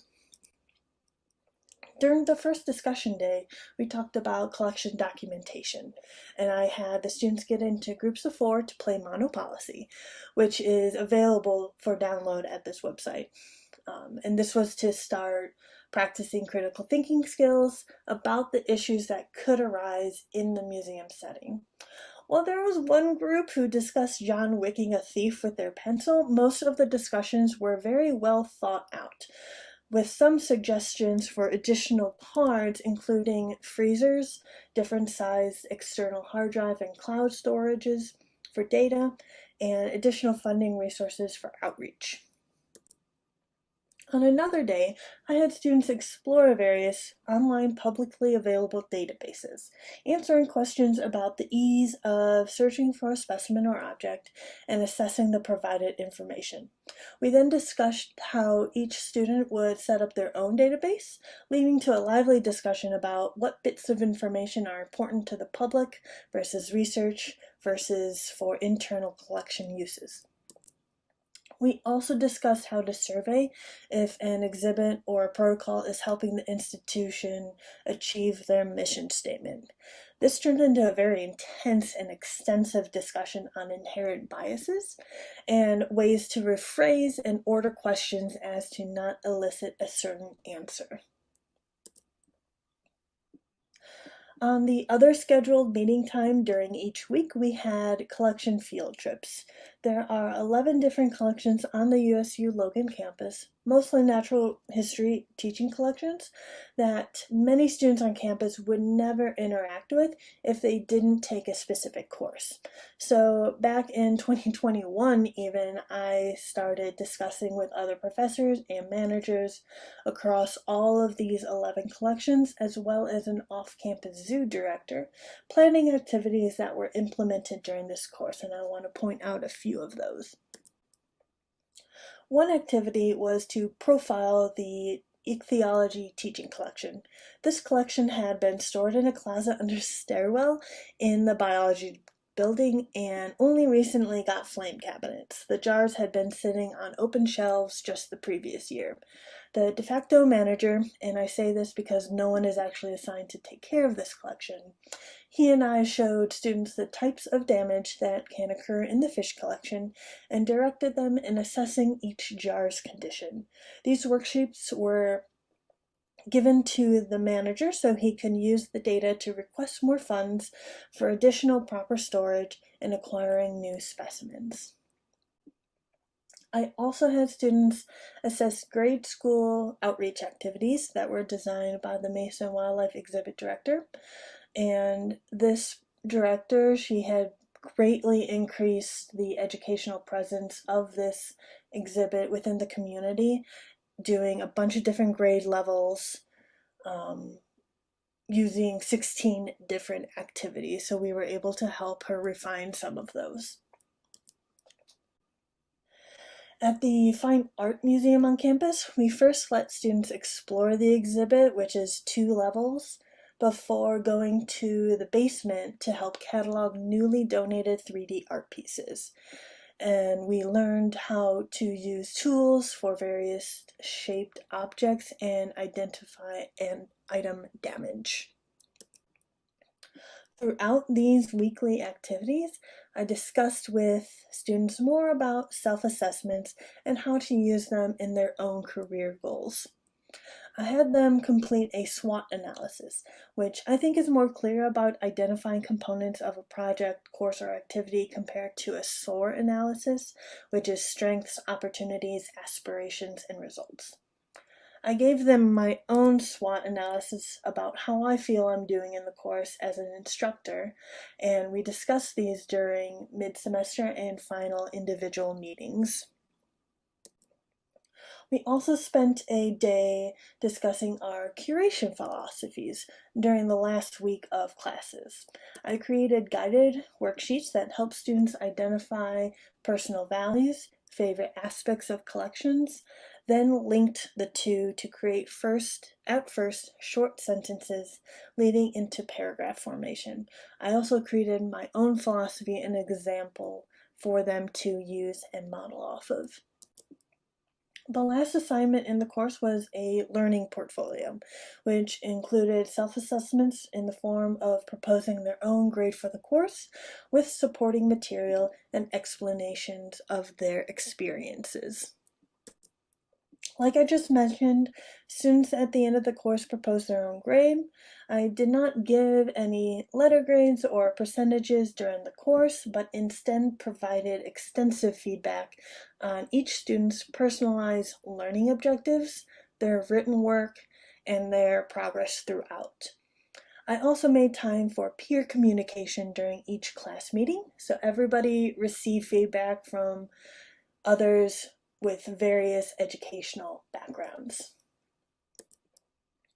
The students' semester project was their grant proposal, where they had to choose one campus collection to work with, develop a topic or identify a need within that collection, and then wrote a different section of the proposal throughout the semester. This ended in both a fully fleshed written submission and a lightning pitch presentation. Some of these ideas created by the students were to develop mobile exhibits, community activities, and obtain supplies for internal collection uses. So now I want to look or show you some student products from the course. I took an exercise from the writing workshop book by Dr. Klara Scharnagl, where a group simultaneously edits a written work from another student in real time with Google Docs. For this, I assign each of the groups 3 introductions from other students to edit for 20 minutes each, and I encourage them to propose new sentence structures and organization for unclear statements. The results were much better than expected, considering that this was the first time any of us had done an activity like this, so I was very pleased with our first attempt at this shared editing activity. Each group, like I mentioned before, presented their grant proposal in a lightning presentation, which was a 3-minute long, single slide that went over the premise, funding requests, and goals of their proposals. For some students, this was the first time they had to give a presentation, and I think they all did very well. At the end, students created various types of learning portfolios, from paper-like submissions to videos, PowerPoints, Canva presentations, and even a website. So it was really cool to see their creative sides in the making of these individual learning portfolios. Overall, everyone loved the collection and museums visits, especially visiting the local zoo. The ungrading practice I implemented was also something everyone positively commented on, saying that they were able to learn and not stress about assignments and participation. The discussions allowed each student to both present their thoughts and learn from others in different disciplines. So it showed some how to actually use words to express their ideas about an object and learning from various backgrounds. The single thing that all students found challenging was of course, the grant writing. Since a vast majority had never written a grant before, students did not really know where to start and wanted more guidance and specifics at the beginning of the course, which is definitely something I would improve on if I were to teach it again. And finally, all students said that they enjoyed learning from their peers specifically and think that they can now apply this knowledge not just to collections, but to all facets of their careers, especially those that intend to pursue careers in research and education. Again, all students who commented in the university's IDEA course survey said that this course should be taught again. The Museum of Anthropology director and I are preparing a proposal to make this course a yearly offering within the anthropology curriculum and continue to have it at least cross-listed with biology. I already have several ideas as to how I would update the activities, the grant proposal project, and how I would describe the learning portfolio and help students practice advocating for themselves with their grades. There were so many people involved in the making of this course, and I am honored to have taught this first iteration. I'm currently looking for jobs that would somehow connect museums, education, and entomology or genetics as I prepare for my dissertation defense in the fall. So I want to thank you all for viewing this presentation, and I hope you all enjoy the rest of the conference.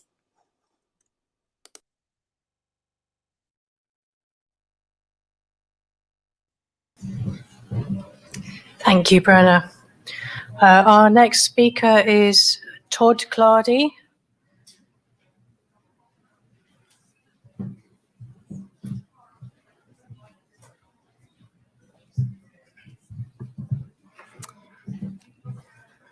All right, hi everyone. So today, my name is Todd. I'm from the Natural History Museum of Los Angeles County. I'm the collections manager for the Department of Ichthyology. Today, I wanted to talk to you about a temporary exhibit that we put on called Discovery from the Deep, where we were showing off a rare Pacific football fish. Okay. So in May of 2021, a beach walker at Crystal Cove State Park came across this lovely beauty. Wonderful fish. They snapped a couple of photos of it, and then fortuitously they told a park ranger about it. So the park ranger wound up scooping it up and putting it into a freezer for us. And they posted some of these photos on social media, and it turns out that this discovery was taken up by local and international media. So there was a lot of press about this weird fish on the beach, and they're calling it things like monsters and other things that makes my skin crawl because I think she's a beautiful fish, not a monster. But I'm an ichthyologist, so maybe that's just my perspective of things. So it really was a rare fish, and probably the most important thing about it was that it was in such pristine condition. So this was identified as a Pacific football fish, Hemantolophus sigamius. They are in the family Hemantolophidae. They're mesopelagic fish. They're characterized, so they're anglerfish, so they have a dorsal fin that is sort of positioned forward on top of the head, and then is capped with this beautiful esca, a light organ. So this esca, the escal shape is actually species specific within anglerfishes, within Hemantolophids. So depending on the number of those tendrils they have and the length of those tendrils and sort of the shape of the big bulb, we can tell different species apart. Hemantolophids also have these structures on their sides. They're called bucklers. They're not technically scales, but they are these sort of dermal ossifications that are very spiny and very sharp and give them sort of a characteristic look and feel across the family. Hemantolophids are pretty rare. There are 22 known species of Hemantolophids, and in museum collections worldwide, there are about 657 specimens. For this particular species, the Pacific football fish, there are only 7 specimens in collections. So it's a rare fish. It's in incredible condition. When this fish washed up, there was no indication that a crab had picked at it, no indication that a bird had pecked at it. So no indication at all of scavenging.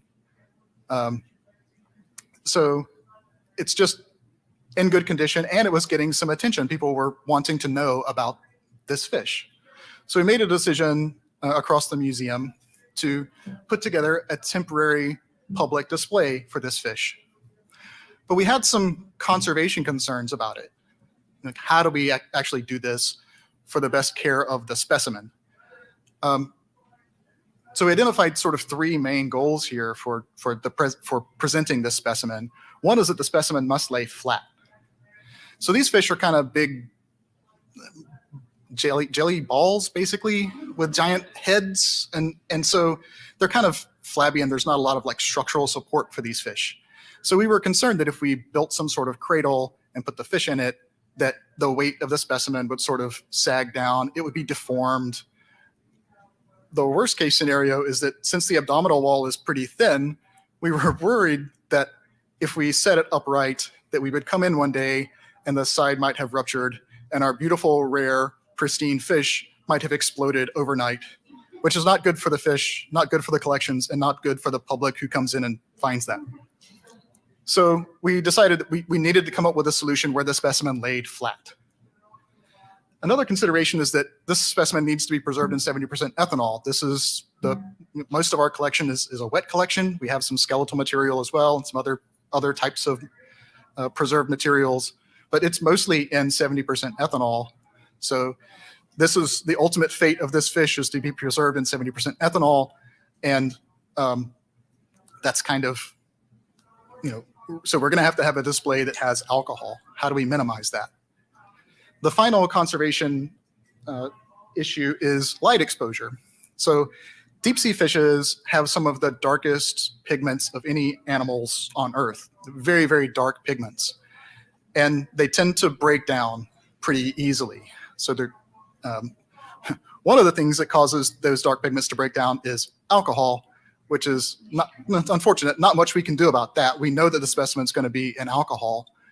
But another thing that can break down those pigments is light. So just light exposure can cause those pigments to deteriorate and eventually bleach out into a white specimen, which is not what that fish is when it washed up on the beach. So how do we limit light exposure? There were some other considerations as well, namely like exhibition objectives. What else do we want to do? We don't want to just put a fish in a dish and show it off and say, look at that.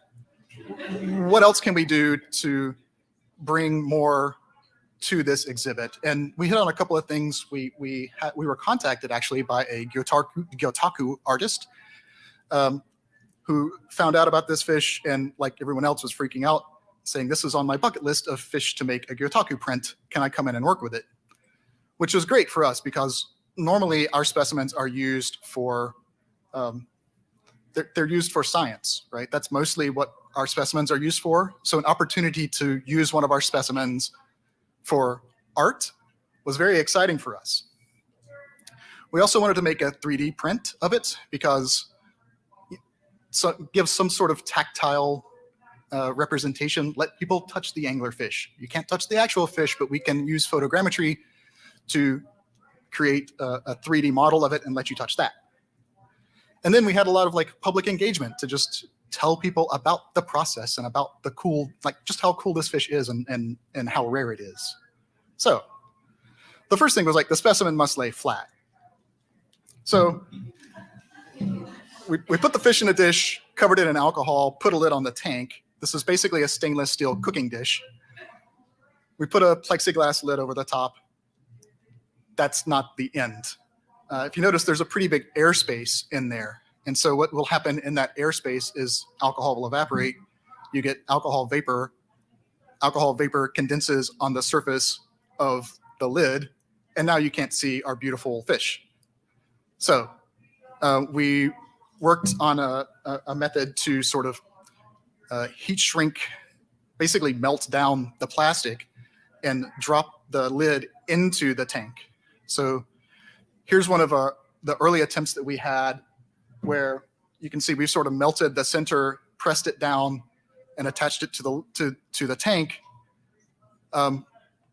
It's kind of fuzzy because guess what? There's still some airspace in there. There's still vapor formation. There's still condensation of alcohol on the lid. So this was an early attempt.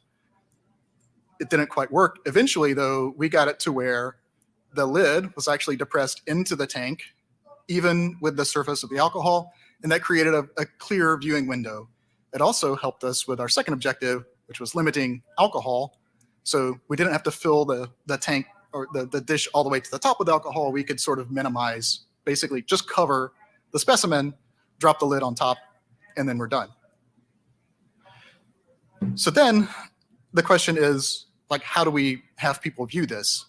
If you were here for Ralph's talk, Ralph had mentioned some accessibility issues with people walking up to an exhibit and not being able to sort of see into an exhibit. Well, it's the same thing here. If we just put this dish in a case, some of our younger guests, people who are sort of confined to wheelchairs or have some limitations, they may not be able to actually see the specimen. So we came up with this sort of scaffolding system. It's actually a double mirrored system. So there's a couple of mirrors here in this frame. So when you walk up to the tank and you look in, you're looking through a series of mirrors that point down to the surface of the fish. And that allows you to approach the tank and see it pretty clearly.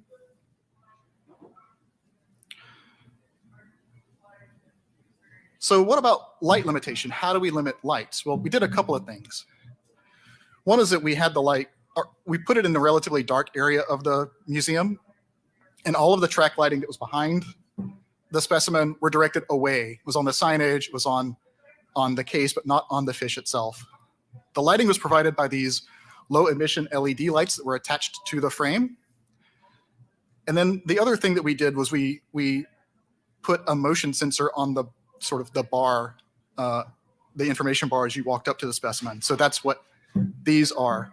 So the lights were only on when someone was standing in front of the specimen. We had a little light sensor to measure the amount of light, and then all of the electronics were controlled sort of in a box that were mounted under the case in a waterproof box. So if for some reason we did dump a bunch of alcohol on top of the electronics box, it was protected.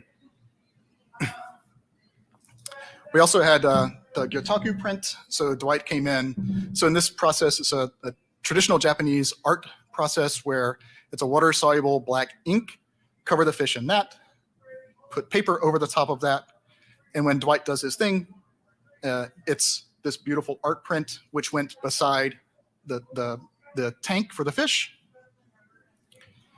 We used 3D photogrammetry to scan the fish and make this 3D print. And again, this was mounted sort of underneath the Gyotaku print. Sort of the final element of this was accessibility. So in Los Angeles, we're a museum in Los Angeles, something like 50 to 60% of the people in Los Angeles speak Spanish as either a first language or a secondary language. So it was important for us to be able to have both Spanish and English translations on all of the sort of all the copy that was associated with this collections. And then sort of the final thing that we did was a lot of public engagement. This was actually a lot of fun. So we wrote articles about the discovery of the fish, you know, from the people who found it on the beach, articles about the process of making the Gyotaku print, and then cool things just about the fish. We used Twitter back when Twitter was a little bit of a, you know, actually a good social outreach platform to run a Twitter poll to name the fish. So the unofficial name of our anglerfish is now spiny baby cakes. I'm not allowed, my curator does not allow me to identify her properly, formally in the collections database as spiny baby cakes, which is unfortunate. But this was it was a 3-month exhibit. It ran from August until November. So it was a temporary exhibit, but we think that we got very good engagement from this. We had a lot of people telling us they came to the museum specifically to see the anglerfish. We got fan art, people drawing pictures of our cool fish and sending us cool pictures of our fish. That was incredible. So all in all, we think that this exhibit met the sort of conservation objectives of the fish. She was just fine at the end of 3 months. Now she lives in her permanent tank in the collections. And we had a lot of successful public engagement out of it as well. So, of course, there are a lot of people to thank. Our exhibitions team was incredible to be able to sort of throw this together on a relatively short time frame. Yeah, the people who helped us gather the specimen, and Dwight and his family for making the Gyotaku print, and Shori Designs for helping us designing the light system. All right, so thank you.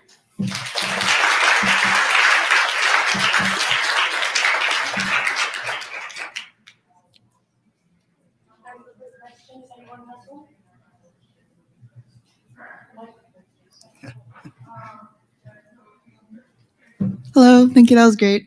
What ended up being the solution to the heat seal for the lid? And also, can we get a copy of the 3D print for ourselves? So you're wanting to know what was the process for the heat shrinking of the?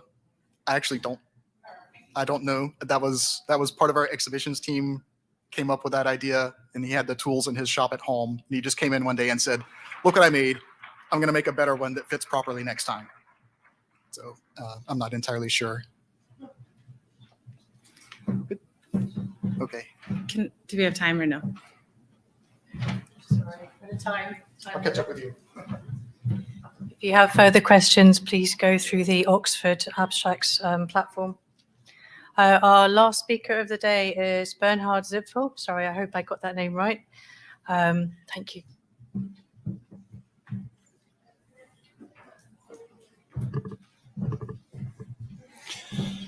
Hi, good afternoon, everyone.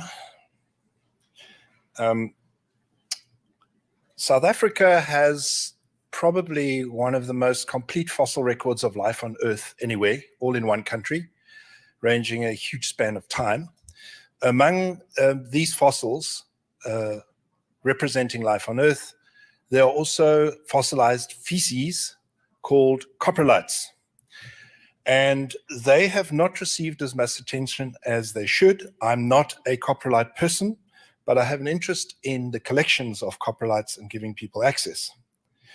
So a number of my co-workers have taken an interest in identifying these in the collections, because they work in the collections in terms of archaeology, paleontology, palynology, and other disciplines.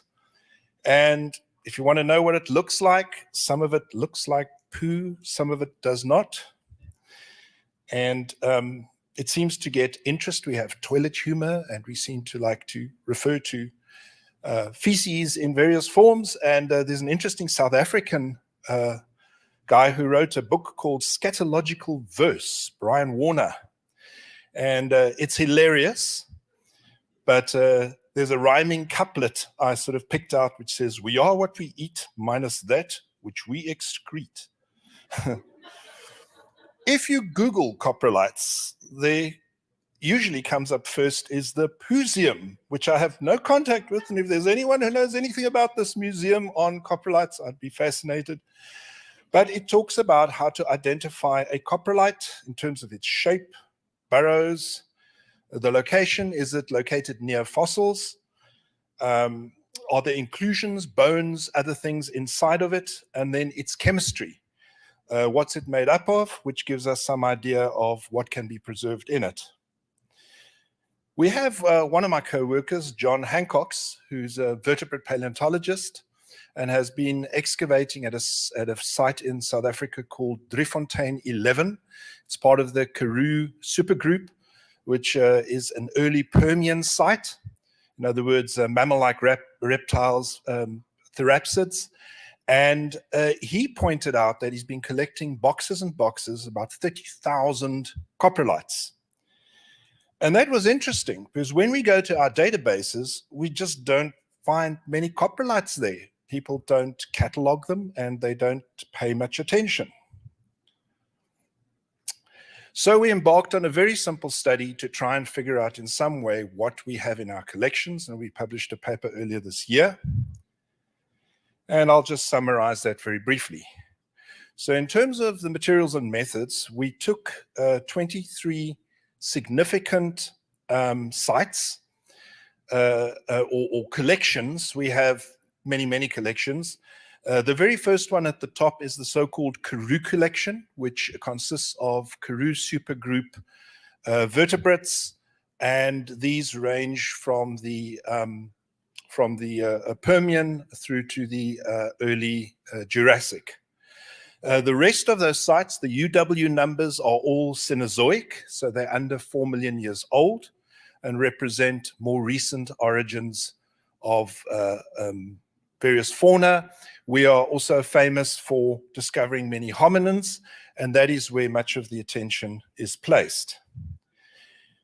So of those, after investigating them, we discovered there were about 790 coprolites from the collections containing, I would say, around 1 million fossils. Around 1 million specimens, there's only 790 coprolites.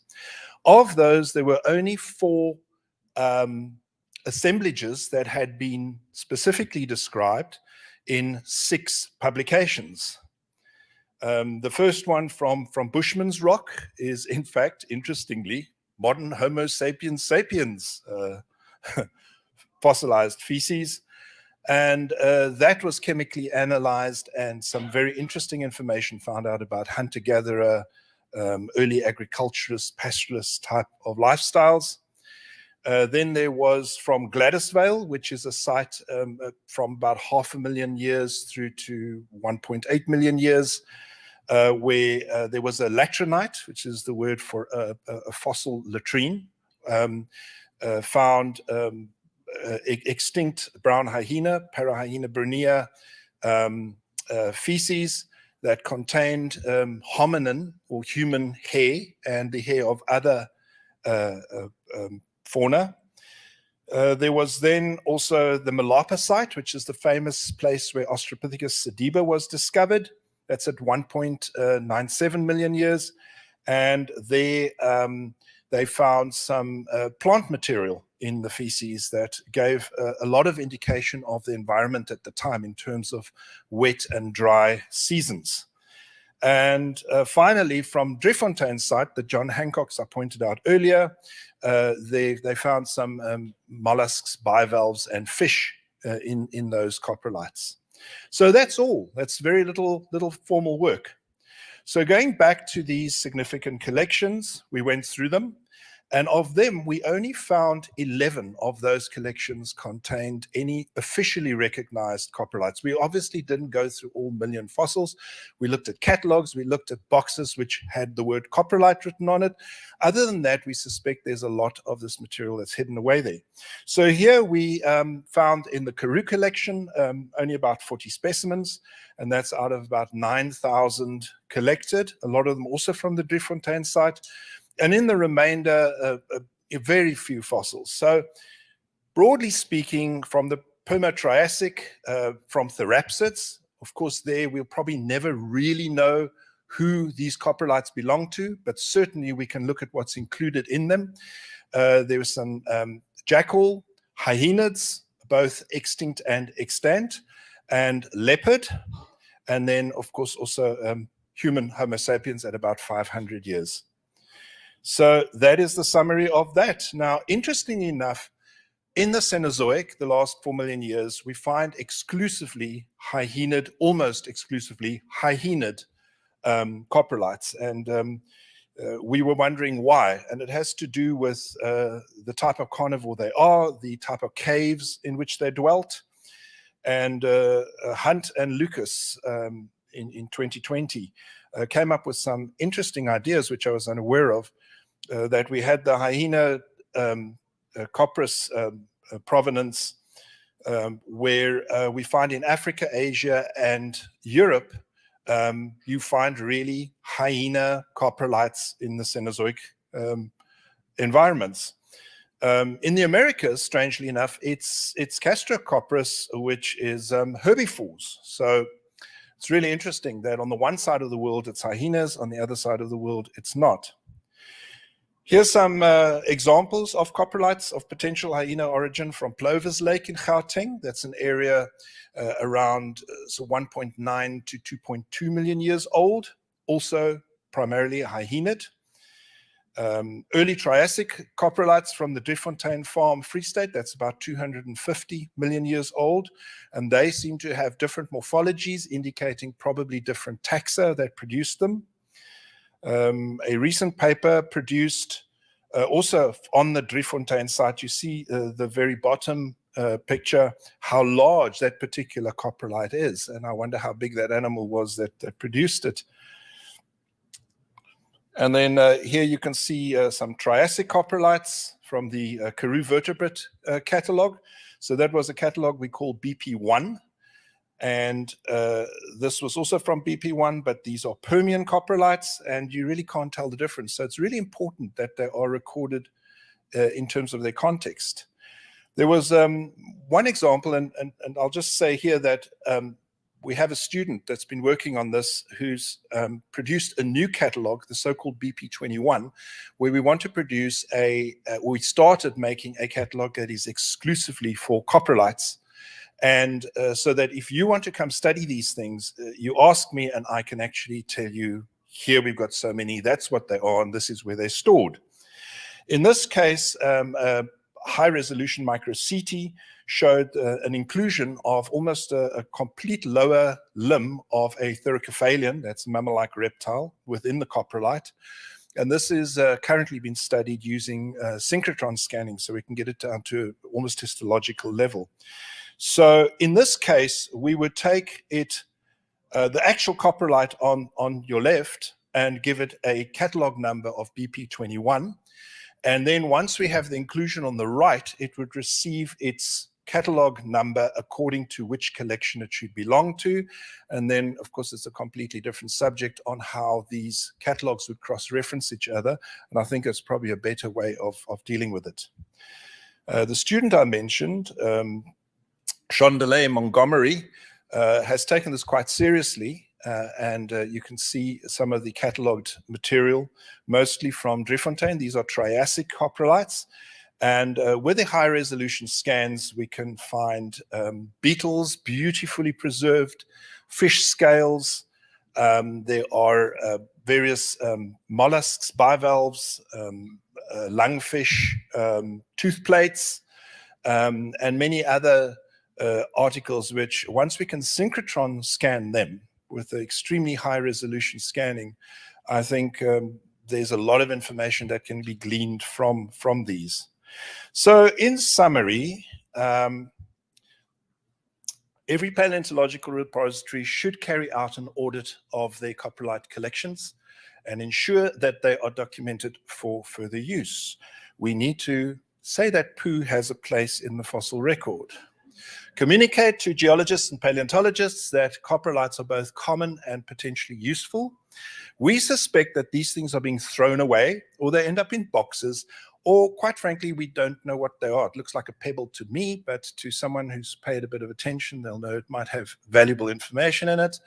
Coprolite literature, coprology literature, it's a new word, commonly studies a few unusual specimens. So if it looks cool and it has cool stuff in it, maybe we'll keep it and the rest we ignore. The description of complete coprolite assemblages will provide the necessary data for a broader understanding of their fossil record. More documentation of the distribution of coprolite morphotypes and ichnotaxa will allow broader patterns to be recognized. The study underway by our student on the aforementioned Driefontein collection will go some way in achieving this in future. So coprolites must be catalogued, and my sort of real bugbear with this is the storage location in the collections needs to be noted, because we read publications that say, yes, we have coprolites in the collection, and if someone says, oh, I'd love to see them, I have no clue where they are. So that is something we are going to be working at, and that's pretty much it for me. Thank you.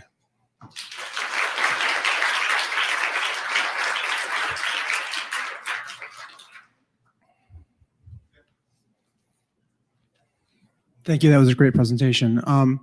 So in terms of making our own collections of coprolites more accessible to international communities, if we're serving data to aggregators, how would you recommend that we are having our taxonomy as well as preparation data standardized so that others may find this information?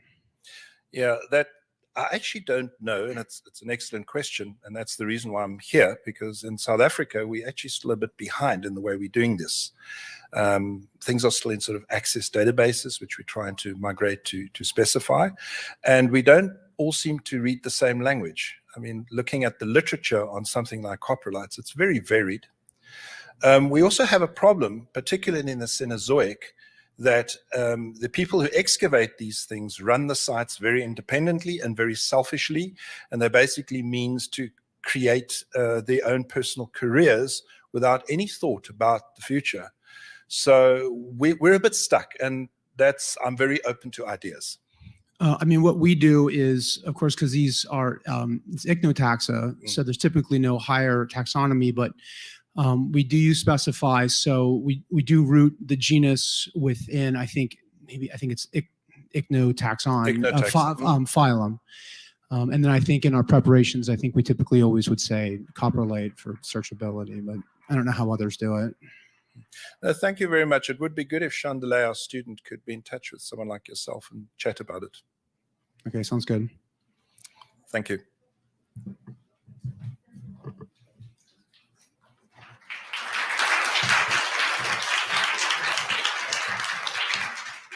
Thank you to all of our speakers for very interesting and varied talks. Also, I'd like to extend thanks to the volunteers and the interns who've helped us today.